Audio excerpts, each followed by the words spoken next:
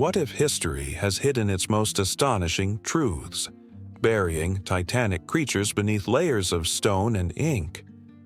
In the shadows of our museums and libraries, monstrous echoes linger, whispering of a time when the earth teemed with beings so wild and strange that their very existence threatens to shatter everything we think we know.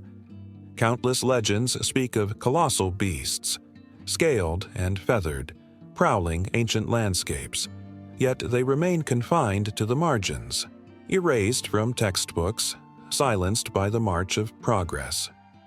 The sunlight filters through a canopy of leaves in a forgotten forest, illuminating the ground where once perhaps the footsteps of titans shook the earth.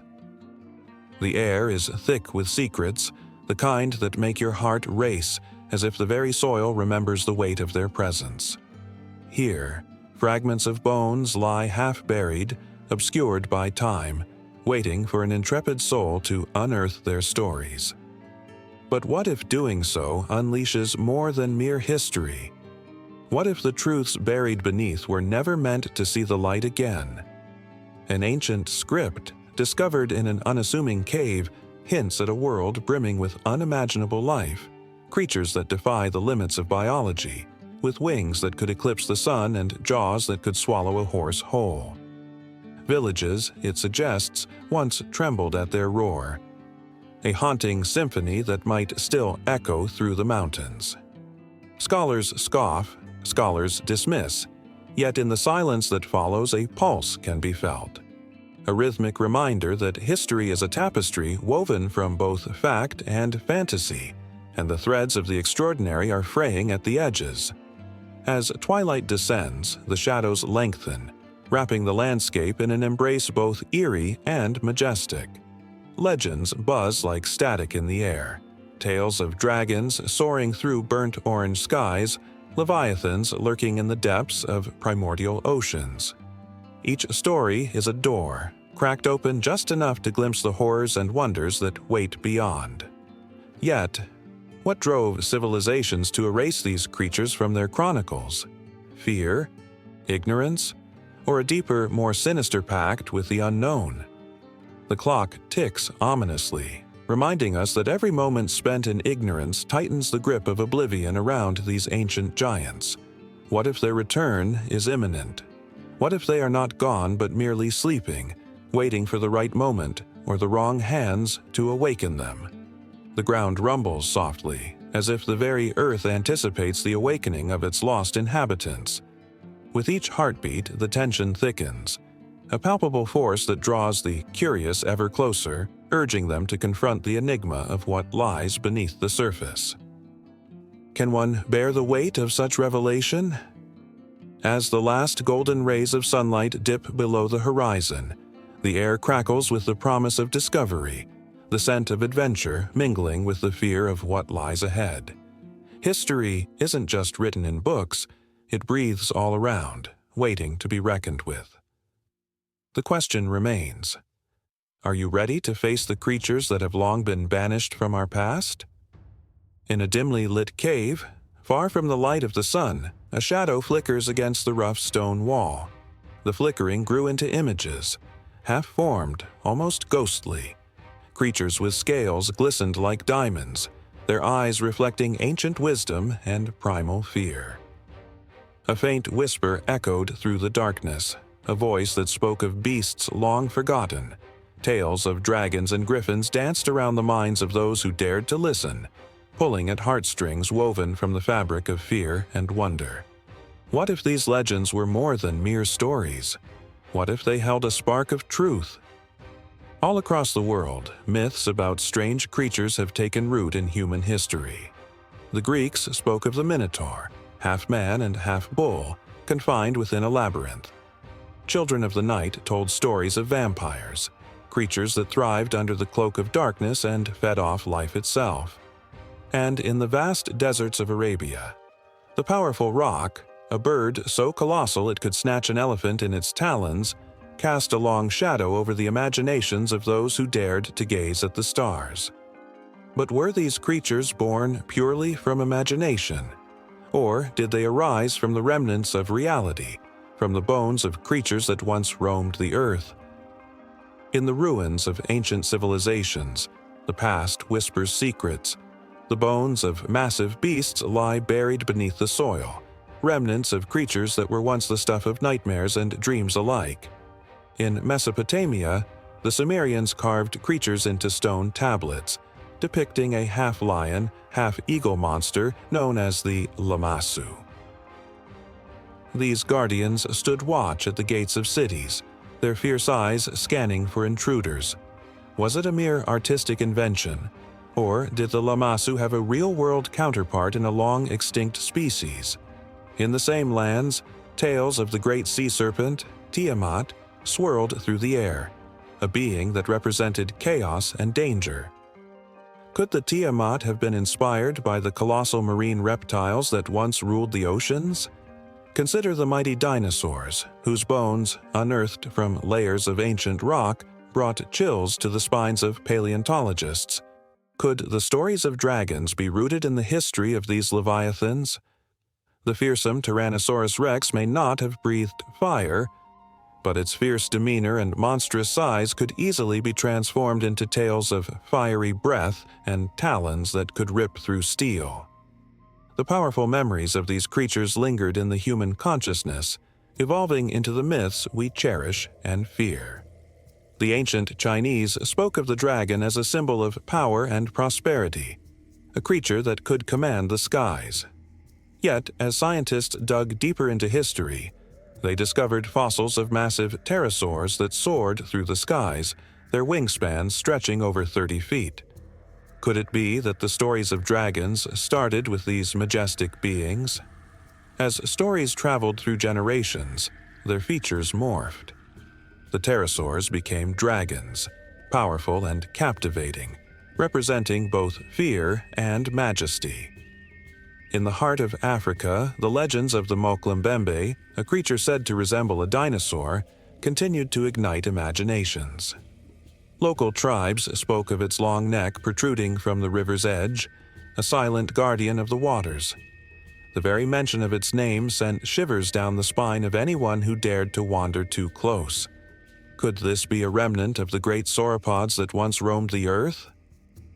As explorers ventured into the jungles, they sought proof of this creature, driven by the stories that echoed like a haunting melody through the trees. Even in the icy expanses of the Arctic, stories of the Yeti lingered, a being caught between myth and reality.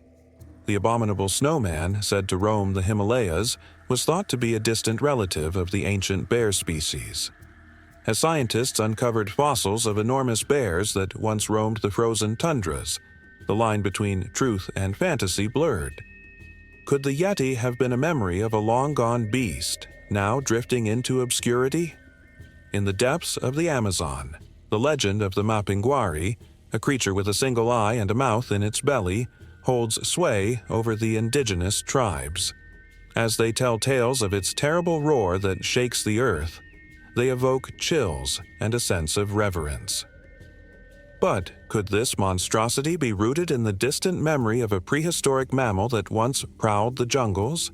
Its fearsome visage may have been crafted from the remnants of reality, twisted and turned as stories were passed down through the ages. Each culture, each civilization, crafted myths that transcended time, weaving together threads of fear, wonder, and an innate desire to understand the world. They wrote of creatures that defied logic and reason, sparking the imagination of generations. The boundaries of reality faded as the tales morphed, each retelling adding layers to the mythos surrounding these ancient beings. As the sun dipped below the horizon, casting shadows that seemed to dance with life, one could almost hear the echoes of these ancient creatures stirring in the depths of history. Their stories were not just figments of imagination. They were echoes of a time when the earth was alive with wonders. And so, the question lingers in the air, charged with energy. How much of what we believe is merely myth, and how much is woven from the reality of a world where creatures of unimaginable size and ferocity once roamed? The shadows deepen, and as night falls, the tales of the ancient creatures beckon once more, pulling at the very threads of human curiosity and fear. The stage is set for what lies ahead, as the line between myth and reality continues to blur, and the journey through the past thrusts us into a realm of unending fascination. The sun dipped low on the horizon, casting a fiery glow across the landscape that would soon be swallowed by night. Shadows loomed, stretching across the ground like the long, clawed fingers of ancient beasts. This was a world pulsing with life, yet it was also one where danger lurked around every corner. Amidst the rustling ferns and towering cycads, colossal forms moved with an eerie grace, their very existence shaping the environment around them in ways unimaginable to modern minds.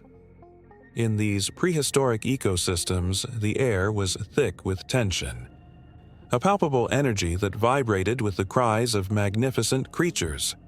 The roar of a Tyrannosaurus rex resonated like thunder, shaking the ground beneath it. This apex predator, with its powerful jaws and formidable size, ruled this ancient world with an iron grip.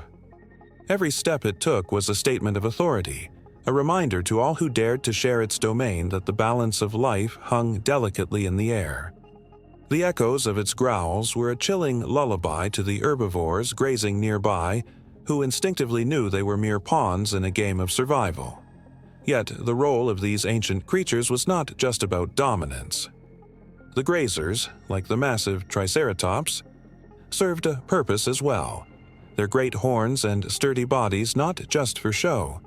They were the gardeners of this prehistoric paradise, their relentless munching on lush vegetation preventing the forests from becoming too dense. Each bite they took was a calculated move in a game of ecosystem chess, ensuring that the sun's rays could penetrate the canopy and nurture smaller plants beneath. It was a delicate balance, a dance of survival that played out in a continuous loop. As night fell, the scene shifted. The quiet hum of the day was replaced by the sounds of nocturnal hunters. Pterosaurs soared through the star-studded sky, their wings casting shadows over the ground below. With a wingspan that rivaled a small airplane, these flying reptiles were the aerial acrobats of the ancient world. They spotted their prey from high above, their keen eyes trained to detect movement in the underbrush. In the darkness, the battle for survival raged on, a thrilling saga playing out beneath a blanket of stars. In this age, every creature had its place, and every interaction mattered. When a giant sauropod, with its long neck sweeping gracefully through the treetops, shifted to a new feeding ground, it left behind a trail of flattened foliage. This simple act allowed sunlight to reach the ground, igniting life in the form of ferns and flowering plants. The creatures that followed, from tiny insects to larger mammals, thrived in the fertile soil that had been nourished by these gentle giants. They were the unsung heroes of an ecosystem that thrived on cooperation, even amid the chaos. Conflict was inevitable. The clattering of bones and the scent of fresh blood could send shivers down the spine of any witness. The drama unfolded with each passing day, a relentless cycle of life and death. When a pack of raptors, sleek and cunning, hunted in unison, the effectiveness of their teamwork was breathtaking. They weaved through the undergrowth, a blur of feathers and ferocity, surrounding their prey in a coordinated effort that showcased the power of the pack. An onlooker would feel the pulse of fear and excitement, knowing that in this world, nothing was guaranteed. As the night deepened, the moon hung high, illuminating the silhouettes of two colossal titans about to clash. The might of a Brachiosaurus met the fierce defiance of a Therizinosaurus, their towering forms swaying against the backdrop of a starry sky. The ground trembled with their movements, and the air crackled with tension. The sheer size of these creatures was awe-inspiring, yet it was their fierce competition for limited resources that brought a sense of urgency to their existence. In the morning light, the aftermath was a reminder of nature's relentless grip. Scavengers emerged, drawn to the remnants of a battle that had raged through the night. The vulture-like creatures, with their keen sense of smell, descended upon the scene, their wings flapping in a chaotic ballet. They picked at the remains, playing an essential role in the cycle of life, transforming death into new beginnings. Each beakful of flesh taken was a step toward rejuvenation, a part of a narrative that echoed through the ages. The delicate balance was not without its threats. Sudden volcanic eruptions or meteor strikes could alter everything in an instant, reshaping the ecosystems that had taken eons to develop. A single catastrophic event could spell doom for entire species, a chilling reminder of nature's unpredictability. The once thriving world could quickly become a graveyard of memories, leaving behind only skeletal remains lost in the sands of time. Yet, even after the ashes settled and the dust cleared, life found a way to claw back. From the remnants of this ancient world, new species would rise, adapting and evolving to fill the voids left behind. Each new creature brought with it a fresh set of roles and responsibilities, a testament to the unyielding spirit of life itself. The past became a treasure trove of lessons, a whisper of resilience that echoed through time. As the cycle continued, the ground beneath changed, shifting ever so slightly with each passing era. The descendants of these magnificent creatures would one day walk a different earth, but the legacy they left would linger, written in the bones buried deep within the earth. Their stories, etched into the fabric of existence, would inspire awe and fear in the hearts of those who came after, a reminder of a time when giants roamed free and every heartbeat counted in the vast tapestry of life. The echoes of their struggles reverberated through the ages, ensuring that the memories of their fierce battles and tender nurturance would never truly fade away, always waiting to ignite the imagination of those willing to listen. A flickering flame dances in the dark, casting shadows that whisper of ancient tales, tales waiting to be told. The air is thick with anticipation, as if the very walls of time are holding their breath, ready to unveil the mysteries captured within the fragile pages of forgotten manuscripts and carved stones of a distant past. It is in these remnants of history that the emotions of those long gone still linger, waiting for the curious minds of today to listen. In a small dusty room lined with shelves, a scholar rests his fingers delicately on a weathered clay tablet. It bears markings from a civilization that flourished millennia ago. The cuneiform script tells of everyday life, of love and loss, triumphs and tragedies, echoing the very essence of humanity. Each symbol etched into the clay is a heartbeat, a whisper of laughter, a tear shed in the shadows. As he reads, the words leap to life, transporting him to bustling markets, where merchants shout and children play, their innocent giggles dancing through the air like music. In another corner of the world, a pyramid stands proud against the sun, its stones steeped in the stories of pharaohs and gods. The hieroglyphs carved meticulously into the walls breathe life into their ancient beliefs. Each figure tells of the afterlife, of journeys across the stars and the judgment that awaits. The weight of these beliefs shaped the lives of countless souls, and their hopes still resonate through the ages. The scholar knows this. He can feel it in his bones, the weight of dreams and desires trapped in those etched lines. They were once alive, filled with passion and purpose, now reduced to symbols, yet still pulsating with unyielding energy. A sudden gust of wind rattles the window, sending shivers down his spine. He thinks of the artifacts that lay buried beneath the sands, waiting for the hands of the curious to uncover their stories. Imagine the thrill of unearthing a long-lost amulet, a piece of jewelry that once adorned the neck of a queen, or a simple trinket that brought comfort to a nameless soldier. Each artifact is a link to the past, a tangible connection to lives lived, loves lost, and battles fought. The scholar's heart races as he considers the ancient texts that chronicle celestial events, myths that speak of gods who walked among men, and prophecies that foretold the rise and fall of empires. These narratives carry the weight of history, shaped by the hands of those who dared to dream. With every word, he feels the pulse of a civilization, the thrum of its heartbeat resonating through time, reminding him that they were not so different from him after all. They laughed, cried, and strove for greatness, and in their stories he finds reflections of his own soul. As he loses himself in these accounts, he is transported to the shores of the Tigris and Euphrates, where the Sumerians penned the world's first stories. Their epic tales, like the Epic of Gilgamesh, echo through the ages, blending heroism with the profound understanding of mortality. Gilgamesh, the king who sought eternal life, wrestled with the question that has haunted humanity since time began. What does it mean to live? The scholar feels the weight of this inquiry pressing down upon him, as if the very essence of existence hangs in the balance. Across the Mediterranean, in the cradle of Greek civilization, the philosophers scratched their musings on papyrus, their thoughts blossoming into narratives filled with raw emotion and inquiry. The tragedies of Aeschylus and Sophocles were not merely stories. They were mirrors reflecting the turmoil of the human condition, exploring themes of fate, justice, and redemption. The scholar can almost hear the haunting wails of the chorus, the very air thick with grief and longing. Each line resonates like a bell tolling, a reminder of the fragility of life and the weight of choices made.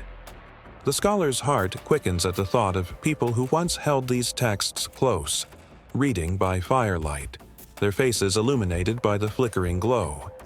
They laughed, cried, and found solace in these words, forging connections that transcended time and space. Each account is a thread woven into the vast tapestry of human experience, and as he immerses himself deeper, he feels the tug of those threads pulling him closer to the past. On the other side of the world, in the heart of the Indus Valley, elaborate seals and pottery tell tales of a sophisticated society lost to time. The intricate designs of mythical creatures and daily life hint at a culture rich in artistry and belief. What did they dream of? What stories danced in their minds as they crafted each piece? The scholar imagines the hands that shaped these artifacts, the sweat, the laughter, the tears, each detail infused with the very spirit of its creator. And then there are the stone inscriptions of ancient Mesoamerica, standing as silent sentinels bearing witness to the rise and fall of civilizations.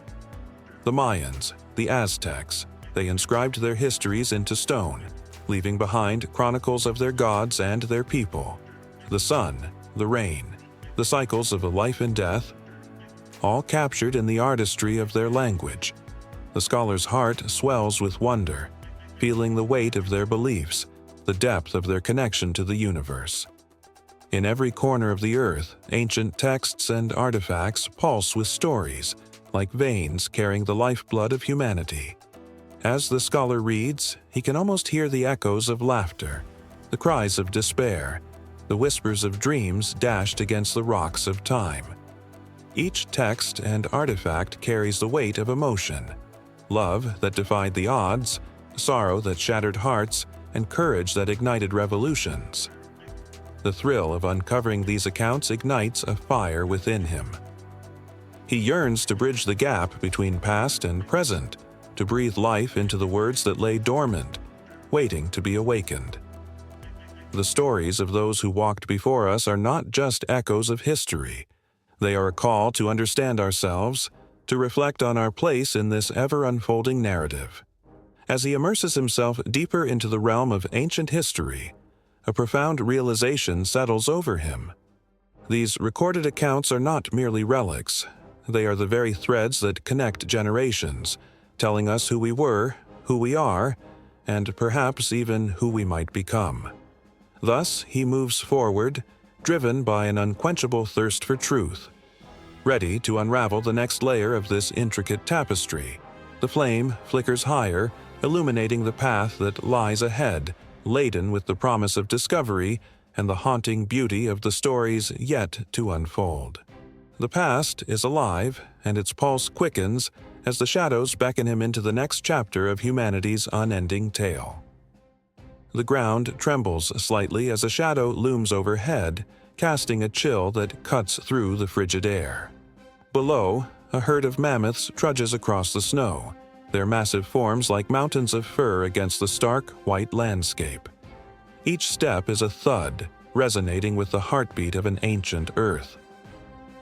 The wind carries with it whispers from a time long gone, tales of giants that roamed the world during the Ice Age. Woolly mammoths, with their long curved tusks and shaggy coats, were not just beasts of burden. They were symbols of survival and resilience in an unforgiving climate. Their large, gentle eyes held wisdom, as if they could remember the warmth of sunlit summers long past, where grasslands stretched for miles and food was abundant. But now the world was shifting.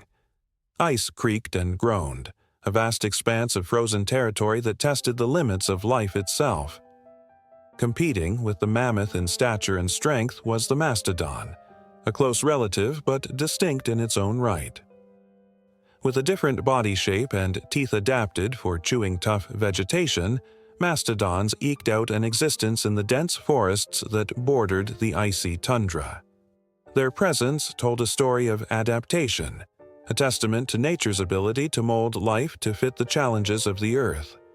As the sun dipped low, their silhouettes danced against the dying light, a reminder of life's fragility amidst the looming shadows. Farther off, the ground shifts yet again, and a colossal saber-toothed cat emerges from its hiding place, muscles rippling beneath a coat that blended seamlessly with the landscape. Its fearsome fangs glistened, weapons of a predator designed for taking down the hefty prey that roamed the plains. This was not a creature of mere instinct.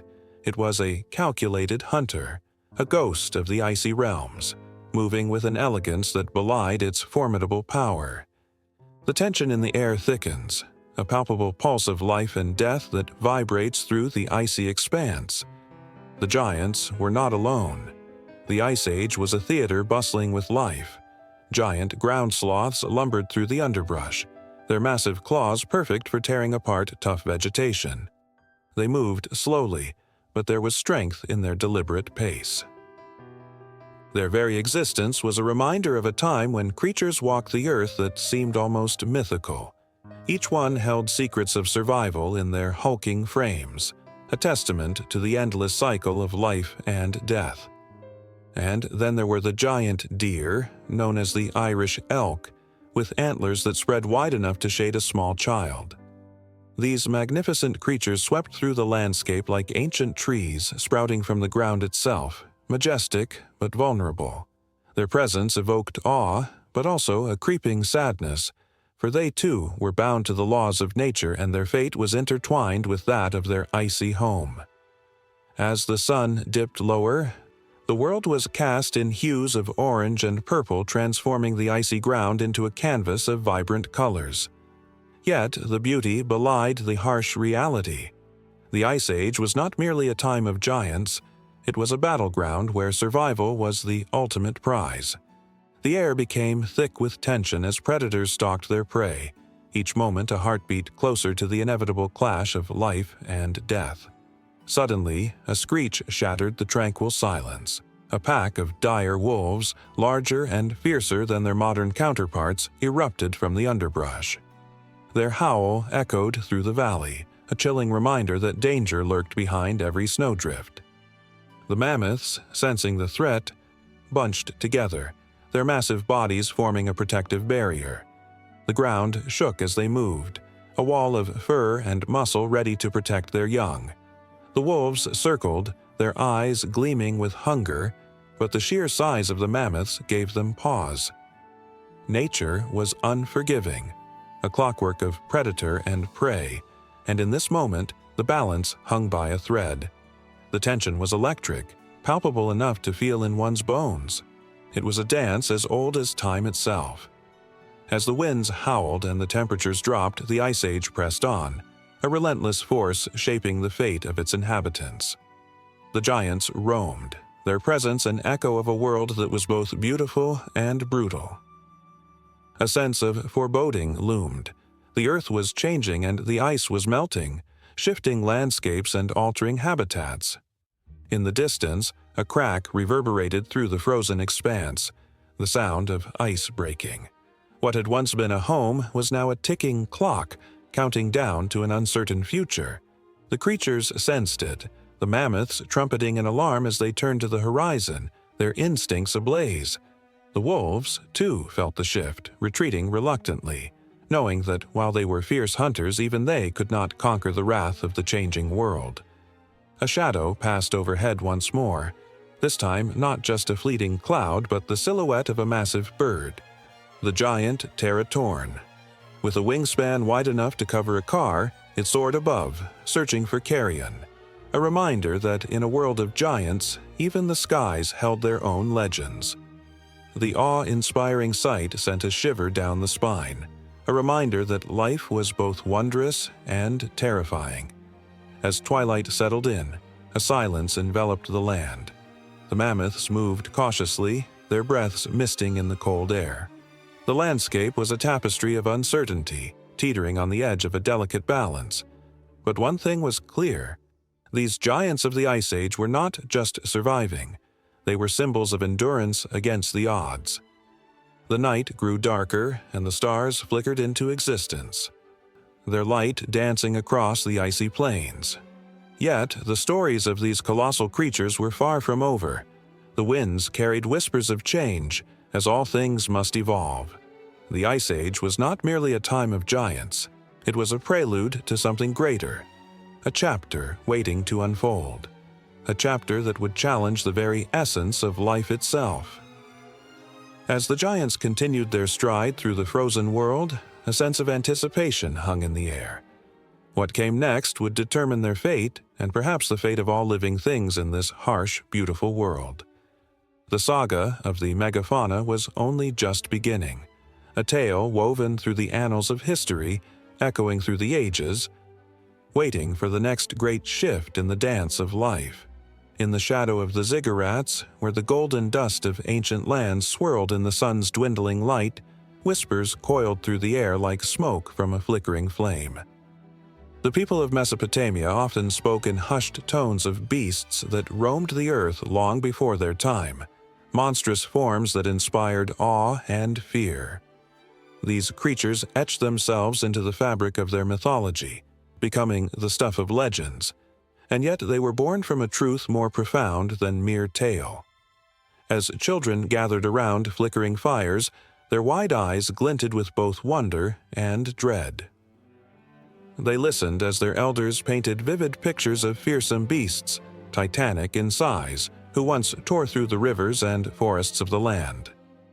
The stories of the behemoths were intertwined with the very identity of Mesopotamian civilization, and every word was etched in reverence and a lingering trepidation. These were creatures that, if they existed, could uproot trees with a single tug and shake mountains with a mere stomp of their colossal feet. Every spring, the floods of the Tigris and Euphrates brought life to the fertile soil. But they also unearthed ancient bones, massive remnants that hinted at creatures long departed, yet still looming large in the minds of those who dared to consider their existence. Farmers, while tilling the land, would occasionally uncover what appeared to be the remnants of great beasts, their skeletal remains defying explanation. The sun would glint off the gleaming bones, and a shiver would run down a spine, as if the very essence of the creatures still lingered, watching, waiting, silent in their ancient slumber. From the depths of the Euphrates, fishermen spoke of shadows beneath the water that moved with the grace of a ghost, yet held the weight of a mountain. Their nets would sometimes snag on something long and thick, something so heavy that it took 3 men to haul it ashore. When the fishermen pulled the net away, the air would rush into their lungs as they beheld a scale or claw, glimmering, hard, and filled with the echoes of a time when such creatures ruled the waters. The fishermen traded tales of these strange finds, each adding embellishments that twisted the truth into a tapestry of myth. Some claimed the beasts were guardians of the rivers, while others believed them to be vengeful spirits of the ancient world, reborn to reclaim their territory. In the bustling marketplaces of Ur and Babylon, merchants would sell scrolls inscribed with cuneiform that spoke of the behemoths, detailing their fearsome attributes and victories against powerful gods. These texts captivated the imagination of scribes and priests alike, intertwining their destinies with the legacies of these long-lost titans. The priests, clad in robes of vibrant colors, would sometimes hold theatrical performances, reenacting battles between gods and beasts, their voices rising and falling like the tide. Audiences would gasp in unison, their hearts pounding, as they witnessed the epic tales that blurred the lines between the divine and the monstrous. Each night, as the stars blanketed the sky, a palpable tension hung in the air. The Marduk, the great god of Babylon, was often invoked to protect them from these lurking horrors. Yet, even as they prayed, many felt the weight of history pressing down upon them, a reminder that those who once walked the earth in might were not mere stories of yore, but echoes of an existence that still resonated through the ages. The notion that one day the behemoths might return from the depths of time gnawed at their minds, leaving them restless. In the thick marshes of southern Mesopotamia, where the reeds whispered secrets to the wind, a gathering of scholars met to discuss the discoveries that hinted at the existence of these beasts. The scent of damp earth mingled with the smell of ink and parchment as they crowded around a flickering oil lamp, their faces illuminated with a strange mix of excitement and fear. They debated the implications of the findings, the enormous bones, the strange artifacts, the ancient clay tablets that spoke of creatures of unimaginable size. What if these mythical behemoths were real? What if they still lingered, hidden in the uncharted territories, just waiting for the right moment to emerge? The flickering shadows danced around them, mirroring the uncertainty that clouded their minds. One scholar, with wild hair and ink-stained fingers, stood abruptly. His voice cracked with urgency as he spoke of a vision he had, a glimpse into a world where behemoths roamed freely, where the land was filled with their thunderous footsteps. The others leaned in, breathless. Could it be? Was it truly possible that these creatures had escaped the annals of history, lying in wait beneath the surface of the earth, in the depths of the rivers, or even in the very air they breathed?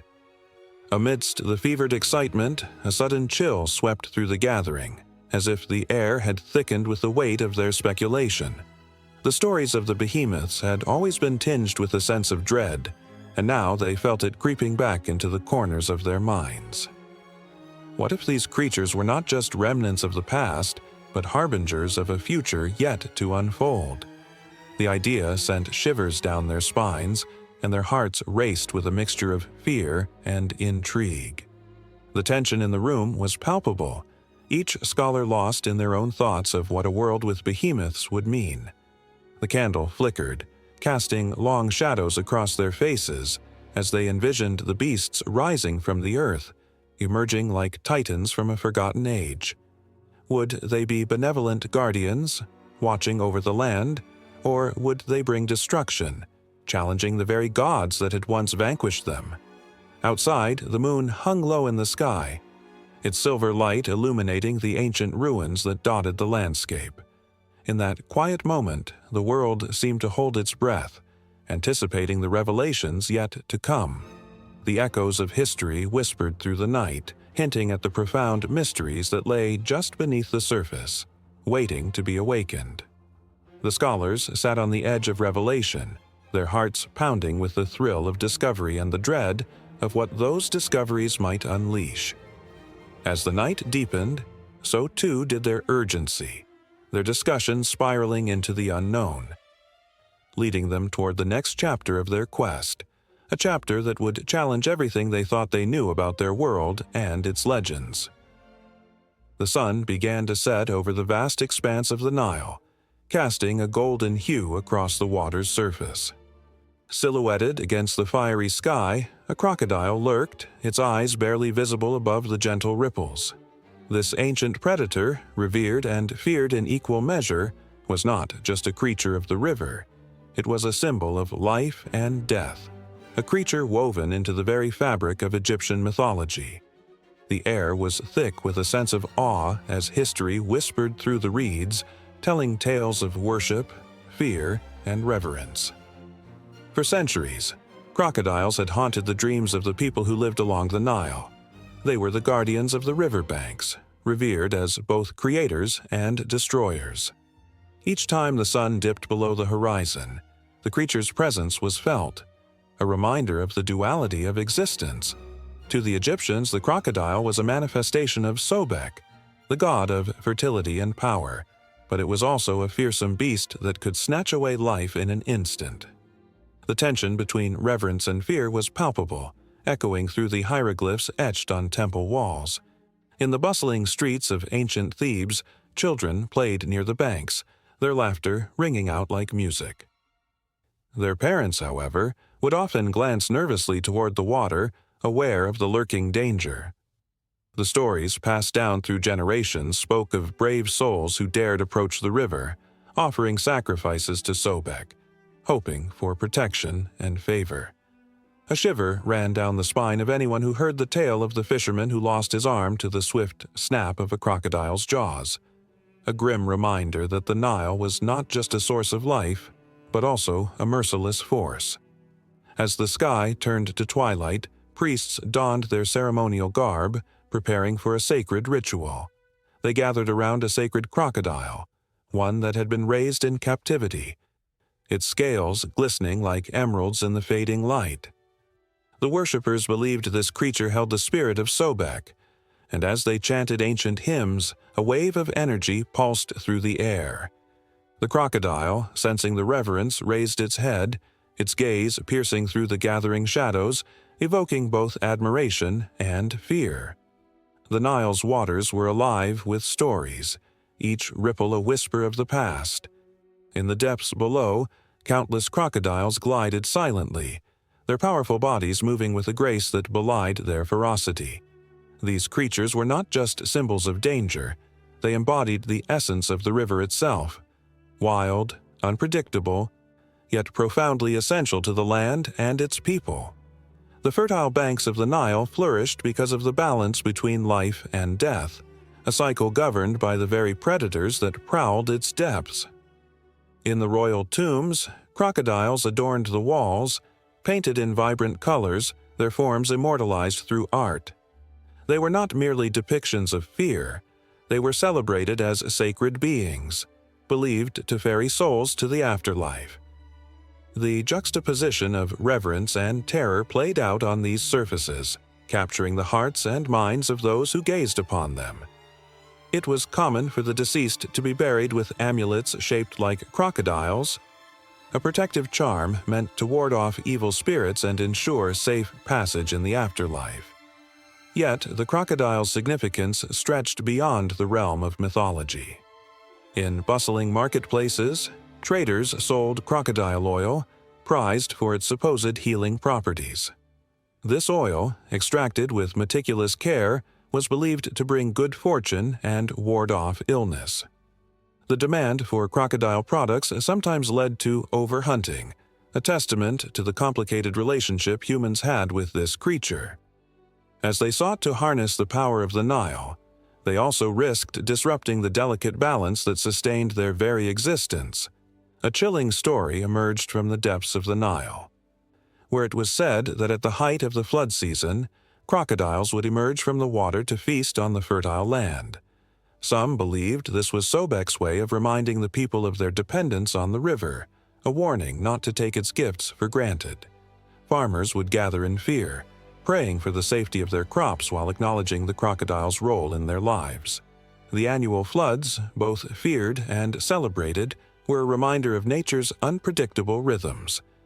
In the shadows of the temples, whispers of crocodile cults circulated among the populace. Dedicated followers would perform rituals meant to appease Sobek, believing that their devotion would ensure prosperity for their land. The rituals often involved offerings of food and the symbolic release of captive crocodiles back into the Nile, a gesture of respect to the god who governed both creation and destruction. This act resonated deeply with those who understood the fragility of life along the riverbanks, a constant reminder of the thin line between survival and peril. And so, as darkness fell and the moon rose high, the Nile shimmered under the starlit sky, cloaking its secrets beneath the surface. The crocodile, a silent sentinel of the river, continued its vigil, embodying the very essence of the land's history.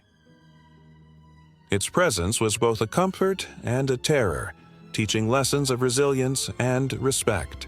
The stories of the past, of gods and monsters, of fear and worship, wove together like the currents of the river itself, an everlasting cycle waiting to be told. A sudden splash disrupted the stillness, sending ripples across the water. The crocodile, in the depths of its natural habitat, began to stir. A new chapter was about to unfold, one where the threads of history intertwined with the present, where the line between the sacred and the savage blurred. The night grew tense as the stories of the Nile continued to unfold, each moment a heartbeat in the ongoing saga of life, death, and rebirth. In a quiet village tucked between emerald hills and silver streams, a child gazed at the sky, her heart racing with the thrill of a tale passed down through countless generations. She had heard whispers of great beasts that roamed the earth long before humans, creatures so colossal that their shadows could darken the sun. These legends were more than mere stories. They were the echoes of a time when giants walked among them, and the air crackled with their fierce power. As she listened to her grandmother's voice rise and fall like the wind, the world around her faded into the background, and she could almost see the creatures leap through the pages of history. In the ancient lands of Greece, the tales of these massive beings were woven into the fabric of life itself. Maps of the stars told stories of the mighty dinosaurs, creatures the size of mountains whose ferocity inspired both fear and reverence. One such beast, the Therizinosaurus, had claws that stretched longer than a man's arm, and the stories spoke of how it once feasted on the lush vegetation surrounding the city of Athens. The ancient Greeks imagined it prowling the dense forests, its haunting roar echoing across the hills, a sound that made even the bravest warriors tremble. The very thought of these creatures sent shivers down the spines of those who heard the tales. They gathered around flickering fires, eyes wide in wonder as they pictured the great beasts crashing through the underbrush, their footsteps shaking the ground beneath them. The legends told of heroes who had confronted these creatures, wielding nothing but their courage and cunning. In these stories, the lines between man and beast blurred. Both were fierce, both were wild. Far across the oceans, in the rich landscapes of North America, the Native American tribes echoed similar stories. The myths spoke of the enormous thunderbirds that soared through the sky, their wings as wide as the horizon. Some believed these thunderbirds were the spirits of the ancient dinosaurs, their powerful wings stirring the winds and calling forth storms. The Sioux spoke of the great Wakinyan, a creature that could summon lightning with a flap of its mighty wings. Each tale carried with it a warning. These beings were not to be trifled with, and those who showed respect would be blessed with protection, while those who dared to challenge the unseen forces would face the wrath of nature itself. In the sun-kissed desert sands of Mongolia, ancient tribes created legends that intertwined their lives with the colossal beings that once roamed the plains. The discovery of dinosaur bones in the Gobi Desert led the nomadic tribes to believe that the spirits of these giants still wandered the earth. They told stories of the dragon, a creature that breathed fire and guarded treasures hidden in the mountains. To the Mongolian people, these tales were not just entertainment. They represented the harmony and balance of nature, the connection between the past and the present. In the remote corners of South America, the Incas crafted myths around the Pachamama, the earth goddess who birthed all living things. They spoke of a time when dinosaurs ruled the land, and how Pachamama wept for her lost children when they vanished from the earth. Their legends depicted giant creatures, both noble and fierce, and even today, the echoes of their stories can be felt in the vibrant culture of the Andes. The Incas believed that the spirits of these great beasts resided in the mountains, and they would offer their prayers for strength and wisdom to face the challenges of life. As dusk fell over the ancient city of Petra, the Nabateans told tales of a creature they called the Behemoth, a guardian of their sacred city. They believed this creature roamed the rocky canyons, protecting the people from invaders. With every crack of thunder, they imagined the behemoth stirring, its massive form hidden in the shadows, watching over them.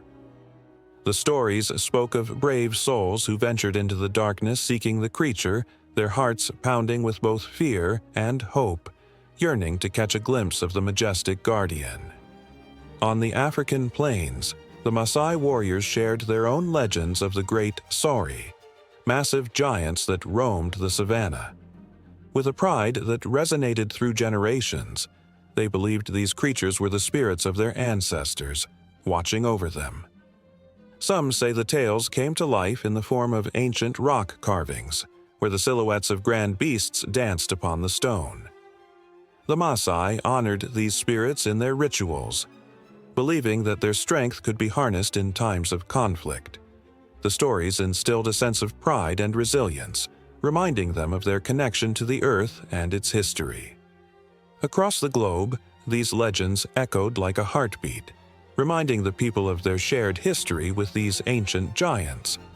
Each story was a thread woven into the rich tapestry of humanity, binding cultures together through the awe of creatures long extinct. As fires crackled and flickered in the night, the tales spun with emotion, igniting imaginations and creating bonds that would transcend time. The child in the village felt it, the thrill of those stories igniting a spark of wonder deep within her. The dinosaurs were not just bones in the ground, they were a part of her world, a whisper of the past that shaped the present. Just as the sun dipped below the horizon, casting a golden glow over the landscape, the child felt a sudden jolt of excitement coursing through her.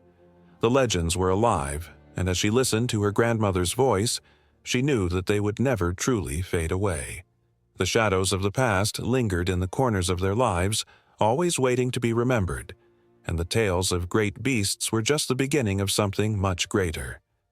The world was full of mysteries yet to be uncovered, and she felt an irresistible pull to seek them out. With each heartbeat, the anticipation grew, connecting the ancient tales to the whispers of the earth beneath her feet, leading her closer to the next chapter of their shared history. Fire blazed in the night sky, flickering embers dancing like frightened stars. The villagers huddled together, their whispers muffled by the heavy air, as the sound of distant roars echoed across the mountains. In that moment, they knew. Something ancient stirred in the shadows, something powerful and mythical, something that had haunted their dreams and shaped their stories for generations. The dragon mythos, rich and terrifying, knotted itself into their lives, weaving tales of glory and despair, destruction and wonder. Across the seas, civilizations thrived, each with their own dragon tales, reflecting the fears and aspirations of their people. In Mesopotamia, the mighty Tiamat emerged from the chaotic waters, a serpentine goddess with scales that glinted like polished obsidian. She was not merely a creature of fire and fury. She embodied the primal forces of creation and destruction.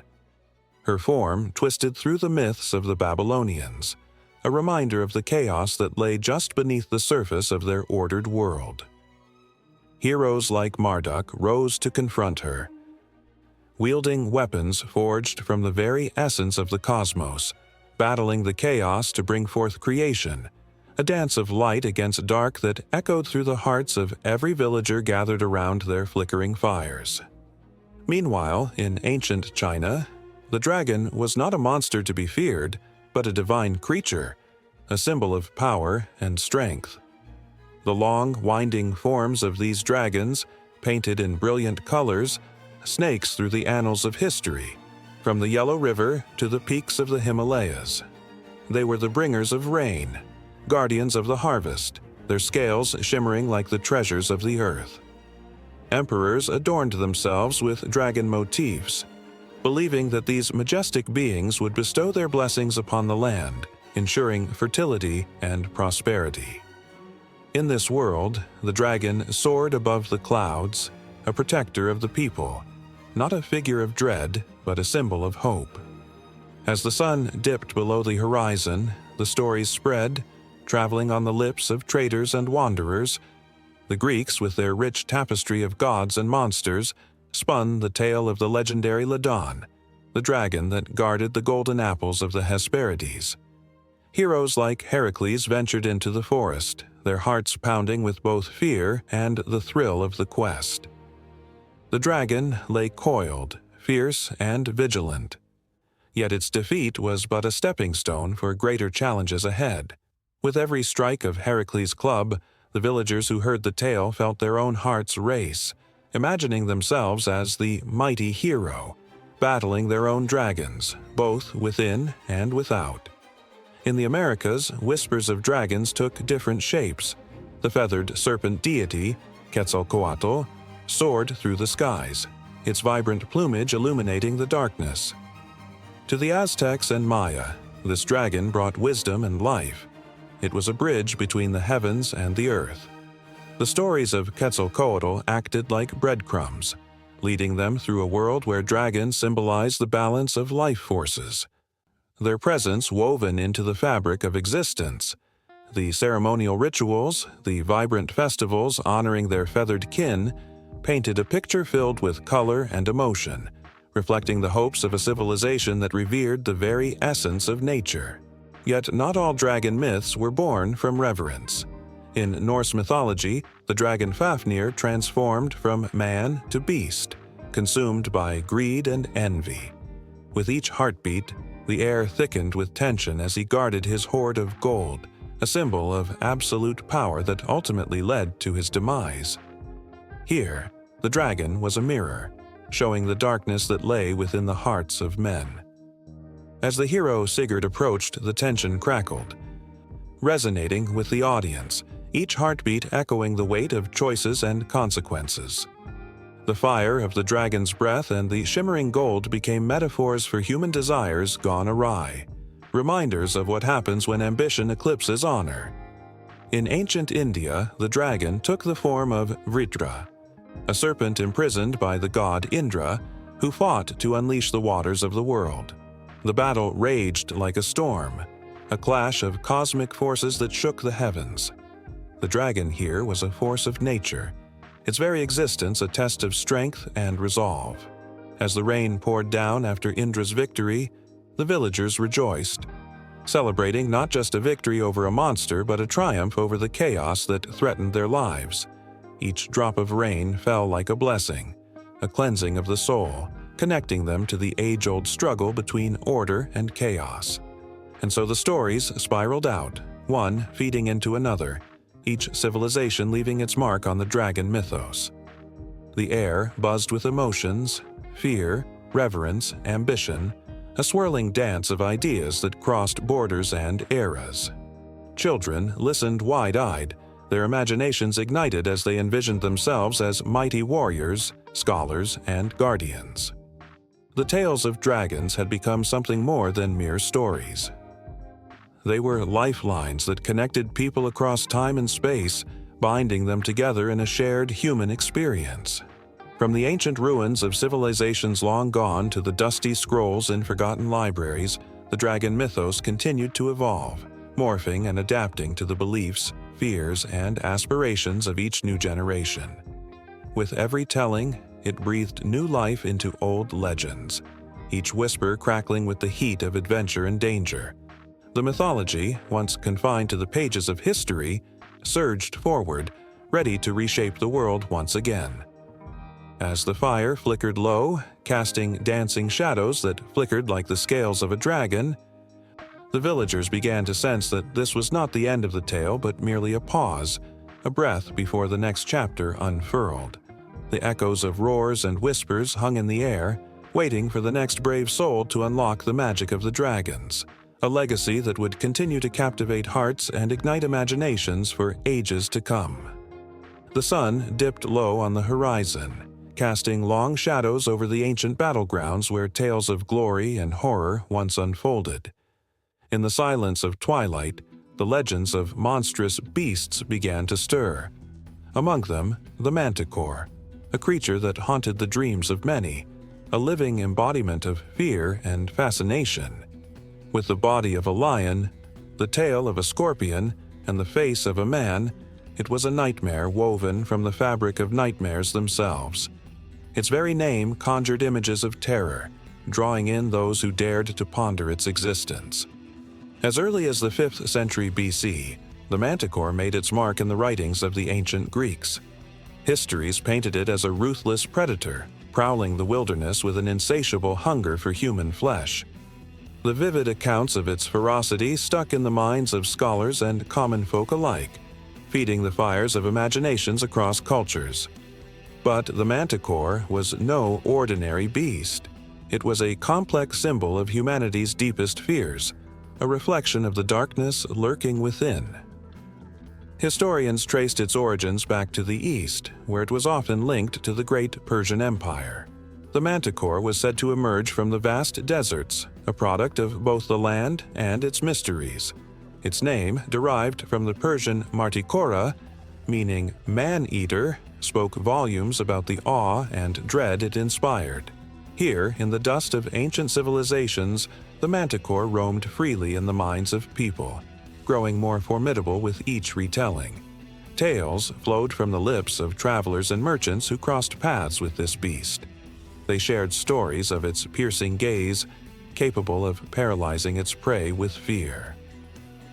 It hunted with a cunning intelligence that set it apart from ordinary animals. Some claimed that a single manticore could decimate entire villages, its appetite for destruction matched only by the horror it left in its wake. Every account added another layer to its legend, making it a figure of both terror and allure. Yet, the manticore was not just a creature of flesh and blood. It became a metaphor for the unknown, a symbol of the dangers lurking beyond the familiar. In a world riddled with uncertainties, it was easy to imagine the manticore lurking in the unseen shadows, waiting for an unsuspecting traveler to stumble into its domain. Those who dared to venture too far from home were met with the chilling reminder that some mysteries were best left unexplored. As time marched on, the manticore's legacy reached into the heart of medieval Europe. Artists and writers adopted its form, embedding it into the rich tapestry of their works. In the pages of bestiaries, the creature was immortalized, its hybrid nature serving as a reminder of the chaotic blend of human and animal instincts. The manticore embodied the struggle between civilization and the wild, a haunting reminder of the thin veil separating mankind from the primal forces of nature. In medieval art, the manticore often appeared alongside other legendary beasts, each representing a different aspect of humanity's fears and desires. The dragon, symbolizing greed and destruction, and the unicorn, embodying purity and grace, contrasted sharply with the manticore's sinister allure. As artists painted these stories, their brushstrokes captured the essence of humanity's fascination with what lay beyond the known world. Through these depictions, the manticore became more than a monster. It was a reflection of the human soul, wrestling with its dual nature. But the manticore was not confined to the walls of ancient texts or the canvas of artists. It seeped into folklore, whispered stories passed from generation to generation. Townsfolk would gather around fires, recounting tales of brave knights who faced the beast and emerged victorious, their courage illuminated by the flames. Yet there were also stories of those who never returned, their fates shrouded in mystery.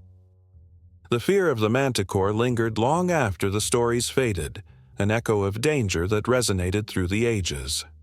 With each retelling, the manticore became an embodiment of the struggles faced by humanity. It symbolized the relentless pursuit of knowledge and the perils that came with it. The very act of seeking truth could lead one into treacherous territory, where the lines between reality and myth blurred. As scholars studied the ancient texts, excited yet terrified, they were reminded of the manticore's existence and the lessons it held. In the 17th century, curiosity about the natural world surged, leading to an explosion of exploration and discovery.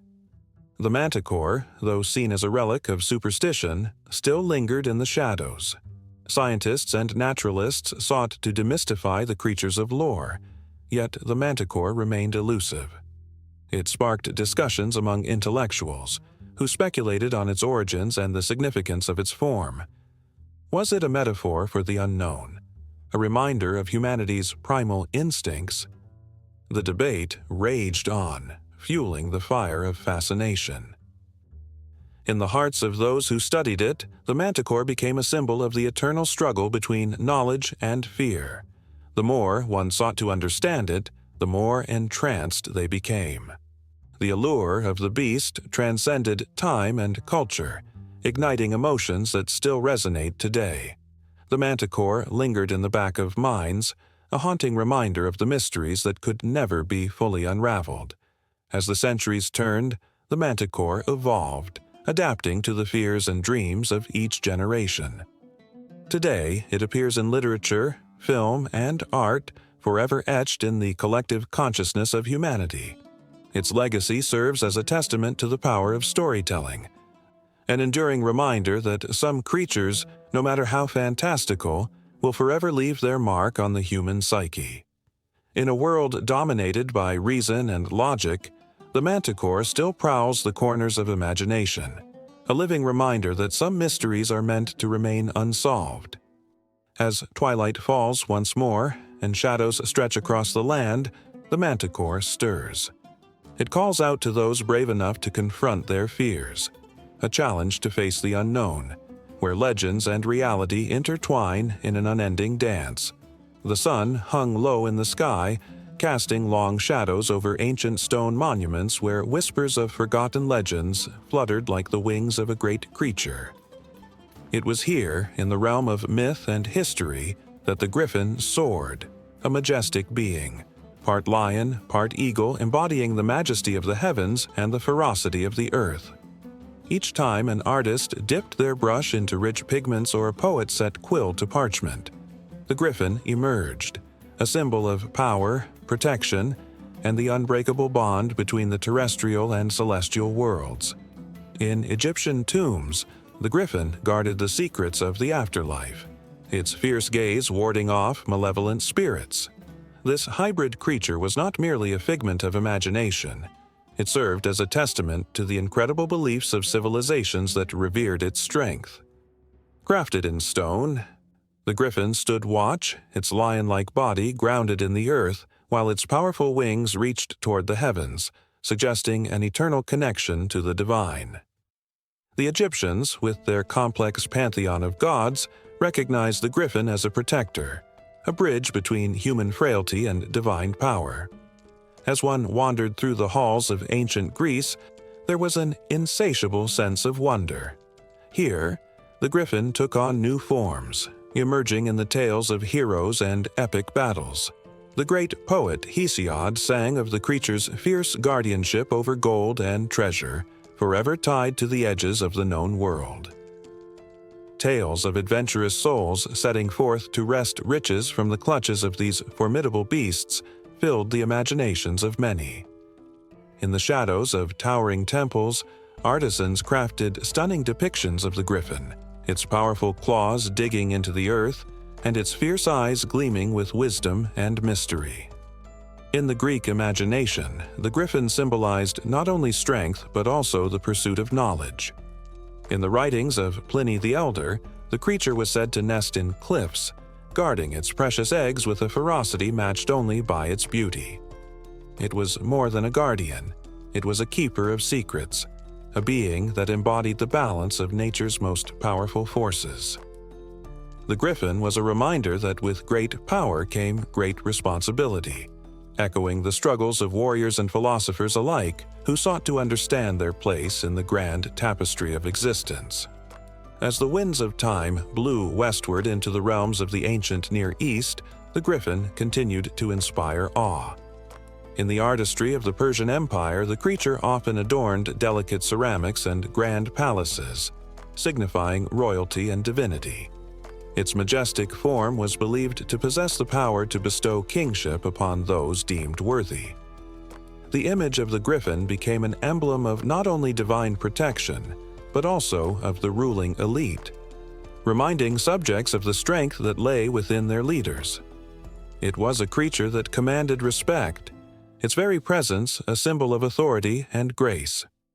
Moving further into the annals of history, one encounters the griffin in the pages of medieval texts, where it flourished as an emblem of Christ. In illuminated manuscripts, scribes painted the griffin with a radiant halo, a creature that transcended its earthly origins. Knights adorned their shields with depictions of the griffin, drawing upon its strength during battles fought for honor and faith. The creature took on new meanings, representing the dual nature of humanity, the struggle between the sacred and the profane, the earthly and the divine. In the rich tapestry of legends, the griffin became a central figure, appearing in the stories of chivalry and noble quests. It was said that a knight who could tame a griffin would earn immeasurable glory and power. Such tales ignited the hearts of young warriors, filling them with dreams of conquest and adventure. As they held onto their swords, they felt the spirit of the griffin surge within them, pushing them toward greatness, their imaginations fueled by the idea that they could harness the strength of this extraordinary creature. The griffin's enduring presence extended beyond literature and art. In the world of architecture, it adorned the grand facades of cathedrals and castles, its image symbolizing the protection of the divine.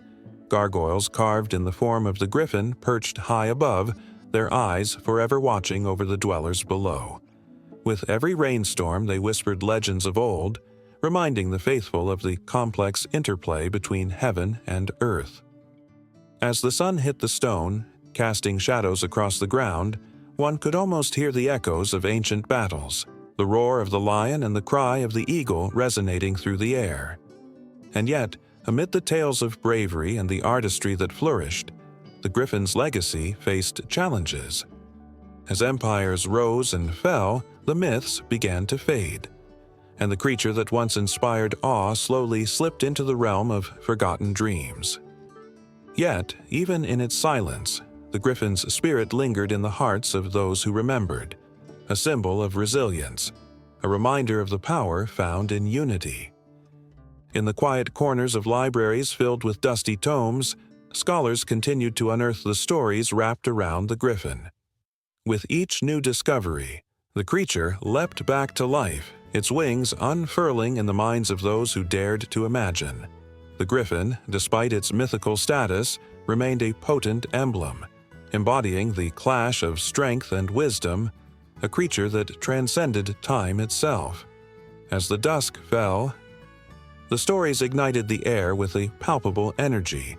The griffin was not just a figment of the past, but a living force, a creature that spoke of courage and dreams that soared beyond the horizon.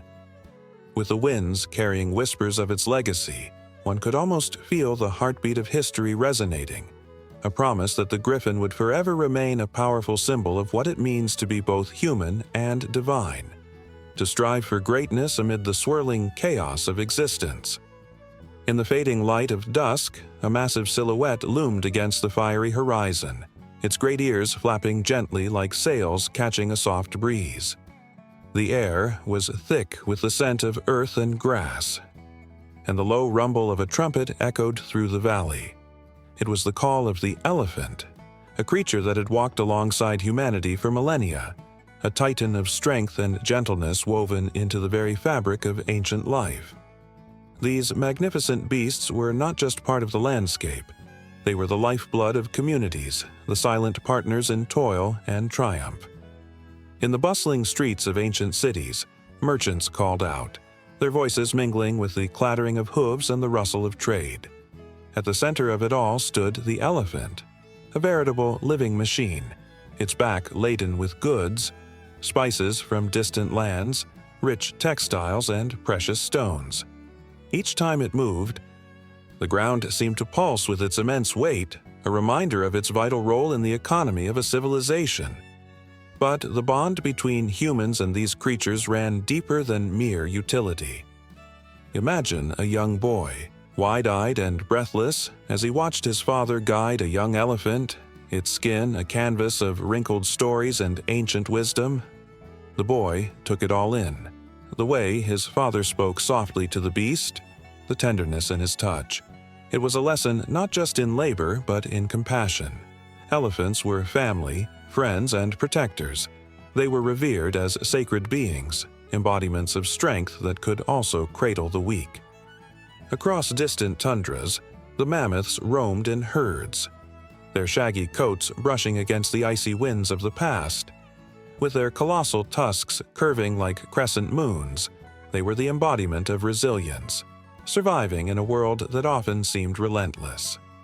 Ancient hunters, driven by survival, told stories around flickering fires, tales of the great hunts that brought both awe and trepidation.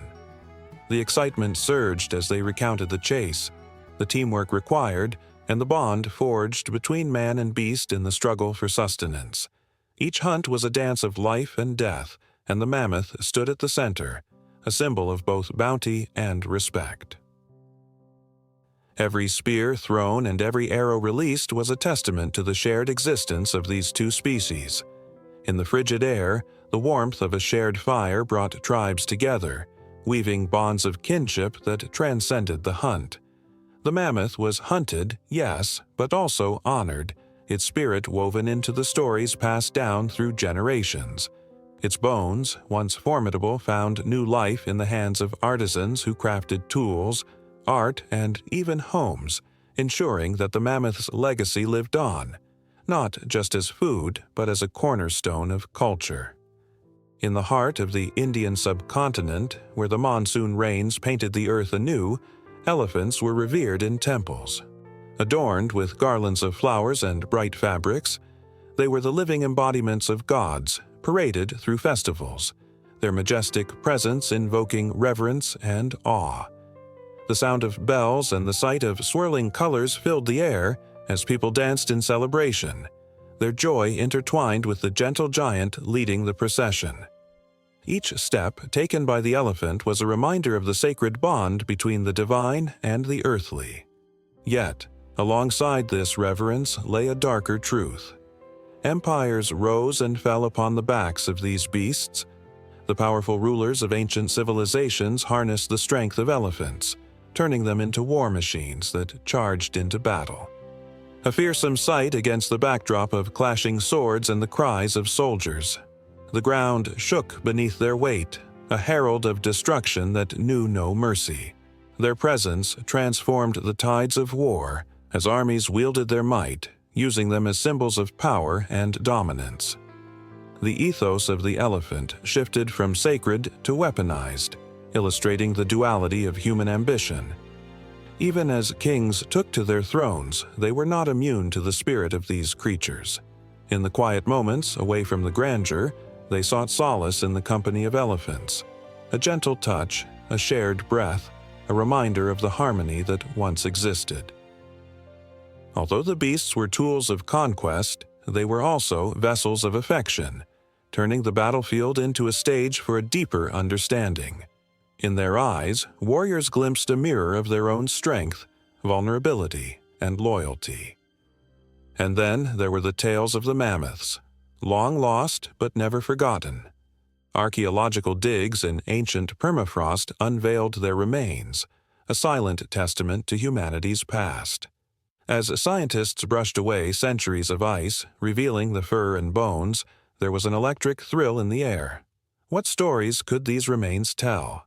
What lessons could be learned from a creature that once roamed the earth in herds, teaching resilience in the face of extinction?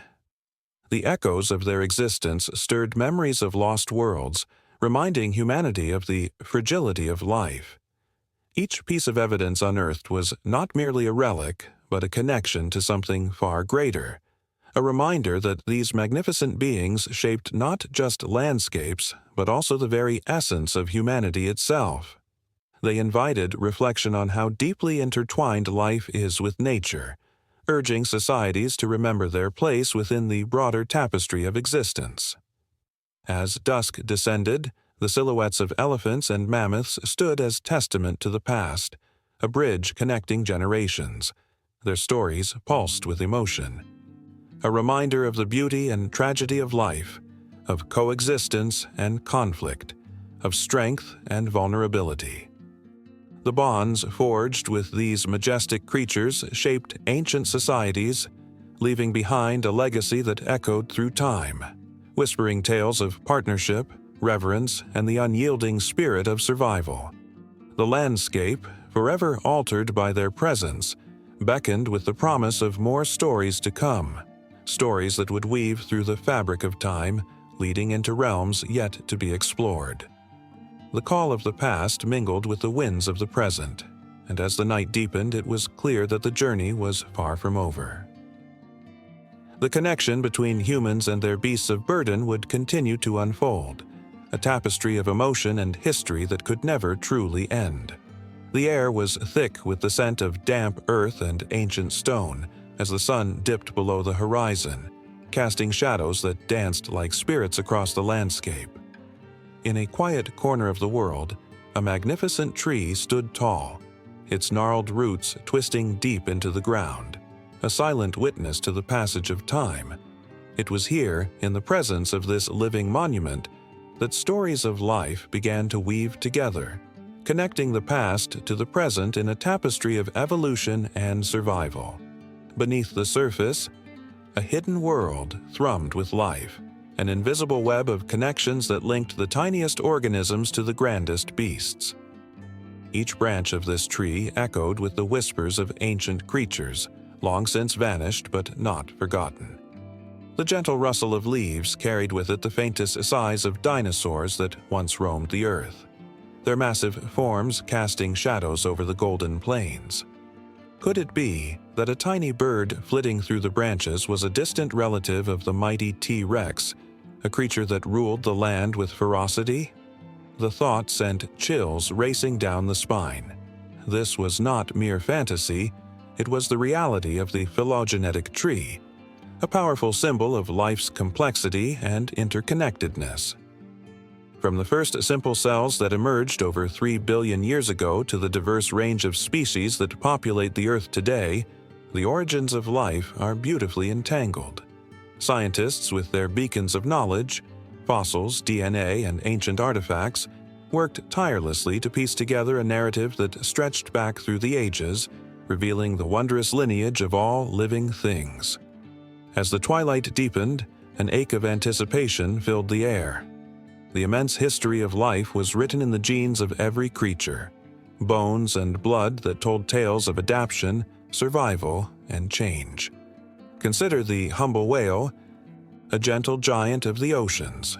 Once, its ancestors treaded the land, much like the early mammals that scurried among the underbrush. The transformation was not sudden. It unfolded over millions of years, showcasing nature's extraordinary ability to adapt. The very thought that this great marine creature might share traits with a land-dwelling ancestor sparked a sense of awe. Each wave crashing against the shore held echoes of that forgotten past. Nearby, a group of children listened intently to their teacher, who illustrated the phylogenetic tree with simple chalk strokes on a dusty blackboard. She spoke of the great migrations that shaped the world, how one branch of ancient birds took to the skies while another stayed rooted in the earth. The children's eyes sparkled with wonder as they learned that humanity, too, is but a branch on this ever-expanding tree, linked through shared ancestry with every living creature. Each question they asked, each curious glance shared among them, breathed life into the stories of the past, drawing lines between their existence and that of long-extinct beings. But the tree was not without its tragedies. As time marched forward, countless species met their end, their branches severed forever from the living tapestry. Mass extinctions caused by natural disasters and human actions reminded all who pondered the tree of life's fragility. The eerie silence of a once thriving ecosystem echoed in the hearts of those who dared to listen. The loss of the dodo, an innocent bird that had never learned to fear humans, lingered like a ghost among the leaves, a poignant reminder of vulnerability. Amidst the reflections of life and loss, thrilling discoveries emerged. The uncovering of ancient fossils, bones encapsulated in stone, could ignite passion and hope. When paleontologists unearthed the skeletal remains of a creature that burrowed beneath the earth millions of years ago, they weren't just finding relics. They were lighting a spark of connection to an era so distant yet so close it felt as if the past reached out to them. These moments provided glimpses into a world where reptiles ruled the skies and giants walked the land, where the ancestors of modern birds and mammals were mere shadows of their future glory. For every step backwards in time, there was an unveiling, an opportunity to learn from what came before.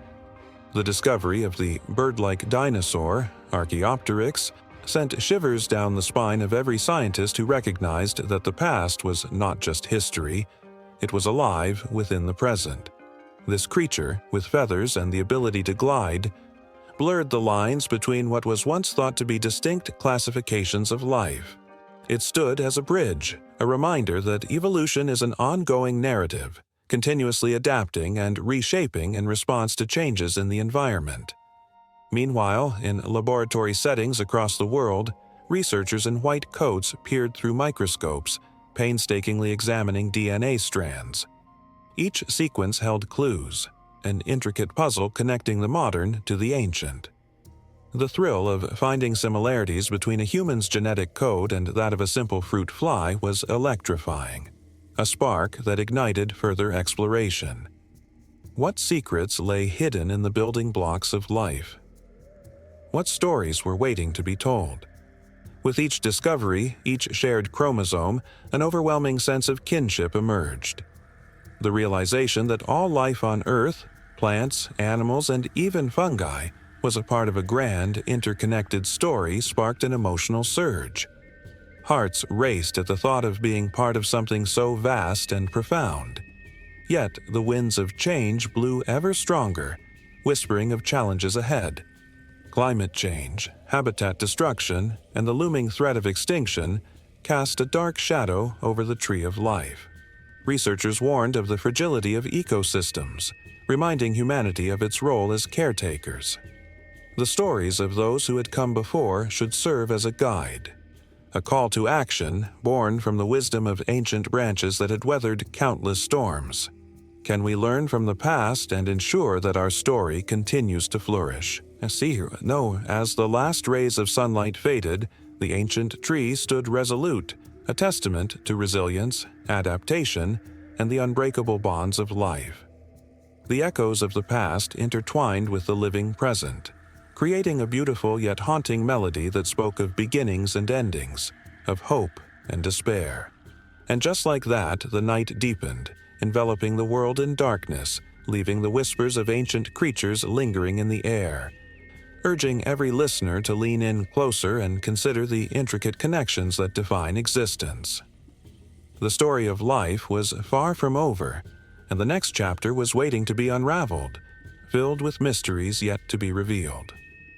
The ocean lay before them, a vast expanse of shimmering blue, yet beneath its surface lurked ancient horrors, whispered about in hushed tones by sailors gathered around flickering lanterns. The salty breeze carried tales of giants and shadows, creatures so terrifying that their mere mention could send shivers down the spine of even the most hardened mariner. Among these legends, none was more feared than the Kraken, a monstrous beast with tentacles strong enough to drag entire ships into the abyss. On a moonlit night, when the water glistened like diamonds, a ship called the Sea Serpent charged through the waves. Its crew, a mix of the brave and the foolhardy, boasted of their conquests and laughed in the face of danger. But the air was thick with tension, a feeling that something watched them from the depths. Old sailors had warned them. Many an adventure had ended in the belly of the Kraken, where the cries of men became nothing more than a distant echo. As the night deepened, the atmosphere shifted. The playful waves turned angry, crashing against the hull with a ferocity that rattled the sailors. The captain, a seasoned man named Ewan, squinted into the darkness, his heart pounding. Was it just the wind, or was there something else lurking beneath? A heavy silence fell upon the crew as they felt the ocean tremble, an ominous sign that sent a chill through their bones. In ancient texts from the Norse and the Greeks, The kraken was described as a creature of unimaginable size, its tentacles stretching like the arms of death itself. These stories were not mere fiction, but warnings, crafted from the experiences of those who had braved the seas. Sailors spoke of ships disappearing without a trace, swallowed whole by the beast's insatiable hunger. As the crew of the sea serpent huddled together, they could almost hear the echoes of those lost souls, caught forever in the creature's grasp. Suddenly, a splash broke the tension, followed by an eerie stillness. The water, once lively and vibrant, turned to a dark mirror reflecting the stars above. Ewan's heart raced as a massive form shifted beneath the surface. He could only imagine the creature's enormous eyes, watching, waiting for the right moment to strike. "Hold steady," he barked, though his voice trembled slightly. The crew gripped their weapons, eyes wide with fear, as the ocean's surface began to bubble and churn. And then it happened. A colossal tentacle surged upwards, crashing against the side of the ship with a force that sent splinters flying. The sea serpent rocked violently, and men screamed as water poured over the decks. It was chaos, pure and unrelenting. Some fell to their knees, praying for salvation, while others fought against the beast with desperate courage. As the darkness enveloped them, ancient tales flooded Ewan's mind. He remembered the stories of sailors who had encountered not just the kraken, but other monstrous beings, leviathans, sea serpents, and merfolk with deadly intentions. Each tale added to the weight of fear that hung in the air. The kraken was but one of many, a reminder that the ocean was a world of its own, one that held secrets and dangers beyond comprehension. The ship's timbers creaked and groaned as the beast continued its assault, waves crashing like thunder. Ewan gripped the wheel, his knuckles white as he fought to keep the ship steady. He glanced at his crew, each man a flickering flame of hope against the overwhelming darkness. But how could they fight a creature that was a part of legends? How could they defeat a monster that had haunted the dreams of sailors for centuries? Just as despair threatened to swallow them whole, a brilliant flash illuminated the night sky. It was lightning, bright and powerful, splitting the heavens. For a heartbeat, the kraken was visible in all its terrifying glory, a monstrous silhouette against the storm. Its tentacles writhed and coiled like a living nightmare, each movement a testament to its strength and fury. The sight was mesmerizing, yet horrifying, an image that would be etched into Ewan's mind forever. The ship lurched again, water pouring over the sides as another tentacle lashed out, striking with a precision that was almost intelligent. Ewan yelled for his men to brace for impact, the sound of crunching wood filling the air as the beast began to pull the ship down toward its dark dominion. For a moment, time stood still. The crew was lost in a cacophony of fear, desperation, and the primal instinct to survive. And then, as suddenly as it began, the storm passed. The tentacle retreated, leaving chaos in its wake. The ocean calmed, but the danger was far from over. Ewan stared into the depths, realizing that his fight was not just against the kraken but against the very essence of the unknown, that terrifying abyss that called to the adventurous heart, yet swallowed so many whole. Tales of sea monsters were not confined to the kraken. Legends spoke of the Charybdis, a monstrous whirlpool that devoured anything that dared approach, and the sirens, whose enchanting songs lured sailors to their doom. Each story held a lesson. Nature is beautiful, but also merciless, a reminder of humanity's fragile place in the world. As dawn broke over the horizon, the crew of the sea serpent counted their losses and looked towards the horizon. The thrill of survival mingled with the horror of what they had witnessed. They were alive, but at what cost? The ocean was still and serene now, the sun rising to cast golden light over the water. Yet in the silence they could almost hear the whispers of the deep. Yet beneath the placid surface, the remnants of ancient creatures stirred, guardians of secrets long forgotten. The kraken might have retreated, but it was not gone. It remained a specter. a lurking shadow in the minds of those who dared to sail. The tales would continue, passed from sailor to sailor as fresh as the salty sea air. The ocean held many more mysteries, unfathomable depths yet to be plumbed. With each wave, another story beckoned, waiting to be told. As the sun rose higher, illuminating the vast expanse, the sea remained a realm of wonder and terror, where monsters could be born anew with every tide.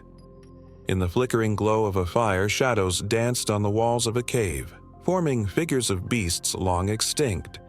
A flicker of fear coursed through the veins of early humans as they huddled close. Their hearts raced, instincts sharpened. These ancient creatures, both magnificent and terrifying, were more than just animals. They were the stuff of legends, the foundation upon which the very fabric of their beliefs began to weave. The memory of creatures like the woolly mammoth or the saber-toothed cat lingered like an echo, haunting the dreams of those who roamed the earth thousands of years ago. These colossal beings were not merely remnants of a forgotten past. They became woven into the narratives of gods and spirits, infusing their traits into the very essence of human spirituality. As the roar of a jaguar echoed through the dense jungles, it was easy to imagine the divine presence hidden within its powerful form. This was not merely an animal. This was a guardian spirit, a symbol of strength and ferocity. In ancient Mesopotamia, the fearsome behemoth known as the Lamassu stood tall, its body a fusion of bull and eagle, a protector of the sacred spaces. With its human face, it bridged the world of the divine and the mortal, watching over the cities of Uruk and Babylon. Its presence whispered promises of safety to the people who revered it, a reminder that powerful forces roamed the earth, blurring the lines between reality and the divine. To the Sumerians, this creature embodied the duality of existence, strength and wisdom, protection and ferocity. Meanwhile, in the heart of the Nile, where the sun kissed the waters, the ancient Egyptians revered the great crocodile god, Sobek. His fierce visage commanded respect and fear alike. People offered prayers and sacrifices, hoping to appease the creature that represented both chaos and renewal. With a single snap of its jaws, Sobek could bring forth life or destruction. In the shimmering reflections of the Nile, the Egyptians saw themselves mirrored in these creatures, understanding that the wildness of nature was not to be tamed but respected and revered. As the earth trembled under the weight of ancient civilizations, the Greeks looked to the skies, crafting tales of monstrous beings like the Minotaur, part man, part bull, trapped in a labyrinth of his own making.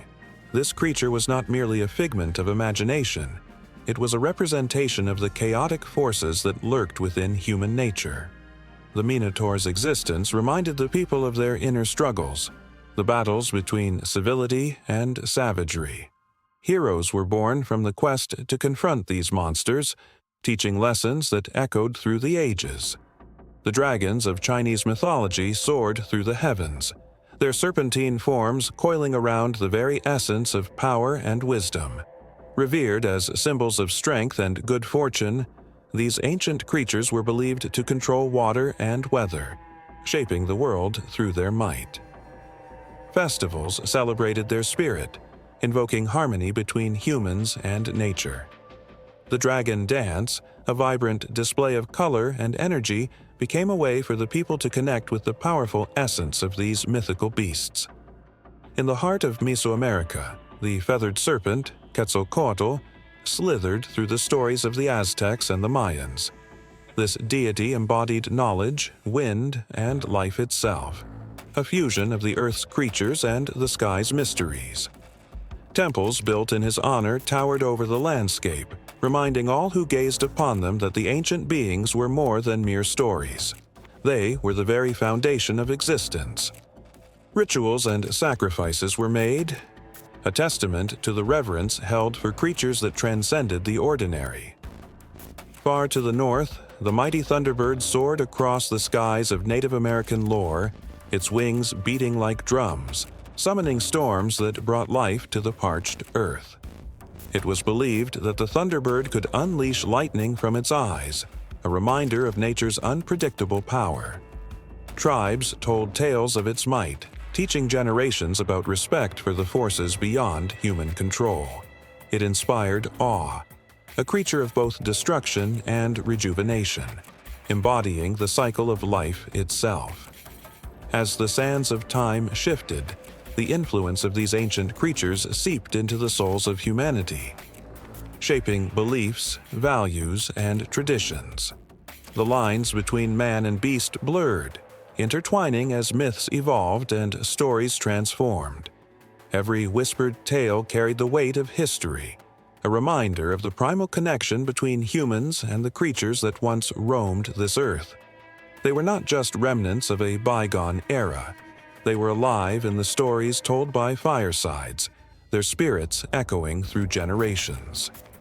In the twisting branches of mythology, each creature held a mirror to the human experience, reflecting fears, aspirations, and the eternal quest for understanding. The monstrous and the divine danced together in narratives that transcended time, creating a tapestry rich with emotion and meaning. Characters emerged, heroes and villains forged from the essence of the beasts they sought to conquer or understand. They were not mere stories. They were the heartbeat of culture, echoing the fears and dreams of those who came before. This intricate dance of ancient beings and human belief continued to weave its threads into the fabric of spirituality and tradition, reminding the world of the enduring bond that linked them to the creatures that roamed the earth. The shadows of these ancient beasts lingered, their influence stretching across cultures and ages, a living testament to the power of myth and the mysteries of existence. As the whispers of these creatures faded into the night, new stories awaited to be told, shaped by the echoes of the past and the heartbeat of the present. The flickering shadows danced on the stone walls of the ancient cave, where whispers of long-forgotten tales seemed to echo through the air. In that dim light, the walls bore witness to a time when the earth was young and teemed with creatures that roamed the land and sky. Beasts that sparked the imagination and ignited the flames of storytelling. These ancient creatures, with their majestic forms and mysterious ways, shaped the cultures and beliefs of those who lived alongside them, becoming the very fabric of folklore. From the towering thunderbirds of Native American legends to the graceful mermaids of coastal towns, each creature carried a weight of significance that transcended mere existence. The thunderbird, a magnificent bird so large that its wings could create storms, symbolized strength and power. As eager listeners gathered around the flickering fire, the shaman would recount tales of the thunderbird's mighty battles against the serpent, a creature that sought to plunge the world into darkness. The tales wrapped around their hearts like a warm blanket, sending shivers down their spines and filling their dreams with visions of epic confrontations. Beneath the watchful eyes of the moon, mermaids sang their haunting songs to sailors, weaving a blend of beauty and peril. These enchanting beings with shimmering tails and flowing hair embodied the ocean's mysteries. Sailors returning home, faced with the lull of the sea, often spoke of mesmerizing melodies that pulled them closer to the waves. Some were lost forever, lured by the siren call, while others emerged from the depths with stories that would be told again and again around seaside fires. Each tale became a lesson, a warning, a reminder of the thin line between the enchanting and the dangerous. In the misty mountains of Scotland, the fearsome kelpies, shape-shifting water spirits, roamed the lochs. Stories of these creatures gripped the hearts of young children, who were warned never to stray too close to the water's edge. Kelpies would take on the form of beautiful horses, inviting unsuspecting riders to climb upon their backs, only to plunge into the depths of the icy water. As the fire crackled, the storytellers would lean in closer, their voices hushed, recounting the chilling fate of those who had dared to trust a creature that looked so innocent, yet was anything but. The listeners would shiver, glancing over their shoulders, half expecting a kelpie to emerge from the dark waters to claim them. Moving through the vast landscapes of ancient Europe, dragons soared across the skies, cloaked in flames and mystery. In countless villages, dragon tales became legends, with knights rising up to confront the fierce beasts. Each dragon carried a unique story. Some were guardians of treasure, while others symbolized chaos and destruction. Every village had its own hero, a brave soul who faced the dragon, armed with nothing but courage and a heart full of hope. The tales ignited the imaginations of children, filling their nights with dreams of soaring through the sky on the back of a dragon or bravely confronting one in the depths of a cave.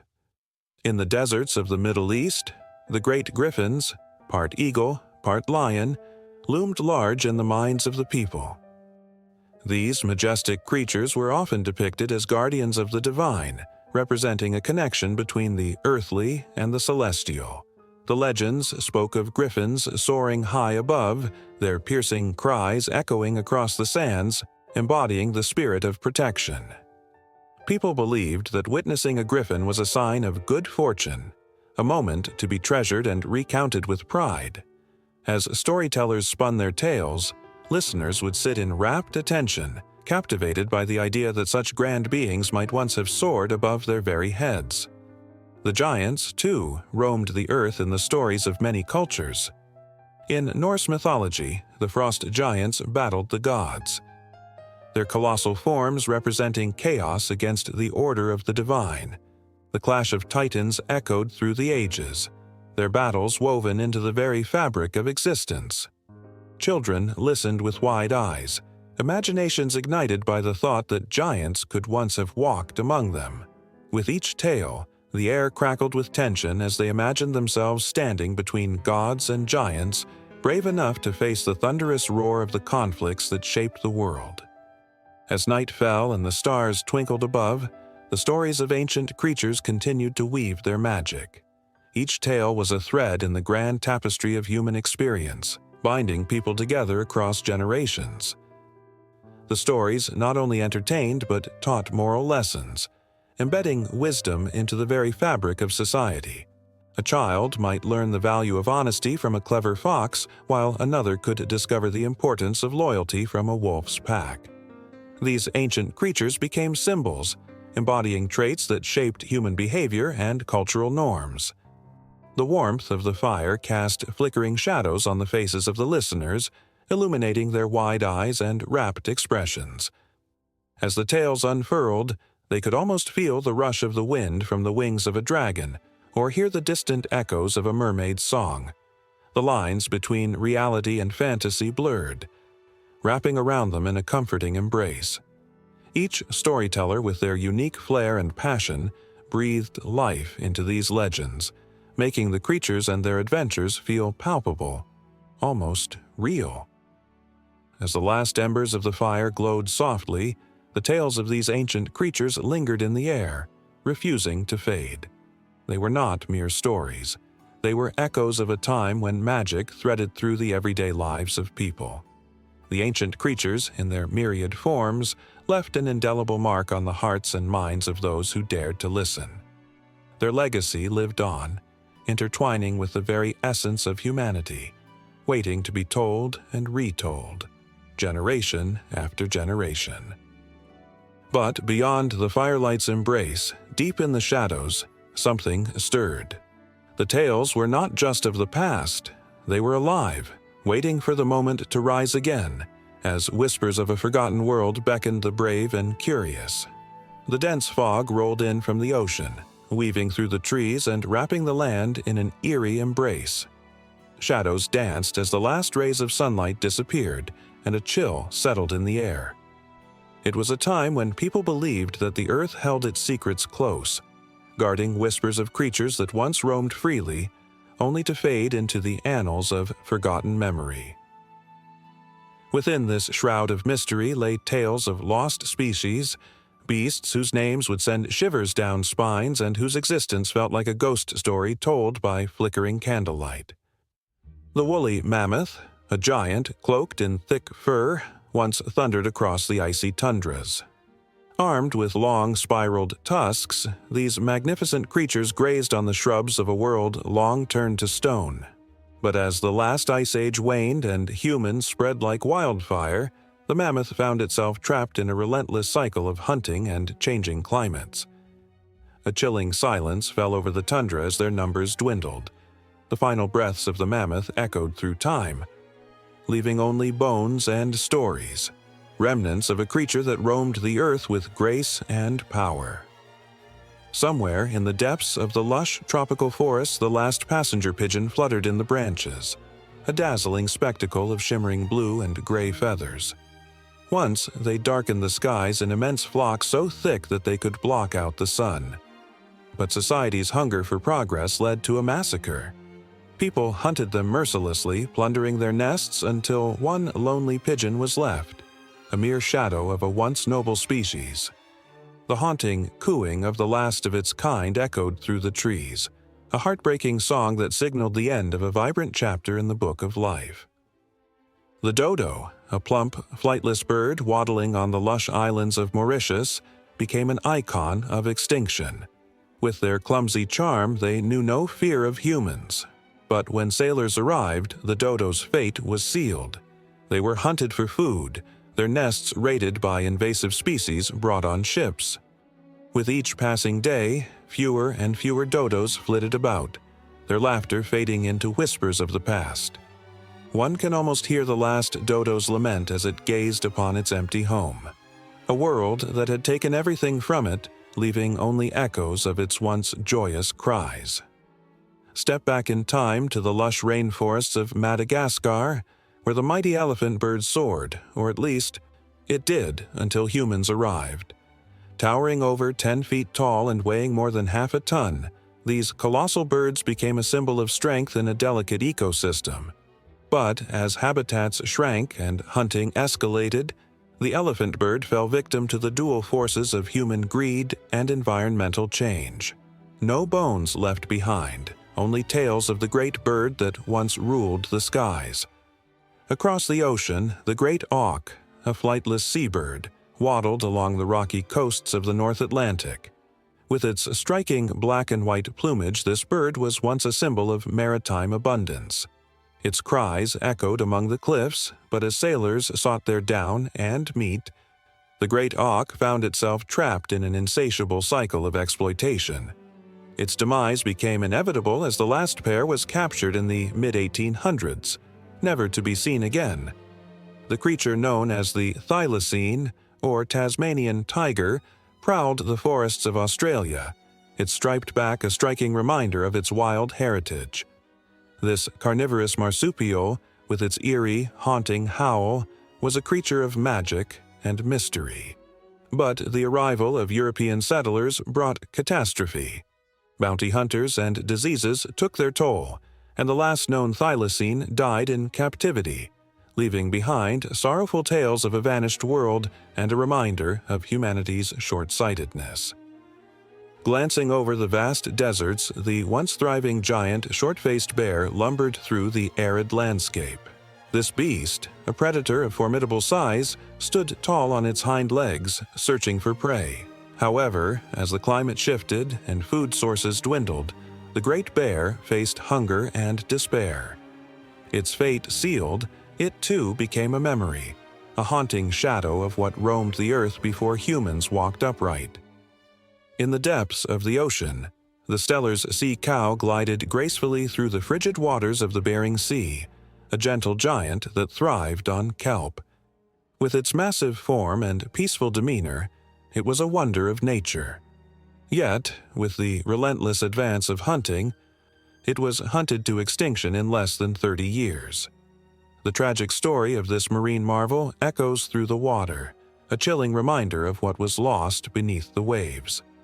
The peculiar woolly rhinoceros trampled through the icy plains of Eurasia, a majestic beast with a thick coat of fur and 2 imposing horns.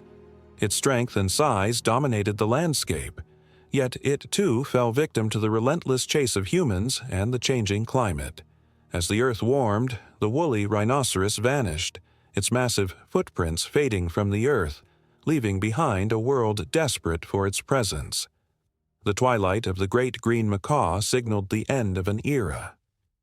With its vibrant colors and loud calls, this bird once filled the rainforests of Central America with life. However, as deforestation took hold and the illegal pet trade surged, their numbers plummeted. The last cries of the great green macaw resonate through the dense foliage, a haunting melody of a creature nearly forgotten by the world. As stories intertwine, the haunting image of the Caribbean monk seal appears, a sleek, playful creature that once basked on sun-soaked beaches. These seals, once abundant, faced the brunt of human expansion, with hunting and habitat destruction leading them to their demise. Their absence lingers in the air, a heavy reminder that the oceans carry stories of loss and grief. The darkness of night falls, and with it comes the shadow of yet another loss. The ivory-billed woodpecker, a magnificent bird once thought extinct. With its striking black and white plumage, the last sightings of this avian jewel send chills through the hearts of those who seek hope. Yet, as the years pass, the cries for its return become softer, overtaken by the haunting silence of what once was. And as the final breaths of these creatures linger in the air, the stories weave together, a tapestry of history rich with emotions, a vivid reminder of the fragility of life. The world spins on, but echoes of the lost species remain, their memories haunting the land, a bittersweet legacy that fuels the urgency to protect what is left. Amidst the whispers of the past, one can sense the tension between hope and despair, a fragile balance that teeters on the edge of existence. The lost species call out from the shadows, reminding humanity of its own impact and the delicate threads of life that hang in the balance. In the dusty corners of time, where history's ink has faded and pages have turned to whispers, lay stories that were never meant to see the light. Ancient manuscripts, yellowed with age and crumbling under the weight of their own secrets, hinted at creatures so extraordinary that their very existence threatened to upend the accepted narrative of history. Creatures that slipped through the cracks of our understanding, shunned by scholars, feared by kings, and silenced by those who wielded power. In the dim light of a forgotten library, a scholar named Alara pored over texts that had been deemed too dangerous for public eyes. Her heart raced as she deciphered the words that spoke of beasts with scales that shimmered like the night sky, of feathered giants that soared through clouds, and of beings that could shift their shapes, moving between realms like shadows. Each line quivered with the weight of revelation. Each revelation echoing with the fear of what might happen if these beings were acknowledged. What would the world look like if the existence of these creatures became common knowledge? Alara was drawn deeper into this mystery. The tales of the feathered serpent, revered in ancient Mesoamerican cultures, sent chills down her spine. Was it mere myth, or had there been truth behind its worship? Histories spoke of a serpent adorned with feathers, a creature both mesmerizing and terrifying. Could such a being have once roamed the earth, only to be erased from the annals of time by those who deemed it too sacred, too powerful to share? The tension in the air thickened as the realization dawned upon her. The exclusion of these creatures from history wasn't merely an oversight. It was a deliberate act, a way to control the narrative and maintain power. Tales of the legendary griffin, a creature of lion and eagle, were whispered in the halls of kings, yet never recorded in their official histories.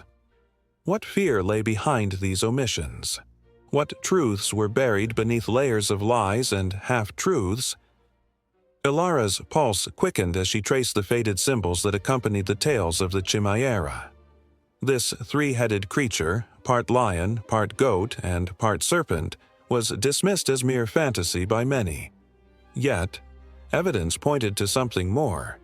Ancient carvings, unearthed in the ruins of a crumbled civilization, hinted that perhaps the Chimera had once been a living entity. Did those who wrote history fear that acknowledging such creatures would unravel their control over the world? As she turned another page, a gasp caught in her throat. The name of the creature labeled the Leviathan stared back at her. Stories of an enormous sea beast lurking in the depths, haunted sailors for centuries. Yet, why had historians relegated these accounts to folklore? Was it not possible that the oceans still held secrets of unimaginable beings, lurking beneath their surface, waiting for a chance to reveal themselves? With her heart pounding, Elara realized that the exclusion of these creatures created a barrier between humanity and its own past. What if these beings were guardians of knowledge? What if they held the keys to mysteries lost in the fog of time? The very thought sent shivers down her spine. Histories, shaped by the hands of the powerful, were built on the bones of what was left unsaid. The atmosphere shifted as she uncovered more. The phoenix, a symbol of rebirth, was said to rise from its ashes, yet it too had been cast aside by those who feared its message of renewal. Could these creatures represent something greater than their physical forms?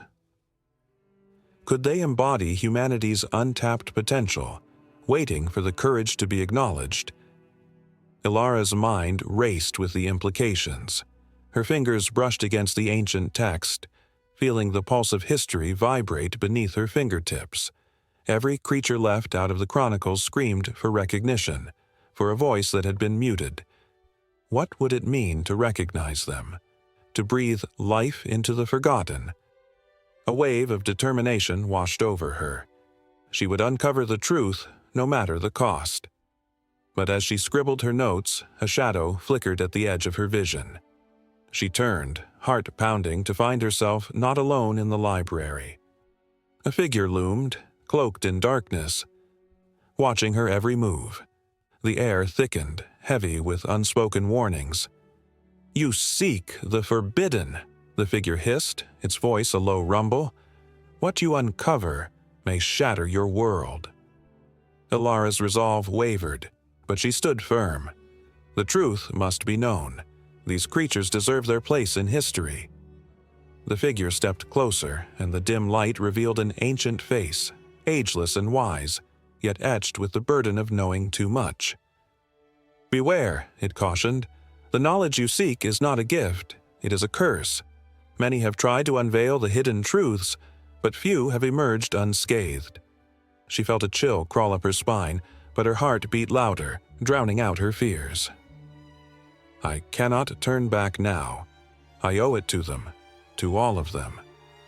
The figure's eyes glinted with a mix of admiration and sorrow. "Then you must tread carefully. Those who once roamed the earth may not all be gone. Some may still watch from the shadows, waiting for acknowledgement, but others may not take kindly to your quest." With that, the figure vanished into the shadows, leaving Elara alone once more, gripped by a blend of dread and determination. She felt the weight of the world pressing down on her shoulders. The creatures of legend were not mere stories.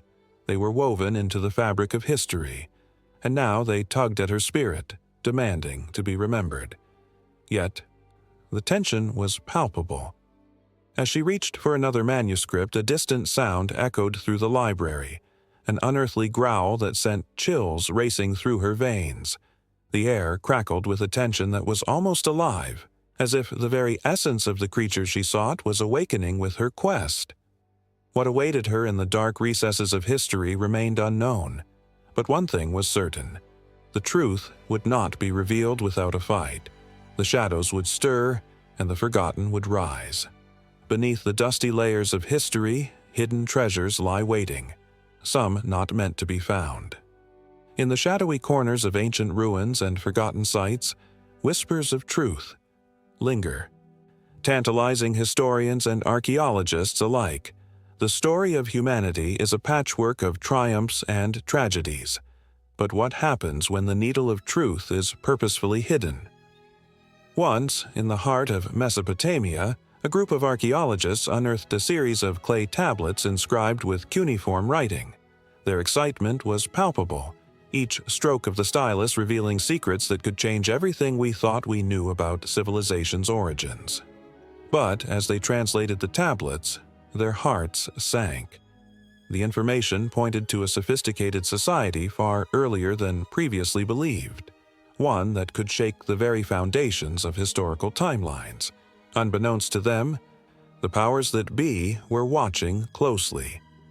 As the tablet's revelations began to spread, their significance attracted not only the attention of scholars but also that of influential figures with stakes in the status quo.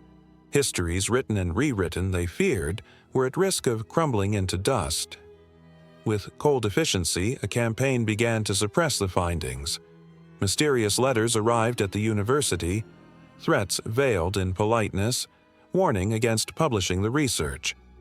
The archaeologists faced a daunting choice: stand by the truth or bow to pressure, risking their careers and reputations. In another corner of the world, a team digging in the Andes stumbled upon the ruins of an ancient civilization, one that had thrived long before the Incas. Buried beneath layers of earth was a trove of artifacts, beautifully woven textiles, intricate pottery, and, most shockingly, evidence of advanced agricultural techniques that surpassed what was believed possible for that era. The excitement in the air was electric, yet tension simmered just beneath the surface. As they prepared to present their findings, ominous warnings emerged. Local authorities, backed by powerful corporate interests eyeing the land for mining, began to close in. Their tactics shifted from persuasion to intimidation. Excavation permits were revoked, funding was cut, and threats of legal action loomed large. In a chilling turn of events, the team learned that their work would be labeled as exaggerated and misleading if they dared to publish. The shadows of those who felt threatened loomed large, darkening the hope that this discovery could shine a light on forgotten histories. In Egypt, the Grand Pyramids stood tall, symbols of eternal mystery. Yet, within their shadows, a different story raged on. A young archaeologist, driven by dreams of uncovering lost dynasties, discovered a sealed tomb buried beneath the sands. What lay inside was beyond imagination: scrolls that promised to rewrite the understanding of Egyptian civilization, detailing lost knowledge of astronomy, mathematics, and even early forms of medicine. But as the young archaeologist sought to share her findings, the tide turned. The Antiquities Department, wary of disturbing the carefully crafted narratives of their past, moved swiftly. They deemed the tomb not significant and quietly ordered the findings buried once more, literally and metaphorically. The archaeologist was left with a hollow feeling, the weight of the truth pressing down on her as she realized the power of those who control history. Across the globe, in the lush jungles of Mesoamerica, another battle unfolded. A team of researchers uncovered a vast city, long thought to be mere legend. Hieroglyphics revealed stories of gods, kings, and a complex society that had thrived for millennia. As excitement grew, so did the danger. Local politicians tied to tourism and real estate were not ready to disrupt the narrative that brought prosperity to their region. Strange accidents began to happen. Tools went missing, data mysteriously erased, and valuable artifacts were destroyed. The haunting feeling of being watched enveloped the team like a shroud. The archaeologists faced a dreadful realization. The truths they held were deemed too dangerous for the world to see.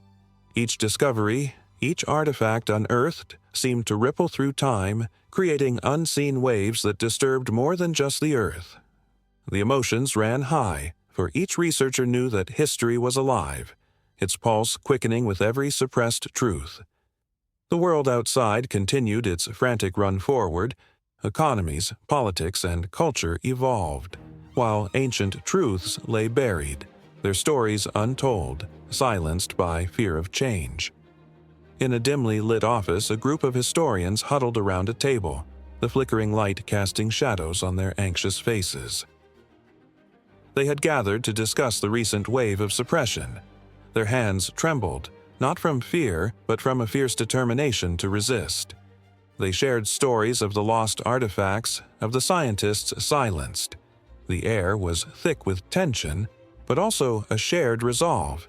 The truth must find its way into the light. Yet, even as they strategized, the threats loomed over them like dark clouds. The more they fought to uncover the truth, the fiercer the backlash became. History, they realized, was not just about the past, it was about the narrative that shaped the present. And those who held the power to shape that narrative were not willing to let go easily. Just as hope flickered like a candle in the wind, a new discovery emerged, an ancient map unearthed from an unassuming cave, thought to lead to forgotten cities of unparalleled wealth and knowledge. But the warnings echoed in their minds like a drumbeat, urging caution. Would this find bring liberation or further suppression? Time would tell as the quest for truth continued, entwined with the shadows that sought to keep it buried, forever testing the courage of those who dared to seek. The sun dipped low on the horizon, casting a golden hue over the ancient world where life thrived in a tapestry of vibrant ecosystems. Here, creatures danced among the shadows of towering trees, gliding through the air or prowling through thick underbrush. The echo of their calls filled the stillness, each sound telling a story of survival, wonder, and mystery. From the arid deserts of Egypt to the lush jungles of Mesopotamia, ecosystems flourished, each with unique creatures that breathed life into the land. In the dry heat of the Sahara, a nimble sand fox darted across the dunes. Its coat shimmered like the desert sun, blending seamlessly with the landscape. This agile hunter knew every secret of the shifting sands, where it stalked lizards and small rodents. Just beyond the dunes, the Nile flowed, a lifeline teeming with life. Here, the Egyptian crocodile lay in wait, its ancient eyes glimmering with a predatory gleam. The air was thick with tension as it emerged from the water, powerful and silent, a symbol of both fear and reverence. Nearby, herons waded gracefully, their sharp beaks poised to pierce the surface in a swift strike. Farther east, in the sprawling expanse of Mesopotamia, the Tigris and Euphrates rivers nourished an entirely different world. Here, the marshlands cradled a wondrous array of life. The majestic water buffalo trudged through the reeds, their massive bodies parting the greenery with ease. They were the silent guardians of the wetlands, where dragonflies danced like jewels in the air, their iridescent wings catching the light. In the distance, a herd of wild goats scaled rocky cliffs, their sure-footed grace a marvel against the rugged terrain. Meanwhile, in the shadow of the mighty Himalayas, the snow leopard prowled its icy domain. With fur like powdered snow and eyes as sharp as a blade, it was a solitary hunter. Every footfall was measured, a whisper against the cold, as it stalked its prey across the shimmering slopes. Every rise and fall of its breath echoed the pulse of the mountains, a reminder of the delicate balance between life and death. The rainforests of ancient India held yet another world, a lush paradise where colors burst forth like fireworks. Monkeys swung effortlessly from branch to branch, their playful chatter filling the air. Below, the slithering python coiled around a tree limb, perfectly camouflaged in the dappled shadows. This was a place of vibrant life, where the scent of wet earth mingled with the sweetness of blooming flowers, tantalizing the senses. As evening fell, fireflies blinked like stars come to rest on earth, illuminating the darkness with their gentle glow. The vast savannas of Africa painted a different picture, vast stretches of grassland where wildebeests roamed in massive herds. The air buzzed with the sound of hooves pounding against the earth, a relentless rhythm of life that spoke of migration and survival. Lions, the kings of this land, lounged lazily in the shade of acacia trees, their golden manes flowing like sunbeams. Yet, beneath this calm facade lay a tension. The hunt was always near. A shift in the air, the sudden stillness, and their muscles coiled like springs, ready to unleash raw power on the unsuspecting prey. In the far reaches of the Arctic, the polar bear trudged across the ice, its immense frame a stark contrast against the endless white. Every step was a struggle against the cold, but the bear was a master of this harsh land. The haunting silence was broken only by the crack of ice, a reminder that life here was both beautiful and brutal. As it roamed, seals called from below the surface, their playful bubbles rising like whispers in the frozen air. But not all was serene in these unique ecosystems. As the sun rose over the Amazon rainforest, the call of the jaguar resonated, a chilling sound that sent shivers through the hearts of all who heard it. With sleek fur and stealthy movements, it was the embodiment of raw power, a shadow that struck from the darkness. The cries of capybaras echoed, panic rippling through the underbrush as they sensed the approach of the great cat. Nature had its cycle, woven with threads of beauty and brutality, a constant reminder that life was both fleeting and fierce. From the coral reefs of the Mediterranean, vibrant fish flitted among the colorful corals, each one a brushstroke on the canvas of the ocean. The playful dolphins leaped above the surface, their joyful spins and flips captivating to anyone fortunate enough to witness them.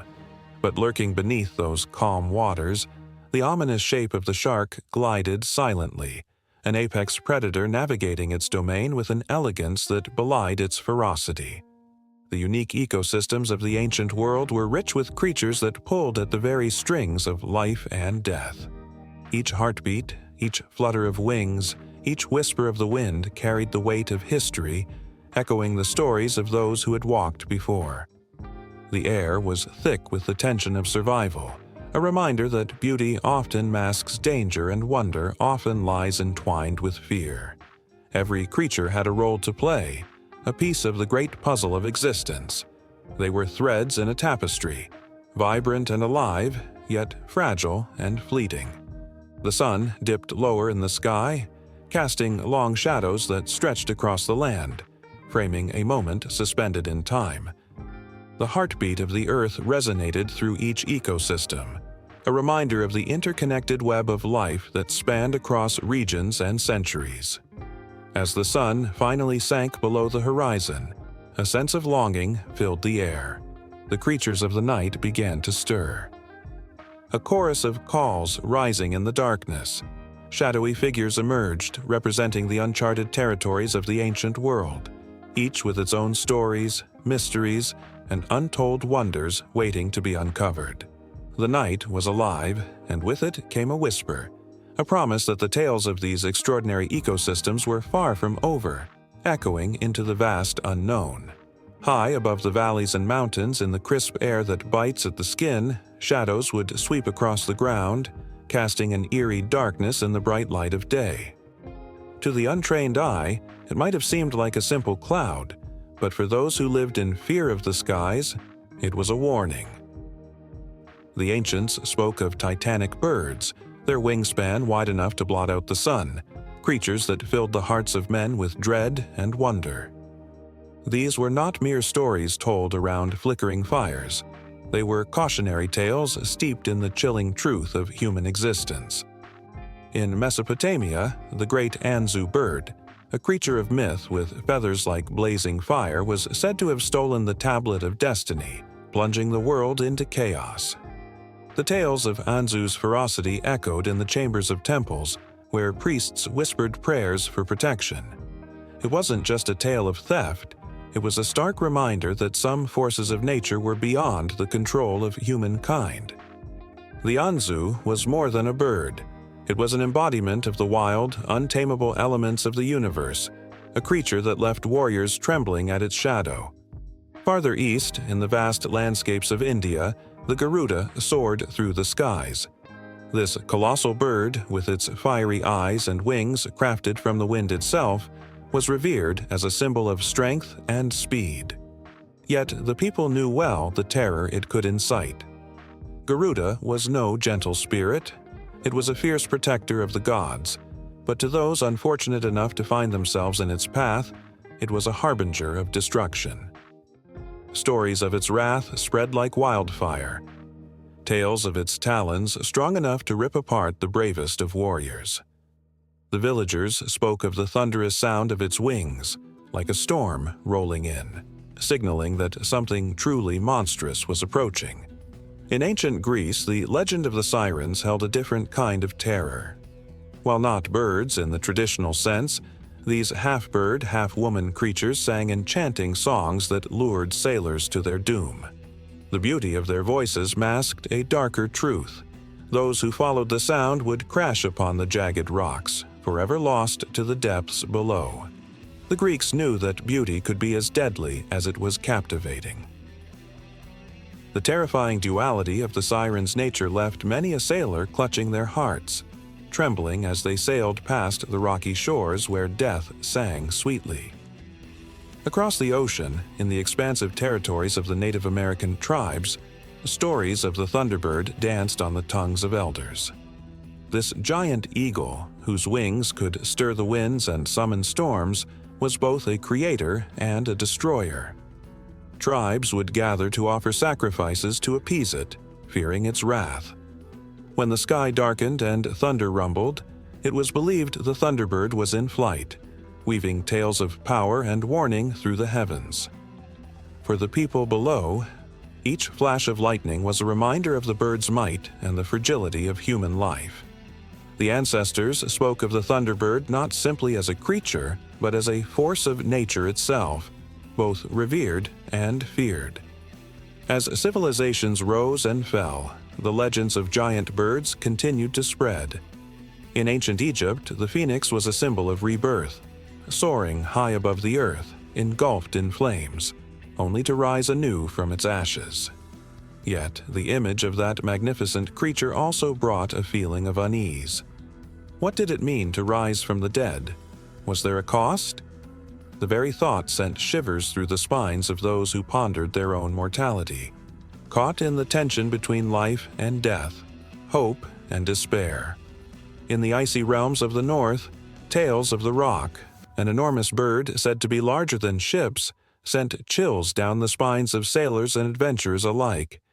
Its legend spoke of sailors lost at sea, plucked from their vessels by the rock's massive claws, never to be seen again. The haunting whispers of the wind carried stories of its hunger, of ships vanishing into the depths of the ocean, taken by a creature that was as mysterious as it was terrifying. For those who heard the tales, the sea became a place of peril, where the horizon held secrets not meant for human eyes. Ancient lore thrived on the fear of the unknown, the legends weaving a tapestry of emotional turmoil.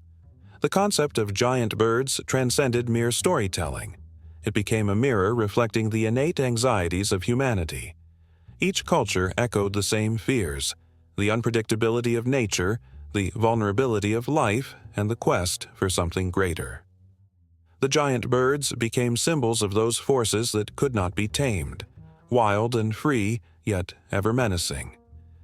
As night fell, the stories transformed, becoming whispers carried through the flickering flames.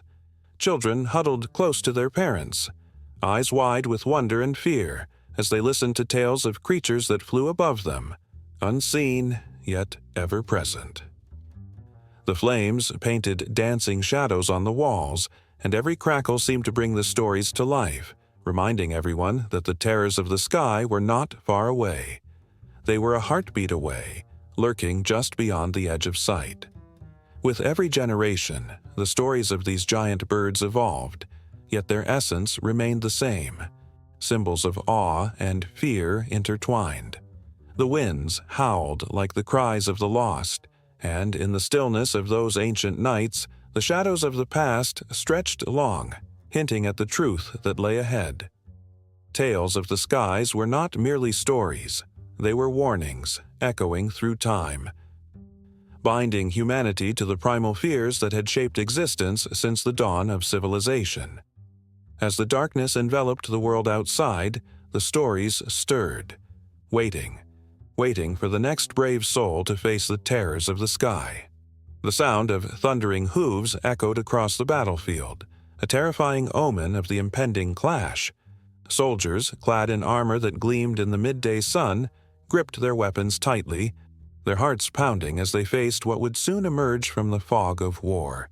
But it wasn't just the human combatants who struck fear into the hearts of their enemies. An ancient creature, a massive war elephant, towered behind them, its eyes fierce and intelligent, its trunk raised high in defiance. The air buzzed with tension, anticipation crackling like electricity. In ancient times, creatures of remarkable size and power played crucial roles in warfare, turning the tide of battles and shaping the outcomes of empires. The war elephant, revered and feared, was a symbol of strength and dominance. Armored and adorned with chains and spikes, these magnificent beasts were not just beasts of burden. They were living weapons, capable of trampling legions underfoot. Just think of the chaos they unleashed, how their low rumble could send soldiers scrambling in all directions, abandoning their formations, their courage evaporating like mist. In the heart of ancient India, the use of elephants in military tactics was perfected, transforming them into a symbol of royal power. The famous general Chandragupta Maurya led his troops into battle with a formidable contingent of elephants, their trunks swinging like mighty hammers. The sight of these colossal creatures, with their imposing stature and deafening trumpets, would shake the very ground beneath the feet of adversaries. The very air would be filled with the scent of fear as enemy lines faltered, their resolve crumbling like dry leaves in the autumn wind. Further west, in the sandy deserts of North Africa, the Carthaginians harnessed the might of the elephant for their own campaigns. Hannibal, a name etched in the annals of history, famously led his war elephants across the Alps, a daring and audacious feat. The cold, unforgiving terrain was no match for the resilience of these creatures. With every step, they became legends, their silhouettes looming against the backdrop of snow-capped peaks, a rallying cry for Hannibal's troops, and a nightmare for the Roman legions that awaited them. The Romans, ever pragmatic, soon recognized the strategic advantage these massive beasts provided. They adapted their tactics, training their soldiers to face the charge of the elephant and to exploit its vulnerabilities. The sight of a Roman soldier standing firm, spear raised against the oncoming beast, was a heart-stopping moment, a clash of wills between man and nature. The battlefield transformed into a scene of chaos, where the thunderous calls of war elephants clashed with the cries of men, the ground trembling beneath the weight of their conflicts. Flashing back to the Mesopotamian plains, horses played an equally vital role in shaping warfare. The horse, with its grace and speed, became the heartbeat of ancient armies. Cavalries surged forward, a wave of muscle and determination. Riding into battle, soldiers felt invincible, their hearts racing in time with the pounding of hooves. The legendary steed of the Assyrians, powerful and relentless, charged into combat, striking fear in the hearts of the enemy. With a swift kick, a single horse could send opponents soaring, their bodies crumpling like fragile paper. And who could forget the majestic dragons of lore, creatures spun from myth and imagination, yet echoing through the tales of war. In the minds of ancient warriors, these beasts became metaphors for power and destruction. Greek legends whispered of dragons, fierce guardians of treasures, their fiery breath capable of incinerating entire battalions. The very notion of harnessing such a creature in combat sent shivers down the spines of enemies. Even if dragons didn't exist, the fear they inspired shaped the tactics and psyche of warriors. Then there were the great war dogs, massive beasts bred for battle, their loyalty boundless and their ferocity unmatched. They charged alongside their human companions, teeth bared, striking terror into the hearts of foes. The Celts, known for their fierce warriors, trained dogs that became extensions of their will, attacking with a primal ferocity that left no space for mercy. The battlefield was a cacophony of growls and snarls, a symphony of chaos where man and beast fought side by side, their bond forged in the fires of war. Throughout these tumultuous eras, the relationship between mankind and the creatures they relied upon evolved. The beasts of burden became partners in conquest, embodying the strength and ferocity that characterized the ancient world. Each creature brought its own kind of chaos, and the legends of their contributions to warfare grew over time, woven into the very fabric of the history. The memories of these ancient battles linger, lingering like ghosts on the battlefield. As night falls, one can almost hear the echo of hooves and the distant trumpeting of an elephant, the whispers of soldiers long gone still carried by the winds. The ground, stained by the struggles of empires, tells tales of courage, fear, and raw power, where the creatures that shared the battlefield were not merely animals, but vital symbols of strength, honor, and survival. And as the sun sets, casting long shadows across the land, the scent of earth and memory fills the air. The stories of these ancient creatures transcend time, their roles in warfare and conquest forever etched in the chronicles of human history. In the silence that follows the storm of battle, one can almost sense the pulse of the past, a reminder that the echoes of these moments continue to shape the world as it marches forward. Fresh battles on the horizon, waiting to be fought. A quiet cave flickers to life as the glow of flickering torches dances across the rough stone walls. Shadows stretch and morph, revealing intricate depictions of animals that whisper stories of a time long forgotten. Here, in this sacred space, the pulse of the past beats vividly, echoing through the ages. Each creature etched into the rock carries a meaning, a message, a connection to the divine world that ancient civilizations once revered. The air thickens with significance, and the untrained eye may miss the weight these animals carried. In the art of ancient cultures, animals were not merely subjects of decoration. They were living symbols, emblematic of the beliefs, fears, and aspirations of entire societies. A hawk soaring through the sky might represent the spirit of a warrior, fierce and untamed, while a snake, coiling and lurking, could invoke the essence of healing, transformation, or even danger. The vibrant colors of paints used to depict these figures were not random. They were chosen with an understanding of the emotional and spiritual connections each hue evoked. Consider the Egyptians, who saw the cat not just as a pet, but as a sacred guardian, a bridge between the earthly and the divine. Bastet, the feline goddess, embodied joy, love, and protection. Her image adorned temples and tombs alike, signifying a connection to the afterlife and a protector against chaos. To this day, the reverence for cats carries echoes of that ancient symbolism, a reminder of their role in both daily life and the spiritual realm. A simple house cat lounging in the sun can spark thoughts of the divine, a lineage stretching back thousands of years, evoking a sense of awe. Across the vast landscapes of ancient Greece, the mighty eagle soared high, a symbol of Zeus, the king of the gods. As artists painted these regal birds against the backdrop of blue skies, they infused their work with the weight of power and authority. The eagle was more than a creature. It was a statement of divine right, of leadership that transcended mortal struggles. In the grasp of a powerful figure, the eagle became a testament to their strength and their connection to the heavens, stirring emotions that resonate even today. The symbolism also found its way into the intricate tapestries of the Americas, where the jaguar prowled through the dense jungles. In the cultures of the Olmec and Maya, this majestic beast was not just a predator. It was a symbol of ruling power, of the connection between the living and the dead.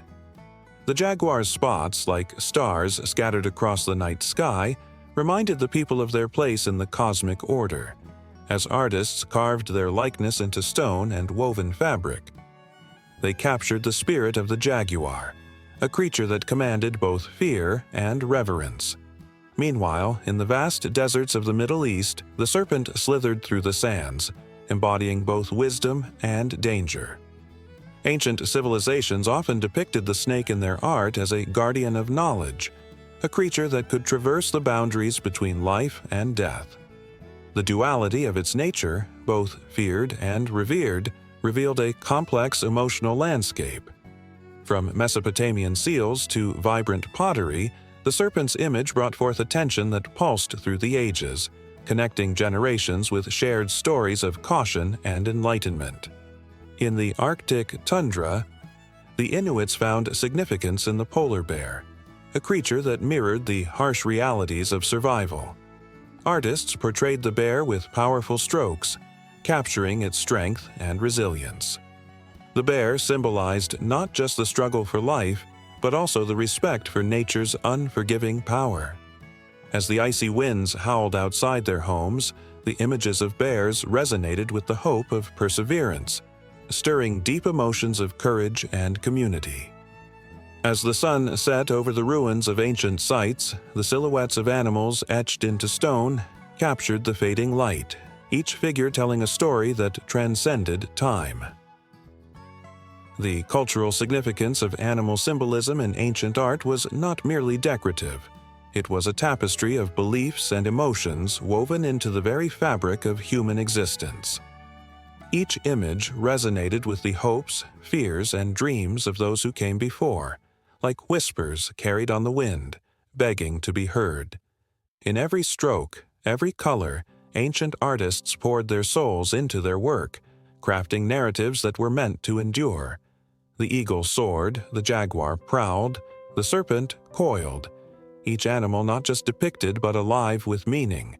They were reflections of humanity's quest for understanding, reminders of the interconnectedness of life and death, the earthly and the divine.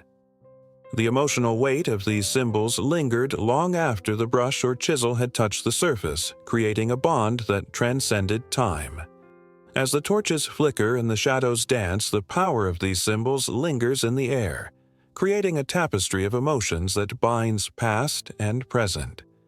The stories of these ancient creatures are etched into the stones of history, waiting for those who dare to listen. The echoes of their significance resonate softly in the heart, a reminder that the lessons of the past are still relevant today. Each glance at an ancient depiction stirs a sense of wonder and connection, a realization that humanity has always sought meaning in the world around it. Just beyond the flickering light lies the next chapter, where the whispers of these symbols intertwine with the stories of human endeavors and beliefs. The journey continues, where the dance between man and animal shapes the narratives that define cultures, crafting a legacy that breathes through the ages. The pulse of history marches on, with each story waiting to be uncovered, each symbol yearning to be understood. In the stillness of the night, a soft wail cut through the air, chilling the bones of anyone who dared to listen. It was the lament of the banshee, a spectral figure cloaked in sorrow, foretelling the death of a loved one. For centuries, tales of the banshee have whispered through the winds of Ireland, weaving their way into the fabric of folklore and leaving behind a trail of fear and fascination. Her mournful cry heralds a profound intersection of creatures and the supernatural, where the veil between the living and the dead grows thin, and the heartbeats of the living quicken with dread. The banshee, often described as a woman with long flowing hair and a face etched with grief, has roots that stretch deep into the past. Traditionally, she is said to be a messenger for the otherworld, a realm where spirits linger and ancient legends breathe life into the night. In the shadowy landscape of Irish mythology, she is not a malevolent spirit, but a harbinger, offering a warning wrapped in a shroud of sorrow. The sound of her wail, a sound that could make even the bravest soul tremble, resonates with an unshakable truth: the fragility of life. Stories abound of encounters with the banshee, each one more chilling than the last. In a small village near the cliffs of Moher, an elderly man named Sean recounted the night his sister, Maeve, vanished into thin air. The air was thick with despair as Sean described hearing the banshee's cry echoing through the valley, a haunting melody that drew him to the edge of the cliffs. The moonlight cast a ghostly glow on the landscape, illuminating the rugged rocks below, and just as Sean believed he was losing his mind, he saw her, a figure draped in white, her hair billowing in the wind like smoke.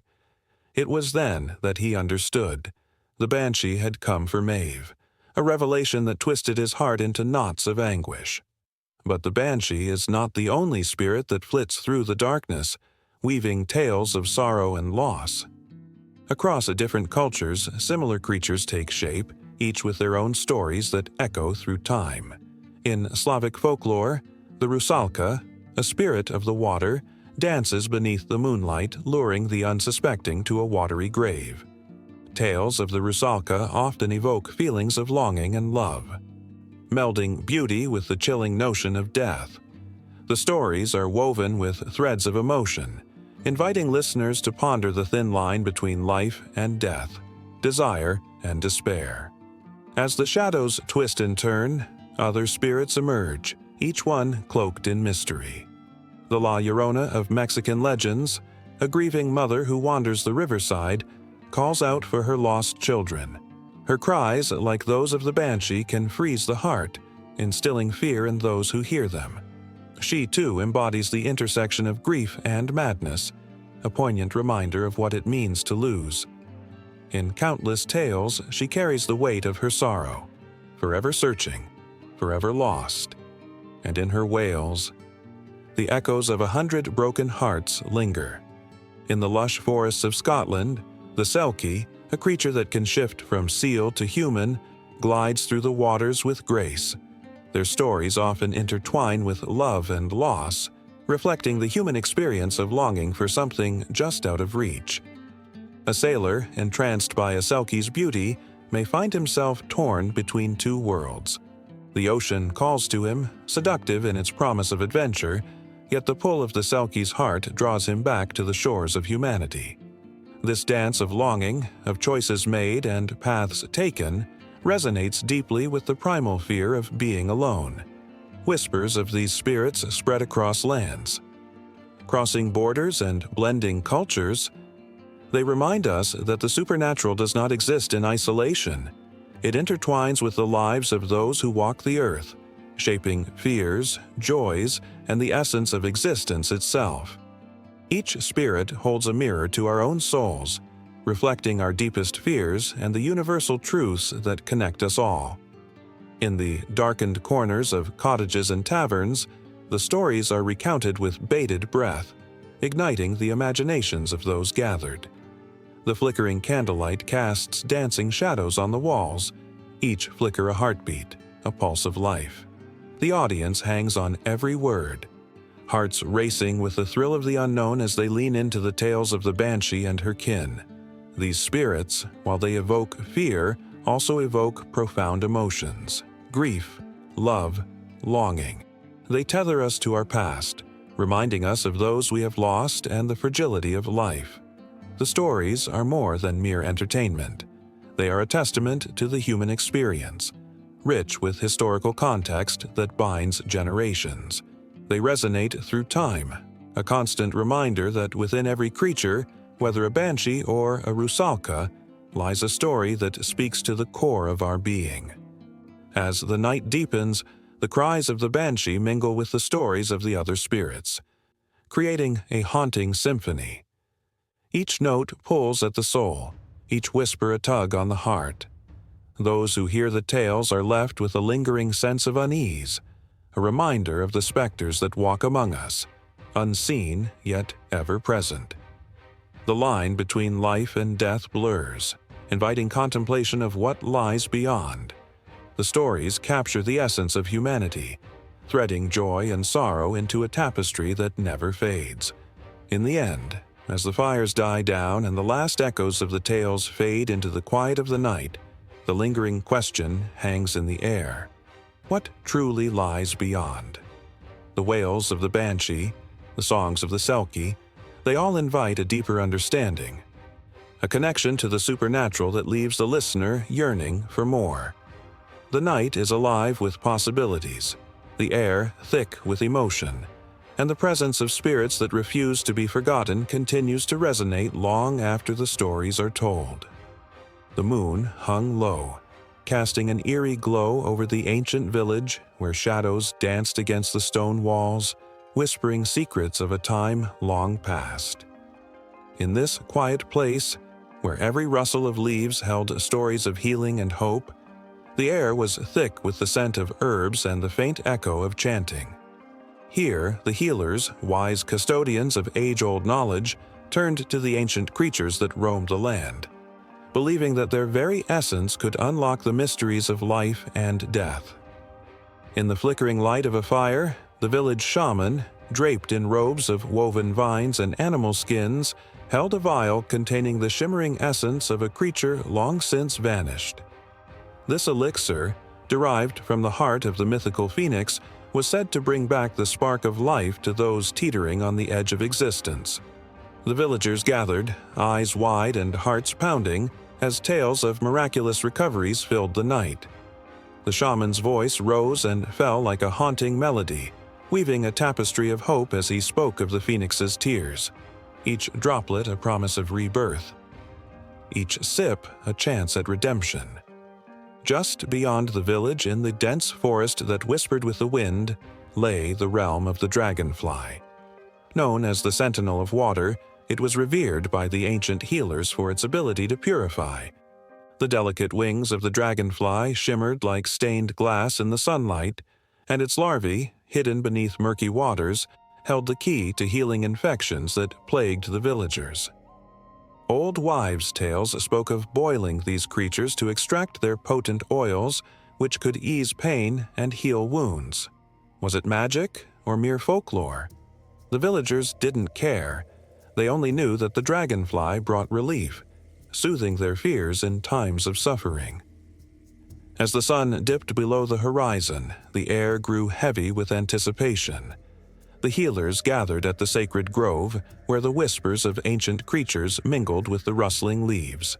They poured offerings of honey and herbs onto the roots of the ancient oak, a tree that had witnessed centuries of healing. With every flick of the flame, stories of the graceful unicorn emerged, its horn a beacon of purity and protection. The villagers believed that if they caught even a glimpse of this elusive creature, their ailments would vanish like smoke. The unicorn's magical properties were said to cure diseases, cleanse the spirit, and grant the strength to face life's trials. Yet, not all creatures carried such light. In the shadows lurked the serpent, feared and revered in equal measure. The healers recognized its dual nature, a source of venom that could kill, but also a vital ingredient in remedies. The bite of the serpent was no trifling matter. It could bring agony, but its venom could also be transformed into powerful antidotes. Villagers would sit in circles, listening to the tales of healers drawing inspiration from the serpent's resilience. They learned to harness its power, using it as a catalyst for change, a reminder that healing often requires confronting darkness before finding the light. The stories of the ancient creatures intertwined with the lives of the villagers, carving deep grooves in their collective memory. The talons of the eagle were treasured, believed to grant keen vision and clarity of thought.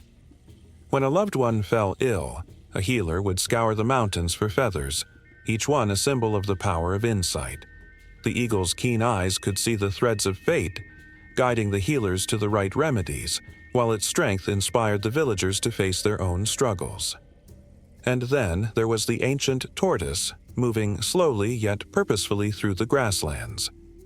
It represented longevity and wisdom, a reminder that healing was not just about the quick fix, it was about the journey, the steps taken towards wholeness. The shells of these creatures were painted with intricate designs, telling stories of the past, each line a testament to life's lessons. When sickness crept into their lives, the villagers would sit beside the tortoise, absorbing its calm demeanor, learning that patience could be as powerful as any potion. In the heat of the day, a commotion broke out in the village. A young boy lay motionless, fevered and pale. The shaman's heart raced as he rushed to the scene, his mind racing through the tales of creatures that could save this child.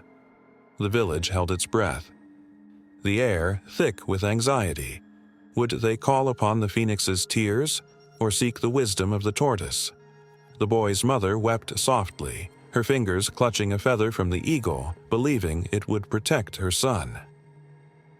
As the villagers gathered, each drawing from their own stories of ancient creatures, the shaman called upon the spirits of the healers who had come before him. He sang the incantations, his voice a bridge to the wisdom of the ages.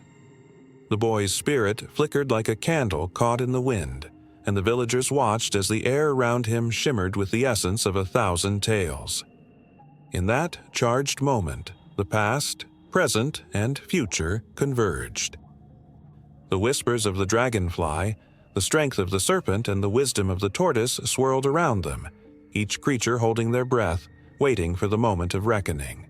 Would the ancient knowledge be enough to save the boy, or would the village mourn the loss of another soul? With hearts racing and hope flickering, the villagers held tight to their beliefs, ready to call upon the powers of the ancient creatures that had walked the earth and soared through the skies. The air thickened with possibility, and as the first rays of dawn crept into the village, they knew that somewhere, in the delicate dance between life and death, the answer lay waiting for them. In a dimly lit chamber filled with ancient scrolls and dusty tomes, an eager historian meticulously examined a faded manuscript. The words danced across the page, whispering tales of an elusive creature with a spiraled horn, a symbol of purity and grace. The historian's heart raced, for within this fragile document lay fragments of a legend that had captivated humanity for centuries: the unicorn. Outside, the wind howled through the trees, almost echoing the whispers of those long gone, as if the spirits of the past were urging him on. Throughout history, unicorns have galloped through the minds of poets, artists, and dreamers. They were more than just mythical beings. They were symbols of hope and the eternal search for beauty. Ancient texts from civilizations spanning the globe hinted at these creatures. The Greeks spoke of a one-horned horse in the writings of Ctesias, a Persian historian. He described a horse-like animal with a single horn protruding from its forehead. To many, this was just an exotic fantasy, yet the passion behind such tales ignited curiosity that would last for ages. Fast forward to the Middle Ages, where tapestries adorned the walls of castles, and the unicorn became a powerful emblem of purity and the divine. They roamed the minds of knights who sought them in the glistening forests, believing that a unicorn could only be captured by a virgin. The idea was so prevalent that it seeped into the very fabric of society, guiding young maidens to dream of rare encounters that could change their fates. But the truth, it was buried under layers of myth and misunderstanding. As the historian flipped through pages, he stumbled upon a mention of the unicorn's horn, often referred to as alicorn. This horn had a reputation that stretched far and wide, believed to possess miraculous healing powers. It was said that a sip from a goblet fashioned from unicorn horn could cure any ailment, cleanse water of poison, and even purify the soul. Kings and queens sought these artifacts, driving explorers to perilous voyages in search of something that might not even exist. Tragedy mixed with ambition as many lost their lives chasing after shadows. Adventure seekers flocked to the coasts of Norway and Iceland, where tales of unicorns mingled with those of mermaids and trolls. Fishermen spoke of creatures that danced beneath the waves, while local folklore breathed life into the myth, where unicorns were said to roam freely in hidden glades and enchanted woods. To the common folk, the unicorn was a beacon of hope, a reminder that magic might still exist in a world encumbered by hardship and strife. Yet, the historian's fingers trembled as he turned to a section that spoke of the darker side of the legend. There were whispers of deceit, of hunters who exploited the desire for unicorn horns, passing off narwhal tusks and goat horns as the coveted alicorn. The demand grew feverishly, and with it the cruelty that could turn dreams into nightmares. Many were left disillusioned, their hopes shattered as they realized that the unicorn was not merely a creature, but a symbol often used to manipulate the hearts and minds of people desperate for change. The manuscript revealed something deeper, a test of humanity's longing for the extraordinary. As the pages turned, the historian felt an eerie connection to those who had come before him. Each inked word echoed a plea, a wish to believe in something untainted, something that transcended the struggles of everyday life. The beautiful, shimmering image of the unicorn reflected humanity's desire for purity and goodness in a world often filled with darkness. As the historian read, he could almost hear the clattering hooves against cobblestone streets, the soft rustle of leaves in a sacred grove. He could see the eyes of a young girl waiting by a stream, clutching a bouquet of wildflowers, hoping against hope for that single glimpse of magic. It was emotional, raw, as he envisioned the longing etched across her innocent face, mirroring the dreams of countless others through the ages. Then came the chilling realization. The unicorn was never just an animal. It was a mirror reflecting the deepest desires of the human heart, a symbol of innocence lost and the relentless pursuit of the unattainable. In a world where kings and commoners alike chased after legends, the unicorn stood as a reminder that perhaps the greatest magic lay not in the creature itself, but in the stories woven around it. With each passing moment, the historian felt the weight of history settle upon his shoulders, the weight of generations longing for something greater. His heart raced as he leaned closer, breathing in the musty scent of parchment, feeling the connection to those who had searched for the truth behind the legend. What had they found? What had they lost along the way? Outside, the wind howled again, as if urging him to uncover the threads of a tale that had yet to be fully told. The historian's imagination ignited, and he could almost see the silhouette of a unicorn dancing just beyond the trees, a fleeting vision that filled him with a mixture of hope and despair. What if there was a secret truth buried beneath the myths? One that connected the whispers of the past to the hearts of those still searching today. And in that moment, as the candle flickered and the shadows deepened, the historian knew he was on the brink of something profound. The legend of the unicorn was not just about a magical creature. It was about humanity's unyielding spirit, a testament to the beauty we seek even in the face of overwhelming odds.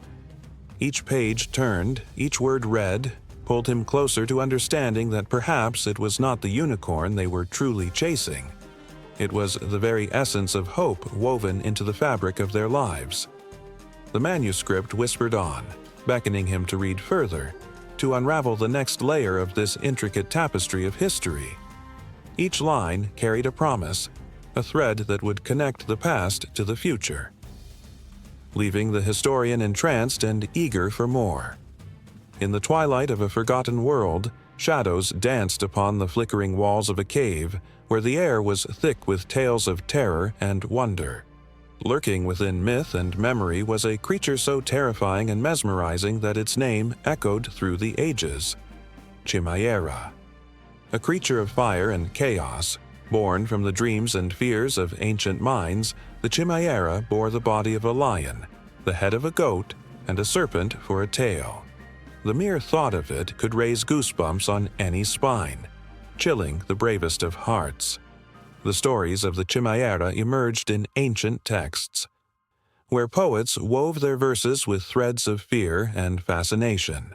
This beast was not merely an invention of folklore, it represented the anxieties and complexities of the human condition, a hybrid of traits, just as humanity is a blend of virtues and vices. As the sun set on the landscapes of Lycia, where legends whispered through the winds, the legend of the Chimera grew, wrapping itself around the hearts of those eager to listen. Amidst the chaos of the beast's fiery breath, there lay a deeper truth. The Chimera was a metaphor for the struggles within every soul: the lion's strength, the goat's stubbornness, and the serpent's cunning. Each aspect of this creature reflected the eternal battle of light against darkness. Ancient writers poured their fears and aspirations into this creature, giving it life through words. Homer himself spoke of it in the Iliad, where it roamed the hills, a terror to all who dared to cross its path. This beast became a canvas upon which the ancients painted their deepest emotions: the exhilaration of bravery, the dread of failure, and the inevitable clash with one's inner demons. Through the eyes of Bellerophon, the hero tasked with slaying the Chimera, the complexities of this creature unfolded. Bellerophon was a man caught between destiny and desire, his own hybrid existence mirroring that of the Chimera. He was a man of noble birth, yet marked by tragedy, a thrust into a world where he must confront not just a monster, but the chaos within himself. With each clash between his Pegasus and the Chimera, the sky crackled with tension, reflecting the internal struggle of a young man seeking glory while wrestling with self-doubt. As the flames erupted from the creature's throat, illuminating the dark, Bellerophon felt a shiver of fear mixed with exhilaration. Every observer could feel the pulse of impending doom as the beast roared, a sound that rippled through time, reminding all who heard it of their own fears. The Chimera was not merely an enemy to be slain. It was a representation of the very essence of conflict that resides in the heart of every individual. The clash was as much physical as it was spiritual, a fight against the shadows that lurked in every corner of existence. Historians and scholars have scoured ancient texts, piecing together the fragments of the Chimera's story. Some argue that such creatures stem from the collective fears of a society confronting the unknown. The Greeks, in particular, were fascinated by the interplay of man and monster, and the Chimera stood as a testament to their belief that within every individual lies the potential for greatness and destruction. The duality of existence was no mere philosophical musing. It was a harsh reality that shaped their lives. The Chimera embodied the essence of this duality, resonating with the emotional truths of bravery, fear, and human frailty. In art, the representation of the Chimera took on many forms, each artist infusing their interpretation with emotion. Sculptures and pottery depicted this fearsome creature, capturing the very moment of its confrontation with heroes. The gnashing teeth, the fierce eyes, and the flames were not just elements of horror. They were symbols of the trials each individual must face. With every brushstroke or chisel mark, the Chimera became a living embodiment of the struggles that bind humanity together. Yet, as one stands before the painted depictions or crumbling sculptures, the question lingers. What does the Chimera truly represent? Is it merely a monster, or is it a reflection of the battles we fight within ourselves every day? The hybrid nature of the creature resonates deeply with the human experience. It speaks to the complexities of identity, the struggle to understand our own multifaceted nature, and the fear that lurks when we confront the parts of ourselves that we do not wish to acknowledge. As the fire flickers and the shadows weave tales of ancient times, the Chimera breathes life into the stories of old. In every heart that beats, there lies a hint of the beast, a reminder of the strength needed to face one's fears and the courage required to embrace the complexity of existence. Those who hear the tales and behold the images are not just witnesses to a myth. They are participants in a timeless narrative that reveals the depths of their own spirit. The Chimera stands as a warning and an invitation, a dual nature that beckons forth the hidden parts of ourselves, urging us to confront the beasts that lie within. The fire it breathes is not just a flame of destruction, it is also a spark of transformation, catalyzing change and growth. The emotional weight of this hybrid creature presses down like a heavy cloak, shrouding the hearts of those who dare to ponder its meaning. As the echoes of the Chimera's roar fade into the night, they remind every listener of the tumultuous journey of self-discovery, where each twist and turn brings one closer to understanding their true essence. The stories of the past, woven together with threads of fear and courage, do not simply end. They linger, waiting to be reignited, ready to inspire yet another generation to confront their own chimeras, both within and without. The sun dipped low on the horizon, casting long shadows across the land where once roamed the wild, untamed beasts. A feral howl echoed through the hills, piercing the stillness of the evening. It was a sound of primal power, a reminder of nature's raw beauty and ferocity. But in the distance, a new sound emerged. A soft whimper, followed by the gentle rustle of grass as a young boy named Kieran approached a timid wolf pup, its golden eyes wide with fear and curiosity. This moment, seemingly simple, was a pivotal point in history that would forever change the relationship between humans and animals. Chiron extended his hand, palm open, a gesture of peace. This act of kindness marked the beginning of a transformation not just for the wolf, but for humanity itself. As the boy crouched down, the pup took a hesitant step forward, sensing the warmth and safety that Chiron offered. It was a dance of trust, a fragile moment that resonated through time, a silent promise forged in innocence. In that instant, the seeds of domestication were sown, leading to a future where humans would learn to tame the wild, turning fierce predators into loyal companions. The domestication of animals was not merely a series of events. It was an emotional saga that unfolded over millennia. Take the story of the dog, perhaps the first animal to be brought into the human fold. Archaeological evidence points to a time around 15,000 years ago when wolves began to linger near human campsites, drawn by the scent of food. This partnership blossomed slowly, filled with moments of hesitation and discovery. Over generations, the wolves that posed less of a threat and showed curiosity toward the humans were welcomed into their lives, leading to an extraordinary bond that would see them evolve into the loyal dogs we know today. Yet, it wasn't just the dog that shared this fate. The heartwarming tales of domestication echoed across various species. Consider the horse, a majestic creature that roamed the steppes of Mongolia. For centuries it ran wild and free, a creature of beauty and power. It was among the ancient nomads that humans first approached these animals, learning to harness their strength. The moment a brave soul mounted a horse for the first time was like a spark igniting a revolution. Suddenly, travel was no longer limited to one's own 2 feet. The world expanded, and with it came new opportunities, new battles, and the forging of empires.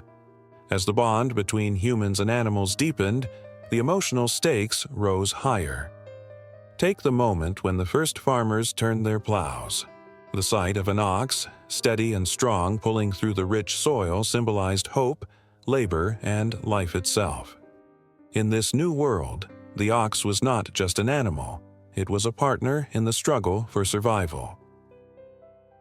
The rhythm of life synced with the beat of hooves on earth, transforming communities and ushering in an era of agriculture. The desire to tame and train these beasts stemmed not only from necessity but from an innate yearning for connection, an understanding that in unity lay strength. Yet not all moments were filled with warmth. There were dark shadows that accompanied this journey. The domestication process was often marred by hardship. The very act of taming could tear at the fabric of nature, leading some to question the cost of such advancements. Stories of animals suffering in captivity, of the harsh realities faced by those who became reliant on humans, stoked the fires of conflict within the hearts of many. While some celebrated the bond, others mourned the loss of the wild. This tension was evident as sheep began to dot the hillsides of Mesopotamia. Those gentle creatures, with their woolly coats and soft bleats, became vital to human survival. But their rolling meadows were a battleground for control. As herding developed, the need to protect these animals from predators led to the rise of shepherding, a profession born of love and necessity alike. The bond between shepherd and sheep grew stronger, echoing the complexities of loyalty and sacrifice that lay at the heart of domestication.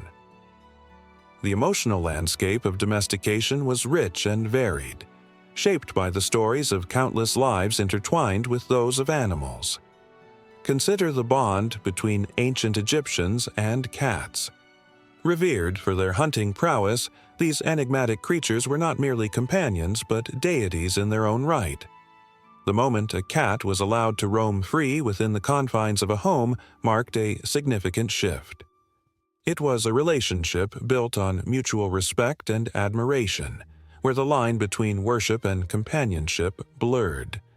The purring of a cat became a soothing balm, a reminder of the delicate beauty that came from cohabiting with nature. As civilizations advanced, so did the consequences of domestication. The dreams of an ancient farmer were intertwined with the bones of the animals that helped him thrive. And as more people settled into communities, they relied increasingly on livestock for sustenance, for labor, for companionship. The pulse of civilization quickened with every new bond formed, and soon the world was alive with the sounds of people and animals working in tandem. But with growth came challenges. The delicate balance of nature and human ambition was constantly tested, leading to a struggle that would echo through history. The thread of domestication wove its way through cultures and societies, leaving an indelible mark on the fabric of human history. Each animal that was tamed told a story of exploration, of triumph, and of heartache. As humans learned to communicate with their animal counterparts, a language of empathy and understanding emerged, transcending the barriers of species. They became partners in a grand narrative, each moment a piece of a larger puzzle that formed the foundation of our shared existence. And so, as Kieran watched that frightened wolf pup take a step closer, the world held its breath. What lay ahead was a cascade of events that would ripple through time, shaping not just the lives of those who walked on two legs, but also those who walked on four. The pain, the joy, the struggle for trust, all would resonate in the echoes of history, compelling generations to come to remember the beautiful, messy, and profound relationship between man and beast. The saga of domestication was just beginning, and its impact would unfurl like a tapestry, vibrant and full of life, pulling everyone into its embrace. The air was thick with anticipation, like the moment before a storm breaks. Shadows danced along the walls of ancient temples, their flickering light revealing carved images of fearsome beasts that had haunted the imaginations of countless generations. It was a world where the boundaries of life and death blurred, a place where terrifying creatures lurked just beyond the veil of the known. This was not merely a reflection of human fears, it was a glimpse into the dark tapestry of ancient religions, woven with threads of both reverence and dread. In the depths of Mesopotamia, where the Tigris and Euphrates rivers flowed like lifeblood through the earth, the underworld was ruled by a terrifying figure, Ereshkigal, goddess of the dead. She was a force of nature, a queen draped in shadows, presiding over a realm inhabited by twisted beasts. Among them lurked the ghastly Lamassu, a creature with the body of a lion, wings of an eagle, and a human head. This guardian of the underworld stood sentinel at the gates, its piercing gaze daring anyone to question the authority of the afterlife. The Lamassu was not just a protector, but a reminder of the fate that awaited the living, an echo of the inevitability of death. Far from Mesopotamia, the ancient Greeks spoke of the fearsome Cerberus, a three-headed dog that guarded the entrance to Hades. This monstrous creature was born of Echidna and Typhon, a lineage steeped in chaos and terror. With eyes that glowed like dying embers and a howl that sent shivers down the spines of those who dared to approach, Cerberus was a fearsome sight. The souls of the dead would tremble at his presence. Knowing that escape from the realm of the dead was not an option. How chilling it must have been to hear the distant growl of Cerberus echoing through the caverns, a stark reminder that life was fleeting, and hell was not to be trifled with. In Egypt, the underworld took on a different visage, yet it was no less terrifying. The god Anubis, with his jackal head, watched over the mummification process, ensuring that the deceased were prepared for their journey into the afterlife. Anubis was not just a guide, but an ominous figure, his presence a constant reminder of the judgment that awaited. The scales of Ma'at, held in his hands, weighed the hearts of the dead against a feather. Those whose hearts were heavy with sin would be devoured by Ammit, a creature with the head of a crocodile, the body of a lion, and the hindquarters of a hippopotamus. Just the thought of being consumed by this hybrid monster sent chills down the spine, an eternal punishment for earthly misdeeds. In the shadows of ancient India, another breed of underworld creature awaited the unsuspecting, The figure of Yama, the god of death, was often accompanied by fearsome hounds that guarded the realm of the dead. These beasts, said to roam the earth, were relentless in their hunt for souls. They embodied the inescapable nature of death itself, lurking just beyond the threshold of life, reminding everyone that when the time came, there would be no refuge from their grasp. The howl of Yama's hounds echoed like a haunting melody through the night, a chilling reminder of the inevitability of fate. The Inuit, too, had their own monsters lurking in the shadows of the afterlife. The belief in the afterlife was tied closely to the land of the living, where the spirits of the departed would transform into creatures of the ice and snow. The terrifying figure of Sedna, the goddess of the sea, was said to dwell in the depths of the ocean, surrounded by the spirits of those who had perished in the icy waters. Her fingers, severed and transformed into sea creatures, reached out to the living, a haunting reminder of the fragility of life. The chilling tales of Sedna and her vengeful spirit sent shivers through the hearts of those who relied on the sea for survival, illustrating the delicate balance between reverence and fear. Even the Norse had their share of otherworldly beasts, with Fenrir, the monstrous wolf, poised to devour Odin during Ragnarok. The prophecy surrounding Fenrir was laden with dread. His monstrous form represented chaos, destruction, and the inevitable end of the world. Bound by chains, he lay in wait, a terrifying force that would one day break free to bring about untold suffering. The mere mention of Fenrir sent shivers through the hearts of warriors, their fate intertwined with the beast they could not escape. As the stories of these creatures spread through the ages, they wove themselves into the fabric of human culture. Tales of horror and reverence danced through the ages, passed down from generation to generation. The very act of telling these stories invoked a sense of wonder and terror, a reminder of the unknown lurking just beyond the mortal coil. Each creature became a symbol, embodying humanity's deepest fears and desires, the desire to understand death and the dread of what lies beyond. Even as time marched on and religions faded into obscurity, the myths of these beasts remained potent. They seeped into the hearts of men and women, shaping their views of mortality and the afterlife. In the dimly lit corners of ancient libraries, scholars pored over scrolls filled with these spine-chilling tales, their hearts racing at the thought of the beasts that lay in wait. The creatures became not just stories, but reflections of the human psyche, an acknowledgement of our mortality. The flickering flames in the temples kept the shadows at bay, yet the whispers of the past lingered, echoing through the ages. The creatures of the underworld persisted in the collective consciousness, their haunting forms etched in the minds of those who dared to ponder the mysteries of life and death. Each tale, rich with emotion and tension, forged an unbreakable bond between the living and the dead, a reminder that the creatures of the underworld were never truly gone. The forest was thick with an air of mystery, as if each tree whispered tales of creatures long forgotten. A sudden rustle among the underbrush sent a shiver down the spine of anyone daring enough to tread these ancient woods. What could it be? A deer? A bear? Or something far more enigmatic? Cryptozoology, the study of creatures that exist only in the shadows of belief, has long fascinated and terrified those who yearn to understand what lies beyond the known. From the legendary Loch Ness Monster to the elusive Sasquatch, these stories pulse with life, feeding the human imagination and stirring echoes of ancient fears and awe. Throughout history, cultures across the globe have spun yarns about beasts that roam their lands.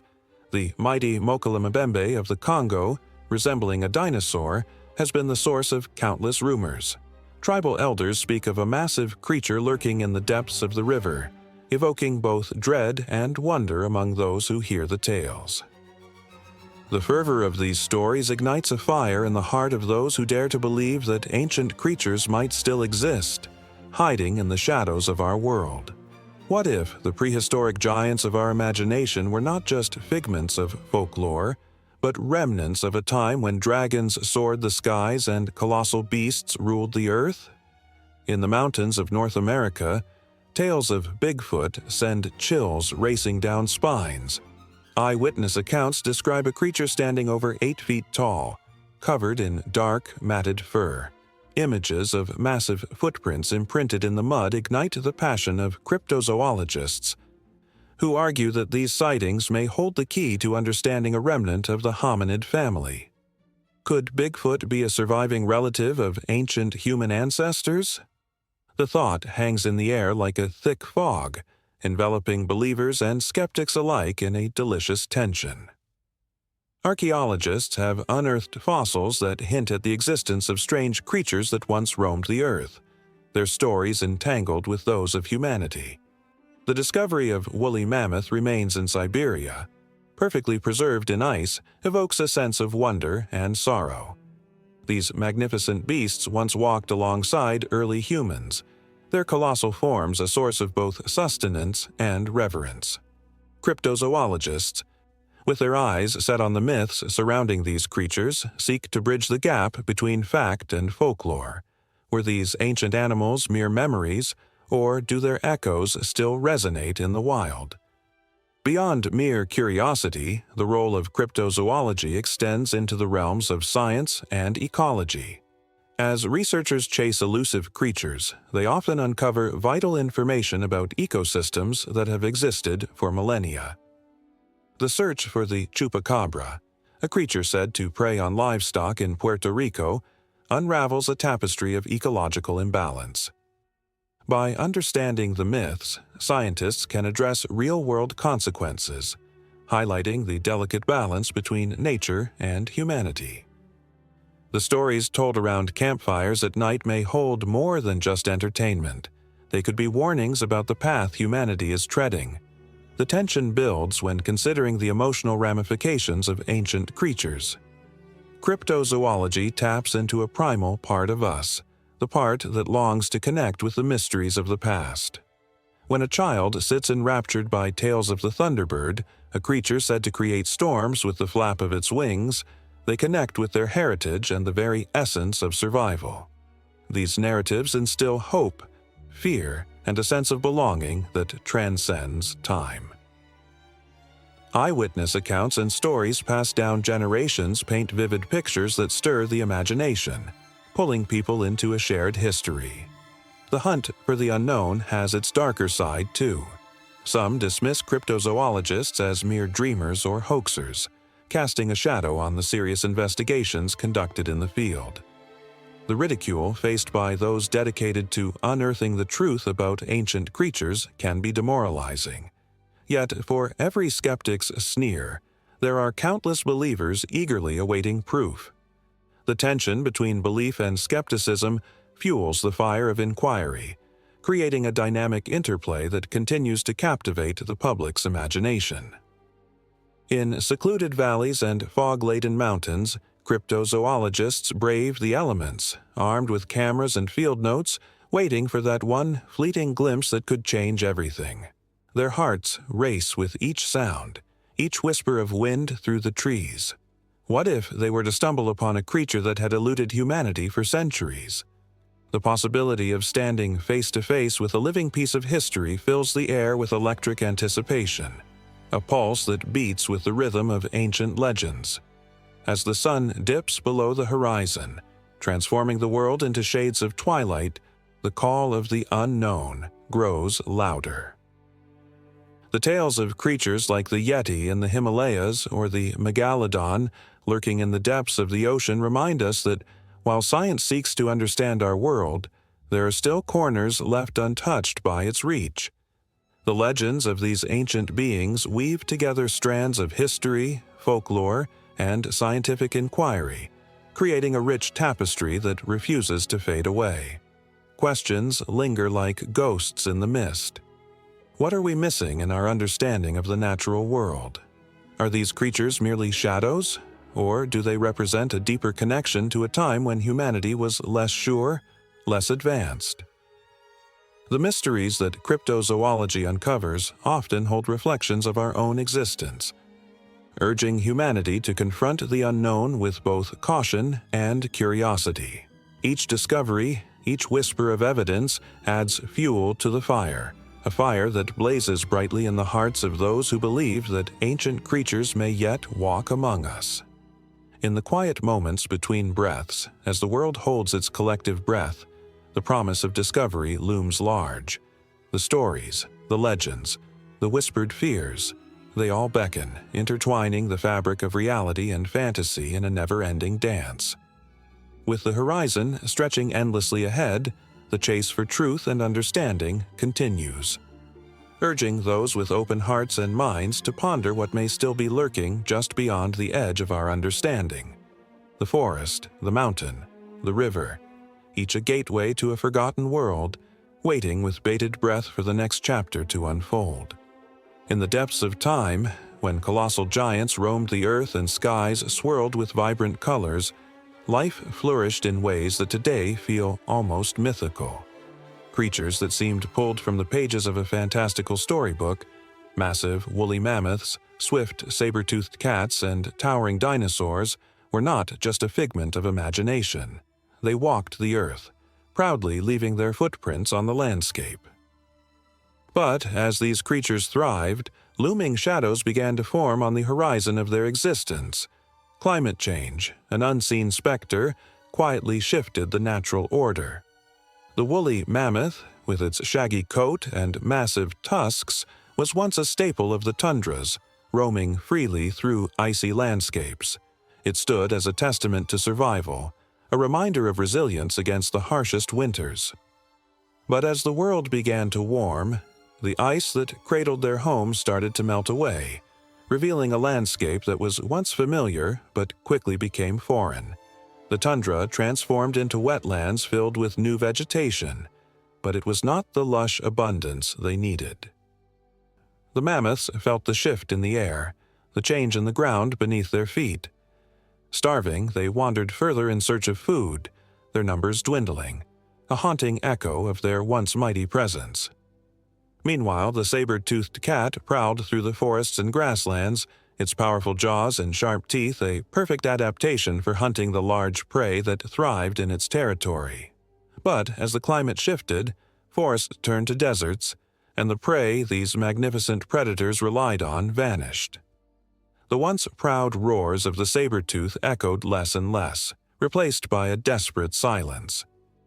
In their search for sustenance, they became shadows of their former selves, their glossy fur losing its luster, their eyes dimming with despair. The world they had ruled for centuries was slipping from their grasp, leaving behind only remnants of their once dominant reign. Even the majestic dinosaurs, the rulers of a different era, felt the sting of climate change. Their dominion spanned millions of years, but they too were not immune to the forces of nature. As the earth trembled and volcanic eruptions spread ash across the sky, the sun's warmth was obscured, plunging the world into a dark chill. The lush forests that fed the massive brachiosaurus and the swift velociraptor faded into nothingness. Food became scarce, and with every passing generation, desperation clawed at their instincts. Families became fragmented, and the once thriving dinosaur communities turned into a struggle to survive. The fierce battles for dwindling resources filled the air with cries of anguish, rattling through the silence of a world slowly losing its light. As the climate continued its relentless march, each creature, no matter how grand or ferocious, faced the same unsettling fate. The oceans, once teeming with life, began to change. For the ancient marine reptiles like the plesiosaurus, the warming waters altered their hunting grounds, and food chains collapsed. What was once an abundance of fish became a mere trickle, leading to starvation that echoed through their ranks. The cries of these magnificent beings, once rulers of their watery domain, faded into silence as they too succumbed to the harsh reality of an unyielding climate. But even as these ancient titans faced their demise, the very earth that cradled them began to tell their stories through fossils, preserved remnants that whispered secrets of a time long past. Each bone, each imprint in the earth held the memories of grandeur and tragedy, a testament to the beauty and fragility of life. The cycle of existence, intertwined with the environment, became a poignant reminder of the delicate balance that sustains all living beings.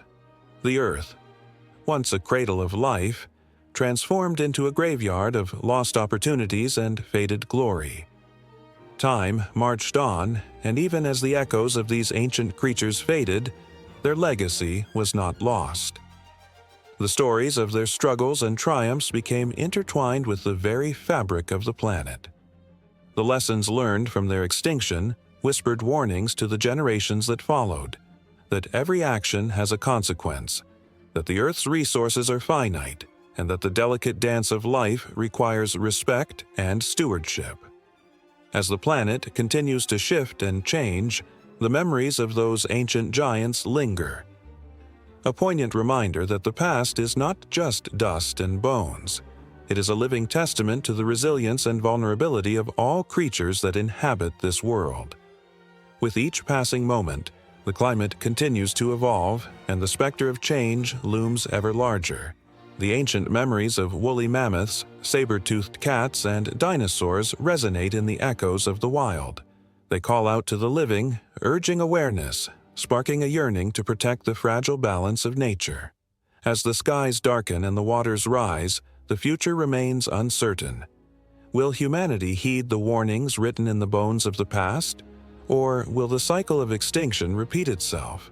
The world watches, breath held at the precipice of possibility, knowing that the tales of ancient creatures are woven into the very essence of existence.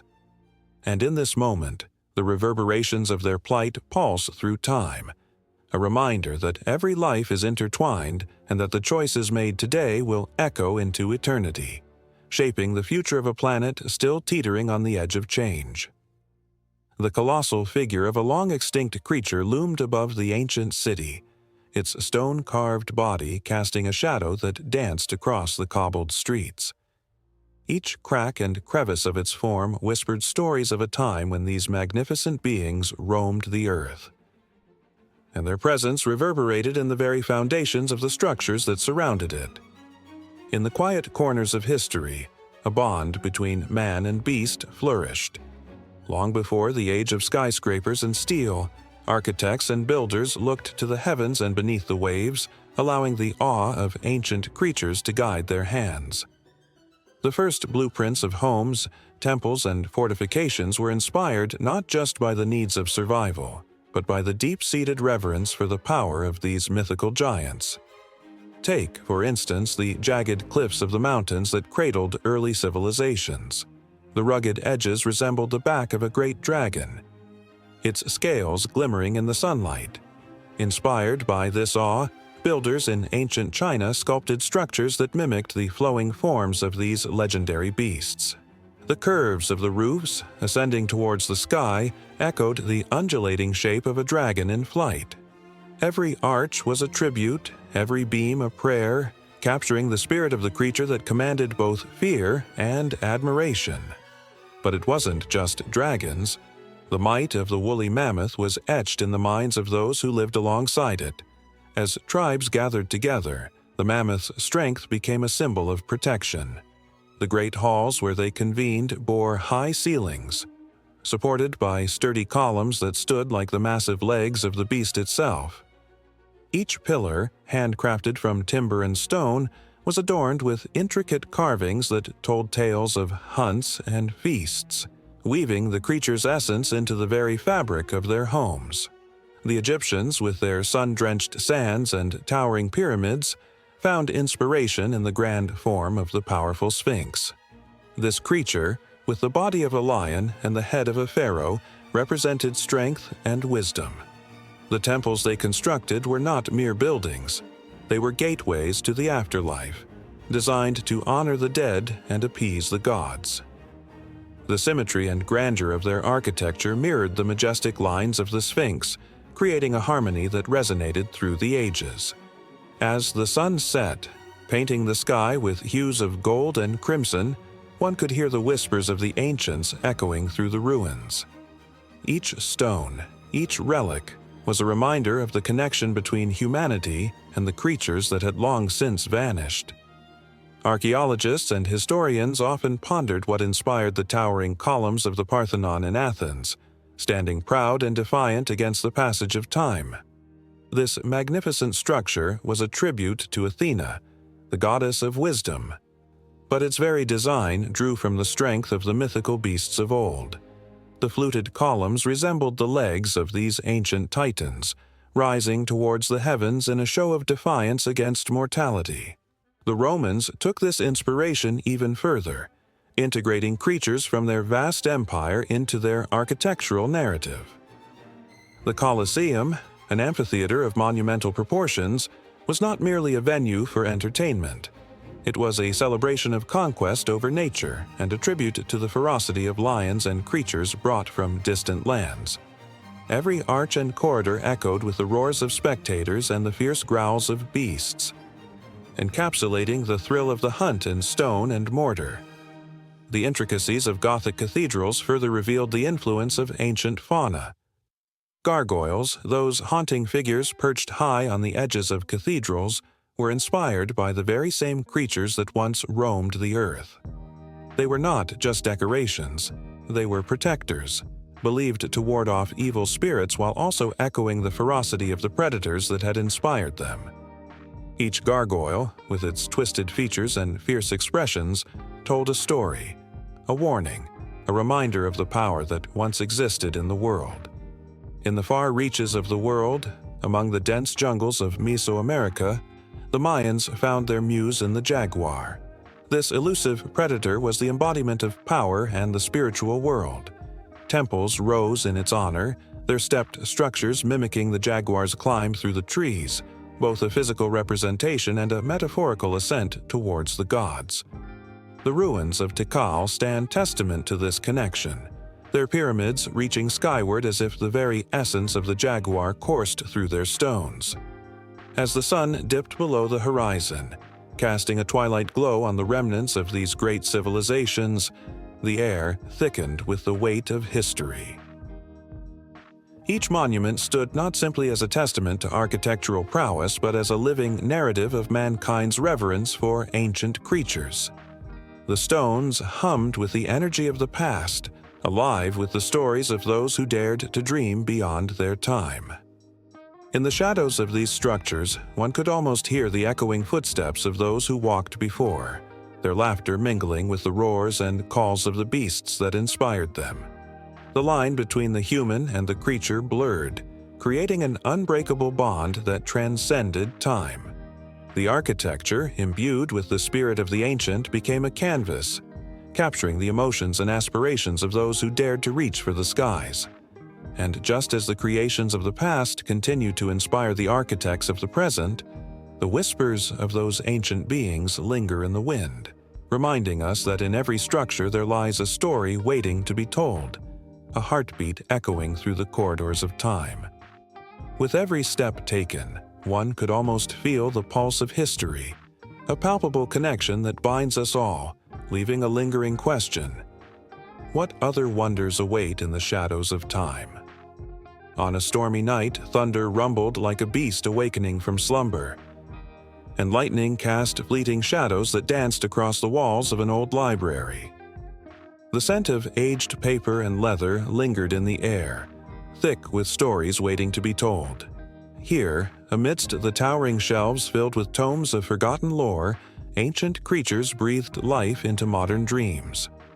When the clock struck midnight, the whispers of dragons, griffins, and leviathans seemed to echo through the dusty aisles, igniting the imagination of anyone brave enough to listen. In the dim light, a book fell open with a soft thud, revealing the tale of the Kraken, a colossal sea monster that haunted sailors' nightmares for centuries. From the icy waters of the North Atlantic, this legendary creature emerged to drag ships and their crews into the depths, forever shrouded in darkness. The ancient mariners crafted chilling stories to explain the unexplained, and these tales of terror found new life in today's literature and film.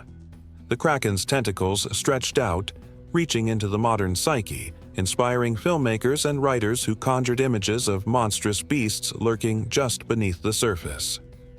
As the storm raged outside, Another volume lay waiting, its pages filled with the exploits of the Minotaur, a tragic figure trapped in a labyrinth of his own making. This half-man, half-bull creature embodied humanity's struggle against the darkest corners of the soul. In the labyrinth of modern storytelling, echoes of the Minotaur can be found, his essence woven into countless narratives that explore the depths of fear, identity, and the duality of man. Just beyond the shadowy corners of the library, a flickering screen came to life, showing scenes from a blockbuster film featuring a giant, fire-breathing dragon. With each roar, the audience felt the heat of its breath, the thrill of its flight. This dragon's lineage could be traced back to ancient myths, where dragons served as symbols of chaos and power, representing the battles fought between good and evil. As flames illuminated the darkness, it became clear that these age-old creatures had morphed into modern-day titans, their fiery spirits igniting a passion within writers and filmmakers alike.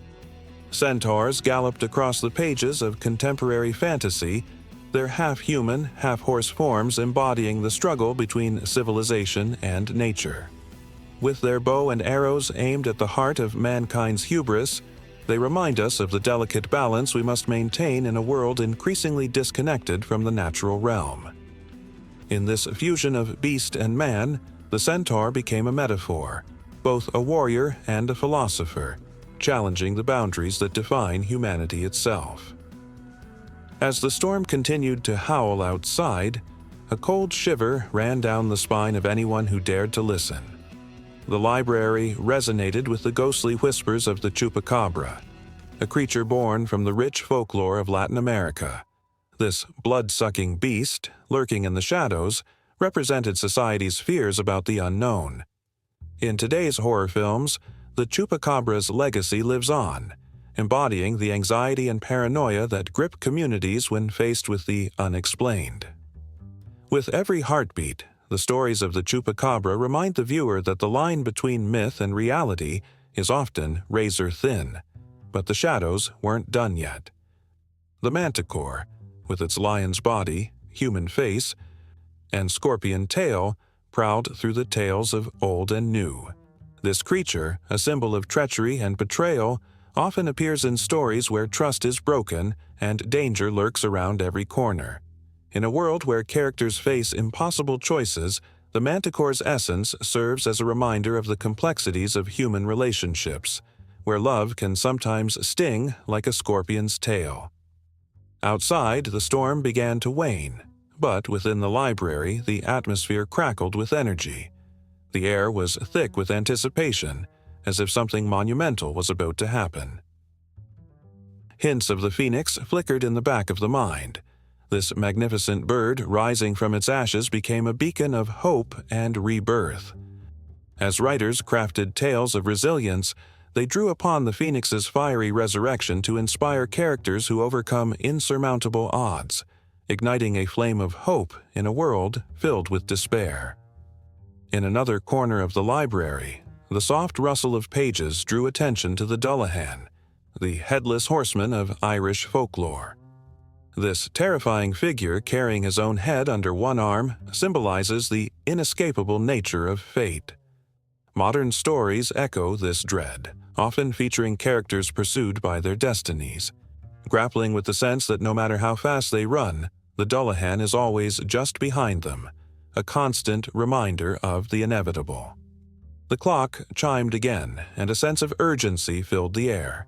The library, with its rich history and tales of ancient creatures, became a sanctuary for dreams yet to be written, and stories yearning to be told. With every flicker of candlelight, those tales begged for new interpretations, each creature a thread in the tapestry of human experience, connecting the past with the present. As the last pages of the night began to turn, the storm subsided, leaving behind a stillness that seemed to hum with potential. The echoes of myth and legend, of creatures that once walked the earth or soared through the skies, lingered in the air like a haunting melody, tying together the threads of every story that had been and every story yet to be told. And in that silence, the pulse of new narratives began to beat, just waiting for someone to take hold of the quill and breathe life into the ancient echoes of yore. Beneath the vast, star-speckled sky, a shadow moved in the darkened forest, its massive form momentarily lit by the silver glow of the moon. The earth trembled as the beast, a colossal dinosaur, ambled through the underbrush, snapping branches and sending small creatures scurrying in terror. For those who witnessed it, this was not merely an animal. It was a living legend, a creature born of dreams and ancient stories, blurring the lines between science and myth. As the sun rose, illuminating the hidden corners of the world, the excitement of discovery crackled in the air like a summer storm. In the hands of paleontologists, the bones of these ancient beasts became more than fossils. They transformed into whispers from the past, echoing tales of a time when giants roamed the earth. Each discovery sent shivers down spines and ignited imaginations. What had once been the stuff of nightmares or bedtime stories was now tangible, real, a glimpse into an epoch long vanished from memory. The early days of paleontology were filled with wonder and uncertainty. In the 19th century, an insatiable curiosity gripped some of the brightest minds. The first dinosaur bones were unearthed, sparking a frenzy of exploration. There were moments when the excitement was palpable, as if the spirits of those ancient creatures lingered nearby, curious about the humans who sought to understand them. They were both hunter and hunted, explorers inching closer to the truth behind the myths. Amid these discoveries, stories began to emerge. Tales of feathered beasts soaring through the skies, of massive reptiles patrolling the seas, and of titans that strode confidently across the land. In the minds of many, these creatures danced between reality and the imagination. Stories of dragons, griffins, and sea serpents began to take on new meaning as paleontologists unearthed evidence of pterosaurs with wingspans wider than a car, or ocean dwellers that could easily inspire tales of monstrous leviathans. The chilling image of the T-Rex with its serrated teeth and predatory gaze sent shivers down the spine of anyone who dared to envision it alive. This was not just a creature of science, it was a symbol of fear, strength, and the raw power of nature.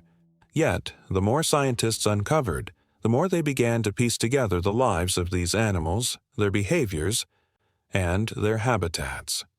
The past was not merely a collection of bones, it was a living story, and paleontologists were the storytellers, revealing the drama of survival, adaptation, and extinction. Yet, with every thrilling revelation, there was darkness. The shadows of extinction loomed large, reminding humanity of the fragility of existence. As the dinosaurs faded into memory, their demise served as a haunting reminder of nature's unpredictability. Climate changes, asteroid impacts, and volcanic eruptions played their tragic roles in this epic tale. The Earth could transform in an instant, wiping out those who once ruled with ease.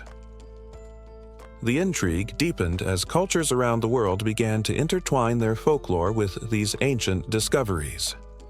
The Maori of New Zealand spoke of the moa, a flightless giant that once walked their lands, capturing imaginations and shaping their myths. Native American tribes told stories of thunderbirds, fierce creatures that could summon storms. Each story echoed with the truth of existence, mingling fact and folklore, reinforcing the human desire to understand the world and our place in it. But what of the unknown? Beyond the known world of dinosaurs, other mysteries lurked in the darkness of history. The Pleistocene era brought forth creatures like the woolly mammoth and saber-toothed cat, primal beings that seemed to step right out of myth. They inhabited a world where humans and beasts coexisted, where legends took root alongside the very real struggle for survival. The rise of humanity brought a shift. Oral traditions preserved these ancient beings in tales passed down through generations, a bridge between the concrete and the imaginary. As scientists painstakingly pieced together the remnants of these ancient worlds, a tension grew between the empirical evidence of paleontology and the rich tapestry of human myth. The discovery of a new species sent ripples through communities, igniting debates and sparking inspiration. With each fossil unearthed, the past began to resurrect itself, challenging the boundaries of belief and reality. Was there a chance that the beasts of ancient lore were not simply figments of imagination, but echoes of truth woven into the very fabric of human storytelling? As the sun dipped below the horizon, casting shadows across the land, the tension culminated in a fervor of excitement. The roar of a dinosaur echoed through the dreams of those who dared to believe.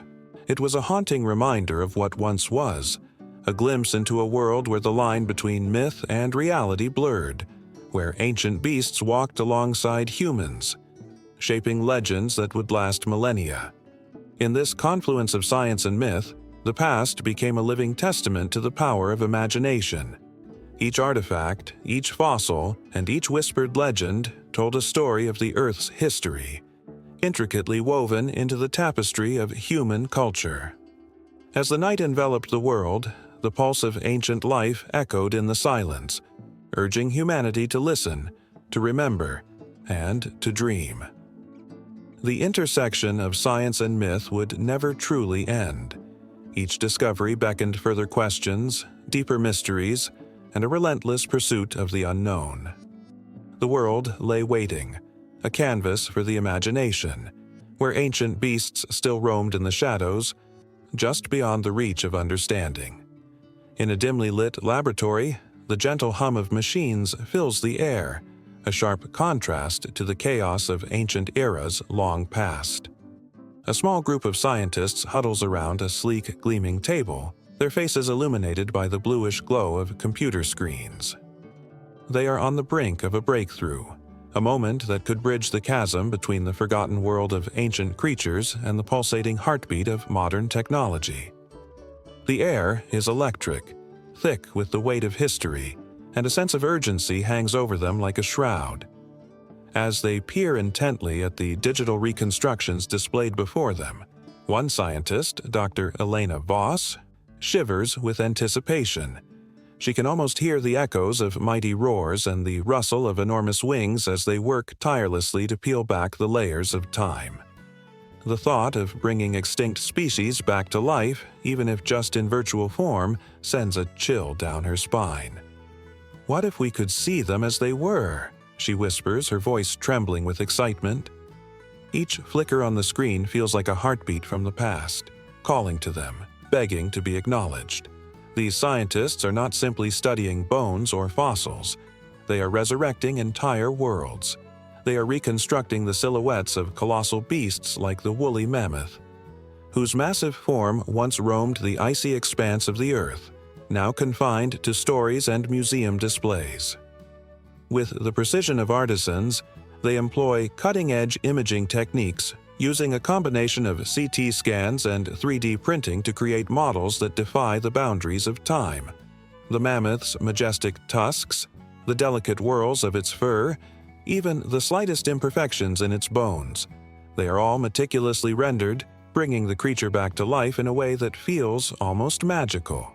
But just as breathtaking is the process of uncovering the secrets of the dodo, that innocent bird driven to extinction by human hands. The scientists pore over every scrap of data, piecing together the dodo's life story from fragments of bones and ancient accounts. With each new discovery, they feel the weight of responsibility upon their shoulders. The dodo's haunting call, silenced for centuries, now sings through the corridors of the lab as they reconstruct its song using advanced audio technology. The sound echoes off the walls, a haunting reminder of what has been lost. The air grows tense as they turn their attention to the mighty T-Rex, the king of the dinosaurs, whose thunderous footsteps once shook the ground. What would it be like to see such a creature stride across the land? The scientists chuckle nervously at the thought, knowing that the T-Rex was not just a beast of power, but a creature of vulnerability. They study its teeth, its muscles, even its skin patterns, using computer algorithms that simulate how it moved, how it hunted, and how it might have sealed its fate in the annals of history. The thrill of possibility hangs in the air as they watch the T-Rex take shape on their screens, its fierce eyes almost seeming to glare back at them. But there is something deeper at play within these walls. Each ancient creature they revive, virtually or otherwise, is a reminder of nature's fragility. The scientists are painfully aware that their work is not just about resurrecting the past. It is a clarion call for the future. They carry the weight of the world on their shoulders, knowing that these animals, once vibrant and full of life, fell victim to forces beyond their control. As they recreate these creatures, they also highlight the impact of humanity's choices on the environment, invoking a sense of urgency that cannot be ignored. Then comes the moment that sends a ripple of excitement through the room. A breakthrough, an astonishing discovery in the genome of the ancient woolly mammoth that hints at possibilities beyond mere reconstruction. Could it be possible to combine modern elephant DNA with that of the woolly mammoth? The thought is exhilarating, yet terrifying. The very concept of bringing back a species that has been extinct for thousands of years raises an ethical storm. The room buzzes with heated discussions as they weigh the moral implications of such an action. What does it mean to play God? To manipulate the fabric of life itself? As the debate rages on, Dr. Voss stands aside, her heart pounding. She looks out the window at the desolate landscape beyond, a world that has changed so drastically since the days of the mammoth and the dodo. Yet, even amidst the concrete and steel, scattered patches of green remind her that nature is resilient. Could they truly heal the wounds of the earth by bringing these creatures back, even if only in spirit? The clock ticks down as the night deepens, shadows dancing against the walls. The scientists' voices gradually soften, replaced by the steady rhythm of thought. The challenge of re-examining these ancient creatures is not solely a scientific pursuit. It is a deeply human endeavor. Each heartbeat of their creations reverberates with the emotions of loss, hope, and responsibility. They feel a connection that transcends time. Their hearts beat in sync with the ancient giants they are resurrecting. Outside, a storm brews, lightning illuminating the night sky, mirroring their inner turmoil. The tension rises, fueling their determination to keep pushing forward. They realize that each creature they bring back to life is a message, a lesson etched in the annals of time. The beauty of these ancient beings deserves a place in the world, a chance to teach humanity what it has forgotten.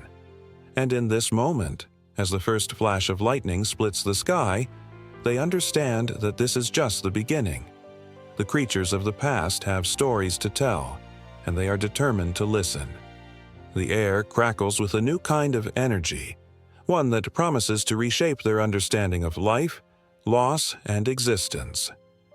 As they turn back to their screens, the past and future collide in a breathtaking dance, and the next step in their mission beckons with an irresistible pull.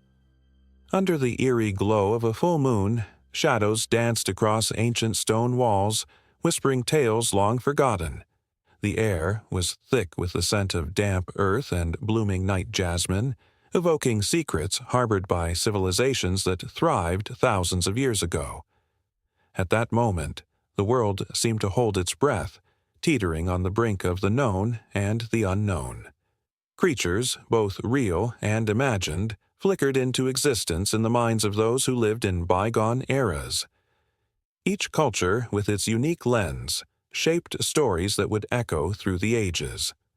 In the dense forests of Japan, where cedar trees towered like ancient guardians, the yokai roamed. These supernatural beings, ranging from mischievous spirits to fierce monsters, reflected the complex relationship between humanity and nature. The tale of the kappa, a water creature with a dish-like head that held its life force, sent shivers down the spines of children who dared to wander near rivers alone. Local legends warned of its cunning nature, luring the unsuspecting with promises of friendship before dragging them under the water's surface. Villagers shared stories by candlelight, their voices trembling as they recalled encounters with the elusive creature. What began as a frightful bedtime tale held deeper meaning, a reminder of respect for the powerful forces of nature, for the rivers that provided life could just as easily take it away. Across the ocean, in the deserts of ancient Egypt, the people worshipped a myriad of gods, many of whom took on animal forms. The fierce lioness goddess Sekhmet, protector of the pharaohs, inspired both reverence and trepidation. With her fiery gaze, she was believed to unleash plagues upon the unworthy, embodying the fierce and untamable aspects of nature itself. Temples dedicated to her grandeur were adorned with murals depicting her battles against chaos, and priests spoke of her in hushed tones, their voices thick with awe. To the Egyptians, these creatures were not mere myths. They were embodiments of the universe's balance, a constant reminder of the thin line between order and chaos. In the highlands of the Andes, the Inca civilization revered the puma as a sacred symbol of power and strength.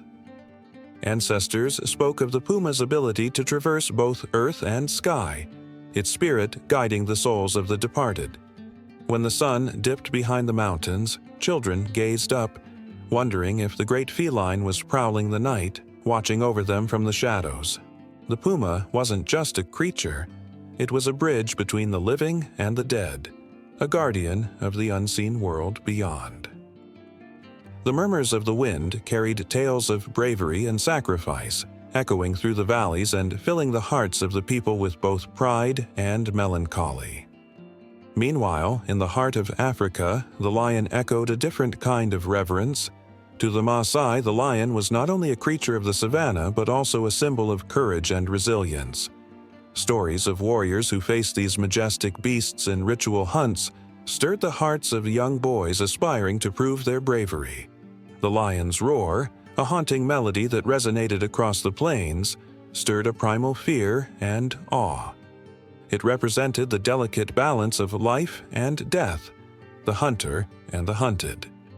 As the sun set, casting fiery hues across the horizon, the tales of the lion reminded the people of their connection to the land and to each other, weaving a tapestry of tradition that bound them together. In the icy realms of the Arctic, the Inuit spoke of the great polar bear, a creature of untamed beauty and ferocity.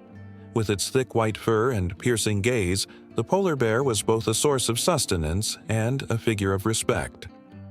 Folk tales recounted the spirit of the bear, believed to guide hunters to success while cautioning against disturbing its snowy domain. The connection to this magnificent creature was profound. The Inuit saw themselves as part of the ecosystem, where every animal played a role in the circle of life. The stories echoed through the frozen air, reminding all who listened of the delicate dance of survival in a land where the harshest winters could both bless and curse. Far to the east, in the lush jungles of Southeast Asia, a different narrative unfolded. The revered dragon, a creature of immense power and wisdom, was woven into the very fabric of life. Unlike the fierce dragons of Western lore, these serpentine beings symbolized harmony and prosperity. They were believed to control rain and rivers, essential for agriculture and survival. Celebrations honoring the dragon filled the air with vibrant colors and joyous music. As entire communities came together to pay homage to this magnificent creature, the festivals were filled with laughter, but behind every smile lay a deep-seated respect for the unpredictable forces of nature, a reminder that harmony must be achieved through understanding and balance. And yet, in the bustling markets of the Middle East, tales of the phoenix rose from the ashes of history.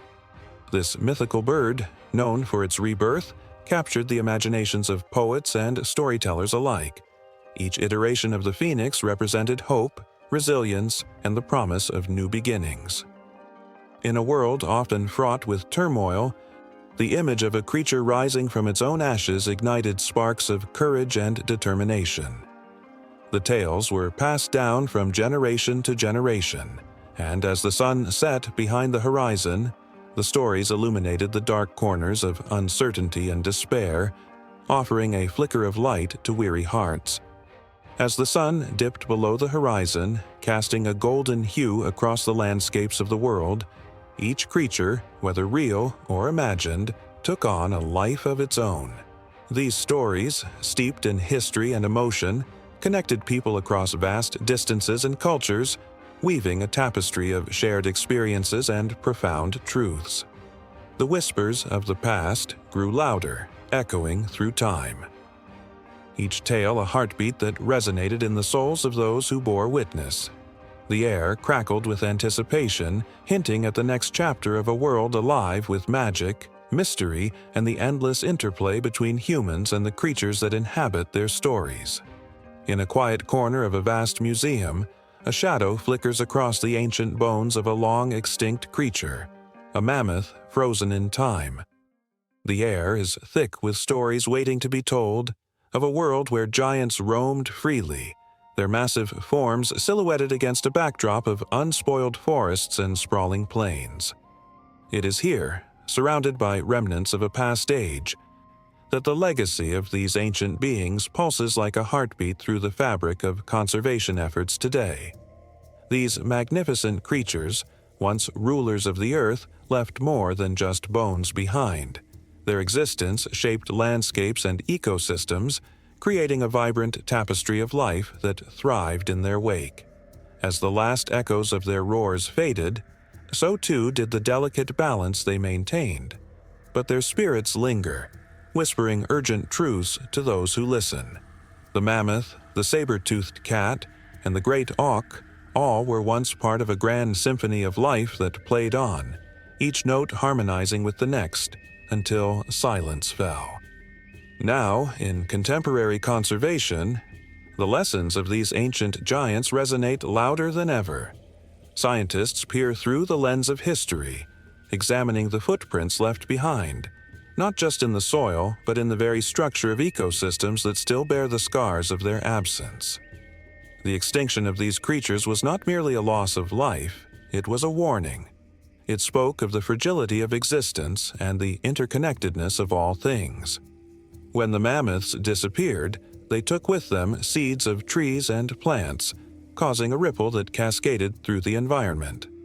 Once flourishing grasslands transformed into barren landscapes, and with them, countless species faded away. This awareness fuels a passionate movement today, connecting the past with the present in a race against time. Conservationists, armed with ancient wisdom, are reclaiming the voices of these lost creatures. They study DNA, attempting to breathe life into extinction through cloning and genetic engineering. Picture the woolly mammoth roaming the tundras again, its thick fur glistening under the northern lights. Such a thought sends shivers down the spine, a reminder that what was lost might yet be found again. The dreams of a past alive again inspire hope, igniting the spirit of resilience in the hearts of those who strive to protect what remains. Yet the stakes are high. The world today is a different one. Climate change, habitat destruction, and pollution loom like dark clouds, threatening to eclipse the fragile progress made in conservation. The shadows of ancient creatures don't just haunt history. They echo in the cry of an endangered species struggling to survive. The plight of the Amur leopard, the Sumatran orangutan, and the vaquita are stark reminders that the lessons of the past are not merely academic. They are urgent calls to action. As these connections unfold, the story deepens. The contemplation of ancient creatures leads to the realization that their legacy is woven into the very fabric of our existence. Elephants, often called the modern-day mammoths, play an equally pivotal role in their ecosystems. As they roam, they disperse seeds, maintaining the balance of their environments. They are the living reminders of what was lost, and through their preservation, echoes of the past find a foothold in the present. Every time an elephant trumpets, it carries the weight of history, a continuation of a tale that refuses to fade away. In the shadows of the museum, a young girl stands, enraptured by the massive tusks of the woolly mammoth. Her eyes widen with wonder, and her imagination takes flight. She dreams of vast, untouched wilderness and roaring herds. The legacy of these ancient giants ignites a fire within her, a desire to protect the world that cradles both the past and the future. In this moment, the museum transforms into a sanctuary of dreams, where ancient creatures breathe life into the aspirations of a new generation. As the sun sets outside, casting golden hues across the exhibits, the atmosphere thickens with an electric tension. There, a group of conservationists gathers, each one a torchbearer of ancient wisdom, discussing strategies to keep the echoes of the past alive. Their voices blend, urgent, passionate, and determined. They speak of rewilding, of creating corridors for species to thrive, of ensuring that the stories of the ancient giants are not lost to the annals of time. Each word resonates, a rallying cry that stirs the soul, compelling all who hear it to act with fervor. But the challenges are daunting. The modern world is fraught with obstacles, and each step forward feels like a battle against an unseen force. Yet, intertwined with every struggle is the realization that the spirit of the ancient creatures endures.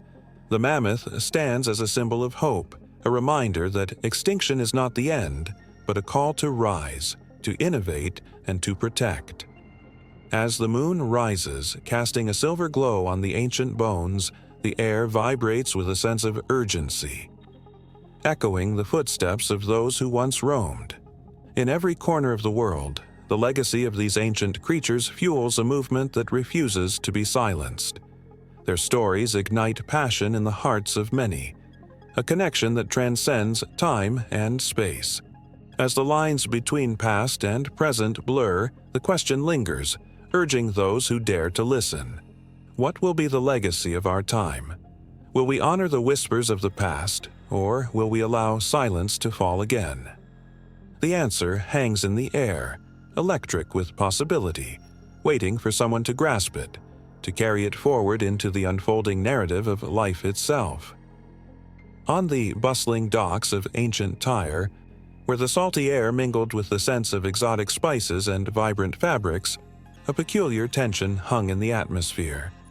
The sun rose, casting a golden hue over the Mediterranean waves, illuminating traders as they shouted their offers and haggled over goods. But it wasn't just silks and spices that caught the eye. It was the magnificent creatures tethered to the ships, their presence a testament to the intertwined fates of man and beast. In those days, creatures roamed the earth that ignited the imagination and fueled economies. Elephants, with their majestic forms, were symbols of power and wealth. They weren't just animals. They were tools of trade, transporting goods across vast distances, crossing rugged terrains where mere men could not tread. Merchants in ancient India and Persia knew this well. Those colossal beasts often became the backbone of their caravans, lumbering through dusty roads, their every step laden with treasures from far-off lands. Meanwhile, the towering camels, known as the ships of the desert, shaped the trade routes of the Arabian Peninsula. Their resilience and unwavering spirit allowed them to traverse arid landscapes, carrying spices, textiles, and precious metals to bustling markets. The sight of a caravan, stretching as far as the eye could see, stirred excitement in the hearts of traders and buyers alike. Those long-necked wonders with their soulful eyes held stories of countless journeys, of thriving economies built on their sturdy backs. But it was not just the land that thrived on the backs of these creatures. The seas, too, were alive with ancient beings that played a crucial role in trade. The great whales, often hunted in the colder waters of the North Atlantic, offered more than their meat. Their blubber was a prized commodity, transformed into oil that illuminated the homes of the wealthy and powered the ships that sailed the oceans. Fishermen would recount tales of fierce harpoons and the struggle between man and beast as they fought for survival, pulling in these majestic creatures to keep their families warm and fed. In the heart of bustling Rome, merchants gathered in the Forum, their stalls brimming with goods that told tales of distant lands. But there, too, was an undeniable undercurrent of competition and greed. The rare furs from Siberian tigers whispered of power and prestige, making them highly sought after among the elite. The fur trade thrived, trading not just in materials but in status. The rich paraded their possessions, flaunting their wealth, while the common folk dreamed of wearing such exotic pelts, longing for a taste of that opulent life. As the sun dipped below the horizon, casting long shadows across the cobblestone streets, a sense of urgency filled the air. The traders, always alert, understood that their fortunes rose and fell with the tides. The arrival of a ship could change everything. Tales of unusual creatures like the prized parrot from the jungles of South America spread like wildfire. These vibrant birds, with their ability to mimic human speech, became not just pets, but symbols of status. Owning such a creature was a declaration of wealth, and traders knew the power this exotic allure could wield in negotiations. Even further afield, across the vast steppes of Mongolia, horses became the lifeblood of trade. The fierce nomadic tribes understood the worth of their steeds, using them not just for transport but as currency themselves. A swift horse could mean the difference between life and death, success and failure. Stories echoed through the windswept plains of how a single horse could fetch the price of a small fortune, its speed and grace valued above mere gold. In the shadowy corners of market stalls, clandestine dealings flourished. The rare and mysterious creatures, often spoken of in hushed tones, held secrets that were coveted and feared. The mythical unicorns, though seldom seen, became part of the trade lore. Their horns, believed to hold magical properties, sparked endless quests. Merchant adventurers set sail, searching for these elusive beasts, their hearts pounding with the thrill of possibility. The mere thought of grasping such a treasure could ignite a fire in a trader's soul, driving them to the edge of the known world, where legends blurred with reality. Amidst this whirlwind of commerce and ambition, emotions ran high. Families depended on the success of the trade routes, their livelihoods hanging in the balance with each deal. The loss of a single caravan could spell disaster. News of attack by bandits or treacherous terrains could turn a journey into a tale of heartbreak and loss. Yet, even in despair, hope flickered like a candle in the dark. Tales of resilience and triumph arose from the ashes of failure, and the bond between humans and creatures only deepened. As twilight transformed into night, traders shared stories around flickering fires, recounting encounters with magnificent beasts. There were tales of brave men who faced off against lions in the arenas, their bravery celebrated in songs that echoed through the streets of Rome. The raw thrill of danger mixed with the allure of wealth created a potent cocktail that captivated all who listened. As the stars glittered above, ancient beasts became more than mere participants in trade. They became symbols of dreams, ambitions, and the unbreakable bonds between humanity and the natural world. The stories of their journeys intertwined with the destinies of those who sought to harness their strength, beauty, and mystique, forging an everlasting connection that transcended time itself. And in that moment, on those ancient shores and in bustling markets, lives converged and the world turned, forever altered by the powerful role of these remarkable creatures in the intricate tapestry of trade and economy. A story that was still being written, one heartbeat at a time. In the quiet corners of ancient villages, where shadows danced on the walls of stone homes and whispers floated on the wind, tales of great beasts and forgotten worlds were woven into the fabric of everyday life. The air was thick with secrets, and children gathered around glowing fires, their eyes wide with wonder as elders spun stories of enormous creatures with scales like armor and teeth sharp enough to tear through time itself. These were not mere fantasies. They were echoes of a time when giants ruled the earth, and the ground beneath their feet bore witness to their existence. The folklore of these villages often spoke of dragons and leviathans, beings so immense that they seemed to stretch beyond the horizon. But woven into these narratives were echoes of a truth more profound. The bones of these creatures were not just relics of myth. but remnants buried beneath the earth, waiting to be unearthed. It was as if the legends themselves held sway over the very rocks and soil, shaping the way people perceived the history of their world. In the 19th century, as paleontologists began to uncover the hidden treasures of the fossil record, they could not escape the influence of these tales. In the dusty streets of towns like Lyme Regis, where Mary Anning meticulously brushed away layers of stone, the whispers of folklore clung to the bones she found. She unearthed ichthyosaurs and plesiosaurs, creatures that seemed to leap from the pages of the stories that had been told for generations. Anning's discoveries were met with awe, but they were also shaped by the very folklore that preceded them. The myths breathed life into the cold, hard fossils, turning them into tales of adventure that captured the imagination. Across the ocean, in the vast plains of North America, Native American legends spoke of monstrous creatures that roamed the land. Stories of the thunderbird, a giant bird with wings that could summon storms, echoed through time, leaving their mark on the cultural landscape. Then, as the bones of dinosaurs began to rise from the earth, these legends stirred once more, finding connection in the skeletal remains. The discovery of a T-Rex or a Triceratops resonated with the old stories, as if the very fabric of reality was intertwining with the dreams of the past. But not all folklore painted these great creatures as majestic. In some cultures, they were harbingers of doom, feared beings that brought disaster and chaos. The Mokelembembe of African legend, said to roam the rivers, was a creature of both awe and fear, a dinosaur that had lingered into the modern age. Such tales influenced the way scientists approached their findings, infusing their research with a sense of wonder and caution.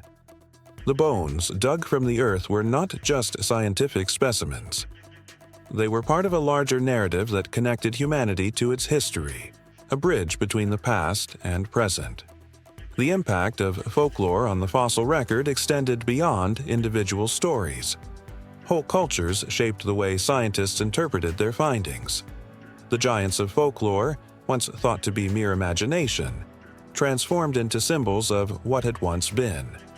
Every fossil became a chapter in a book filled with mystery and meaning, each find inviting scholars to ponder the relationship between legend and reality. The stories told at campfires now merged with the scientific discourse of the time, creating a tapestry of understanding that was both scientific and mythical. In the heat of discovery, emotions ran high. The exhilaration of unveiling a new species mixed with the weight of history. As paleontologists unveiled their treasures, the air crackled with excitement, but also with an underlying tension. Could these ancient beasts, long since vanished, still hold sway over the human psyche? The bones were tangible, hard evidence of lives once lived, yet they were also steeped in the echoes of the past. Echoes that still spoke to the fears and hopes of a society eager to grapple with its origins. As the tales of old intertwined with the findings of paleontology, an unsettling question emerged. What if the legends were rooted in something more than mere imagination? The possibility that ancient peoples had once encountered these creatures, that their stories were based on real encounters, sent shivers down the spines of even the most hardened scientists.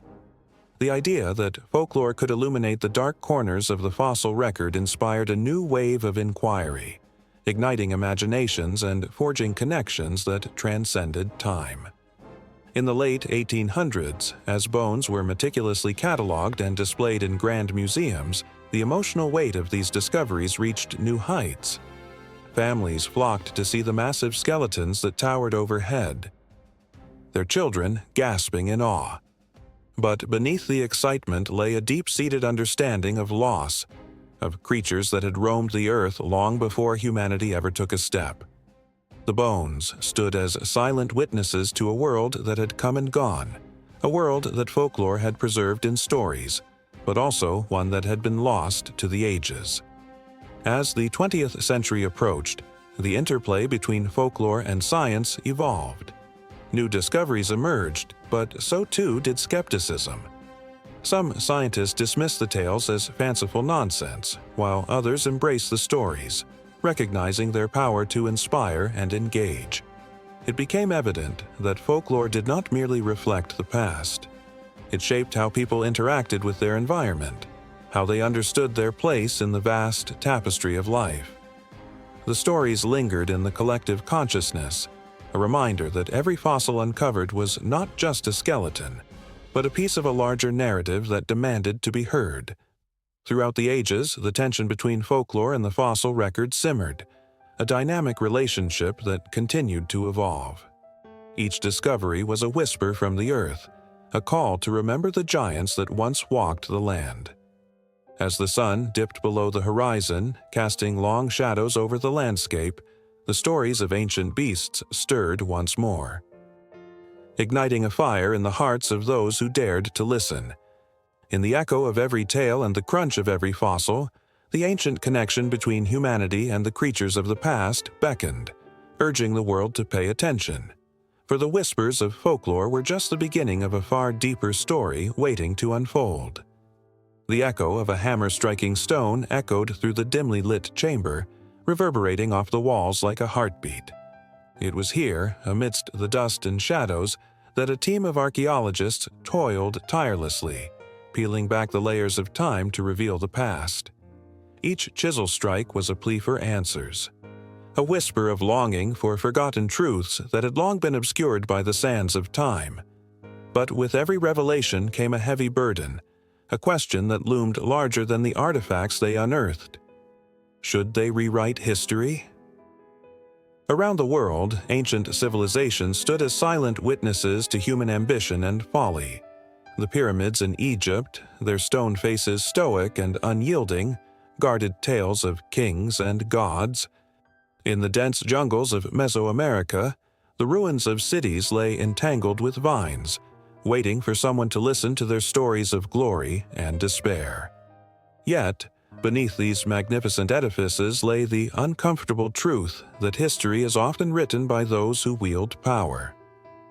Empires rose and fell, and with each shift in dominance, narratives morphed and myths were born.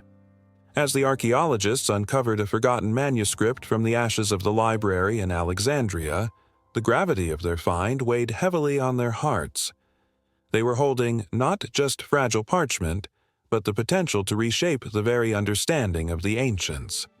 The text spoke of alliances, betrayals, and intricate relationships that contradicted the entrenched narratives taught in classrooms around the world. The excitement surged in their veins, but so too did the fear that swirled among them like a restless spirit. What if this new understanding painted a darker picture of humanity? What if the truths they uncovered led to more questions than answers? Among the team was Emma, a historian whose passion burned like a flame. She believed in the power of truth, no matter how uncomfortable. Yet, as she read the delicate script, the weight of her responsibility pressed down on her shoulders. Would revealing these truths dismantle the very foundations of culture and identity that people had clung to for generations? She thought of the countless lives affected by history, the families torn apart by wars, the cultures erased under the guise of progress. Every word she might speak could send ripples through society, igniting debates and altering perceptions. Her colleagues, too, wrestled with their own convictions. David, an archaeologist with a penchant for adventure, was driven by a thirst for knowledge. He imagined the thrill of standing in front of the world and announcing the new findings. But what would that mean for the descendants of those who had lived through the events described in the manuscript? Would they embrace the newfound truths or recoil in anger? The tension crackled in the air, a storm gathering on the horizon. As they sat around the flickering campfire that night, the shadows danced on their faces, revealing the uncertainty that lay beneath their bravado. The stars twinkled above them, indifferent to the turmoil below. Emma shared her fears, her voice quivering as she spoke of the potential fallout from their discoveries. "What if this history shatters the myths that hold us together?" she asked. "What if it divides us even more?" The group fell silent, each member lost in their own thoughts. Memories of their own cultures danced unbidden in their minds, the legends they had grown up with, the heroes who had shaped their identities, the stories that brought them comfort. What would happen if those stories were proved false? Then a voice broke the stillness. It was Marco, the quiet linguist who had initially seemed an outsider in this band of explorers. "But what if rewriting history brings healing?" he suggested softly. "What if it allows us to finally face the truth of our past and learn from it? There is power in honesty, even if it hurts." Those words hung in the air, heavy and potent. They ignited a debate, one that spiraled into the night like a late summer storm. Each voice, each argument, was a piece of the puzzle, revealing the complex tapestry of human experience. Emma felt the passion rising in her chest, the urge to stand up and shout that truth is worth any price, but what if that price was too high? The sound of the ocean crashing against the cliffs nearby served as a backdrop, a reminder that history, like waves, erodes and reshapes the land. In the distance, a storm began to brew, lightning illuminating the dark clouds.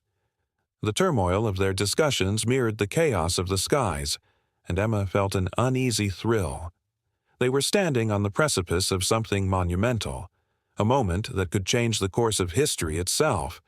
As if sensing the gravity of their situation, an ancient wind swept through the campsite, rustling the leaves and sending a chill down their spines. It felt like a sign, a reminder from those who had come before, urging them to consider the weight of their actions. With every revelation, they were not just scholars, they were custodians of a legacy that, for better or worse, shaped the world. The fire crackled, casting flickering shadows. Emma looked into the flames, lost in a tempest of emotion. What would they choose? To safeguard the past, keeping the stories intact, or to unveil the truth, risking the very fabric of society?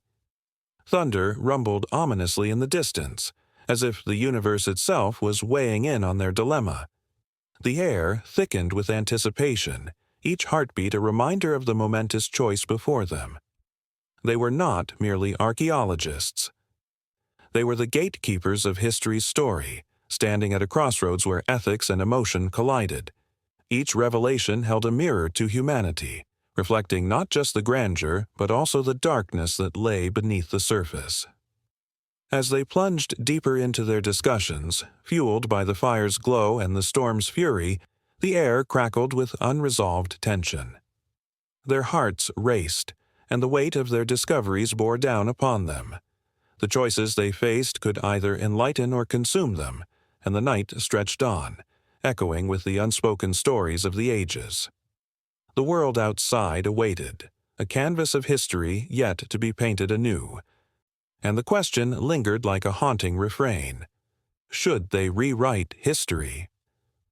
The moon hung low, casting an eerie glow over the landscape, illuminating something that had been hidden for centuries.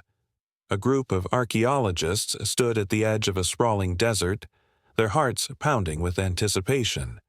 They had unearthed an ancient map, its edges frayed and ink faded, hinting at a location that promised treasures long thought lost to time. What lay beneath the surface was not just ground and stone, it was a tapestry of history waiting to be revealed, a story that echoed through the ages. As the sun dipped below the horizon, shadows danced across the sand, whispering secrets of the past. This was not just a search for artifacts, it was a quest for understanding, a yearning to connect with those who had walked the earth before them. Each grain of sand felt charged with memories, each gust of wind carried the weight of forgotten voices. The archaeologists knew that beneath the surface, within the depths of the earth, were remnants of a civilization that had flourished and faded, leaving behind clues that could paint a vivid picture of their existence. The map pointed to a location near an ancient riverbed, one that had seen the rise and fall of countless empires. As they set up their equipment, the air buzzed with excitement and tension. The archaeologists exchanged glances, hearts racing, aware that they were on the brink of something monumental. Their tools glistened in the moonlight, a shovel, a trowel, brushes for careful excavation, all ready to reveal what lay hidden beneath the layers of time. A sudden chill raced through the night air, sending shivers down their spines. It was as if the earth itself was holding its breath, watching, waiting. With each shovel of dirt they removed, they felt a connection to the past, a tether to the lives of those who had come before. The ground was not merely soil, it was a time capsule, a keeper of stories. As the first artifact emerged, a beautifully crafted pot, its surface etched with intricate designs, they gasped, their breath caught in their throats. This was no ordinary find. It spoke of artistry, of culture, of daily life in an ancient world. The excitement was palpable, electric. They carefully brushed away the dirt, revealing the full beauty of the pot, its colors still vibrant, its form elegant and timeless. It was a reminder that beauty had existed long before their time, that creativity flowed through humanity like a river, unyielding and eternal. But that was just the beginning. With every artifact they unearthed, the past began to whisper louder. Beads of glass, tools made from stone, fragments of written language, each piece a testament to human ingenuity and resilience. Then, just as hope swelled in their chests, the earth trembled beneath their feet. A crack split the ground, a thunderous sound echoing through the stillness as if the past was resisting its revival. A rush of dust filled the air, blurring their vision. Panic gripped them for a moment, but their determination remained unshaken. What lay beneath was more than just physical artifacts. It was a legacy, a story waiting to be told. Brushing the dust from their clothes, they pressed onward, hearts steady. They had come too far to turn back now. The map led them to a peculiar formation in the earth, a circular structure half buried and seemingly untouched by time. The sight sent shivers down their spines. This was no ordinary ruin. It bore the marks of a temple, a sacred space once filled with life, rituals, and the fervent hopes of a people long gone. They exchanged glances filled with wonder and anxiety. They were standing at the threshold of something monumental. With each careful step, they approached the entrance, a stone archway adorned with carvings. As they brushed away centuries of dirt, they revealed symbols that told of celestial events and deities. It was a language lost to the ages but resonated deeply within them, sparking their imaginations. What kind of ceremonies took place here? What dreams were woven into the fabric of this sanctuary? The questions echoed in their minds, urging them to push further into the darkness that lay beyond. As they entered the temple, the air thickened with a sense of reverence. Every corner seemed to pulse with energy. Each shadow held a secret waiting to be unveiled. The walls were lined with murals that depicted stories of creation, of love, of war, and of renewal. The colors, although faded, were breathtaking. They spoke of a world brimming with life and emotion. It was a time when humanity lived in harmony with the earth, when their connection to one another and the universe was sacred. Tension crackled as they moved deeper into the temple. The atmosphere was charged, and the artifacts around them felt alive.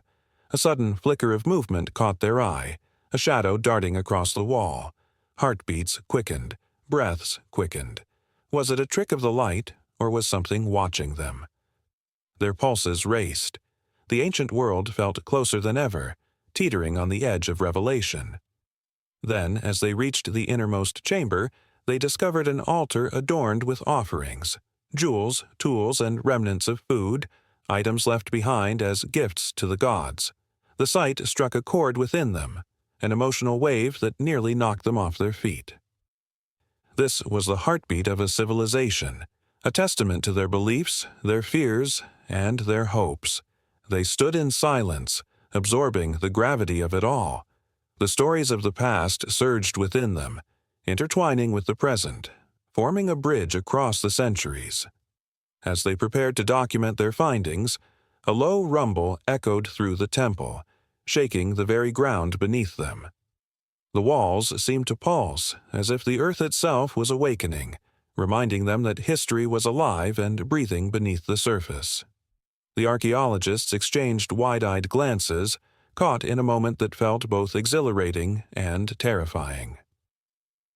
What other secrets lay hidden in the dark corners of this ancient world? What truths were waiting to be uncovered? The thrill of the chase tugged at their hearts, drawing them deeper into the labyrinth of history, as they felt the weight of countless generations pressing down, urging them to continue. They were no longer just observers. They were participants in a grand narrative that transcended time itself. The air thickened with anticipation, a whisper of fate brushing against their skin. With every heartbeat, they were pulled further into the mystery, the promise of future discoveries lingering just beyond the horizon, waiting to burst forth like sunlight through the clouds. No longer was this a simple excavation, it was a transformation, an awakening, and they were at its epicenter, teetering on the brink of a monumental revelation, unsure of what lay ahead but already captivated by the thrill of it all.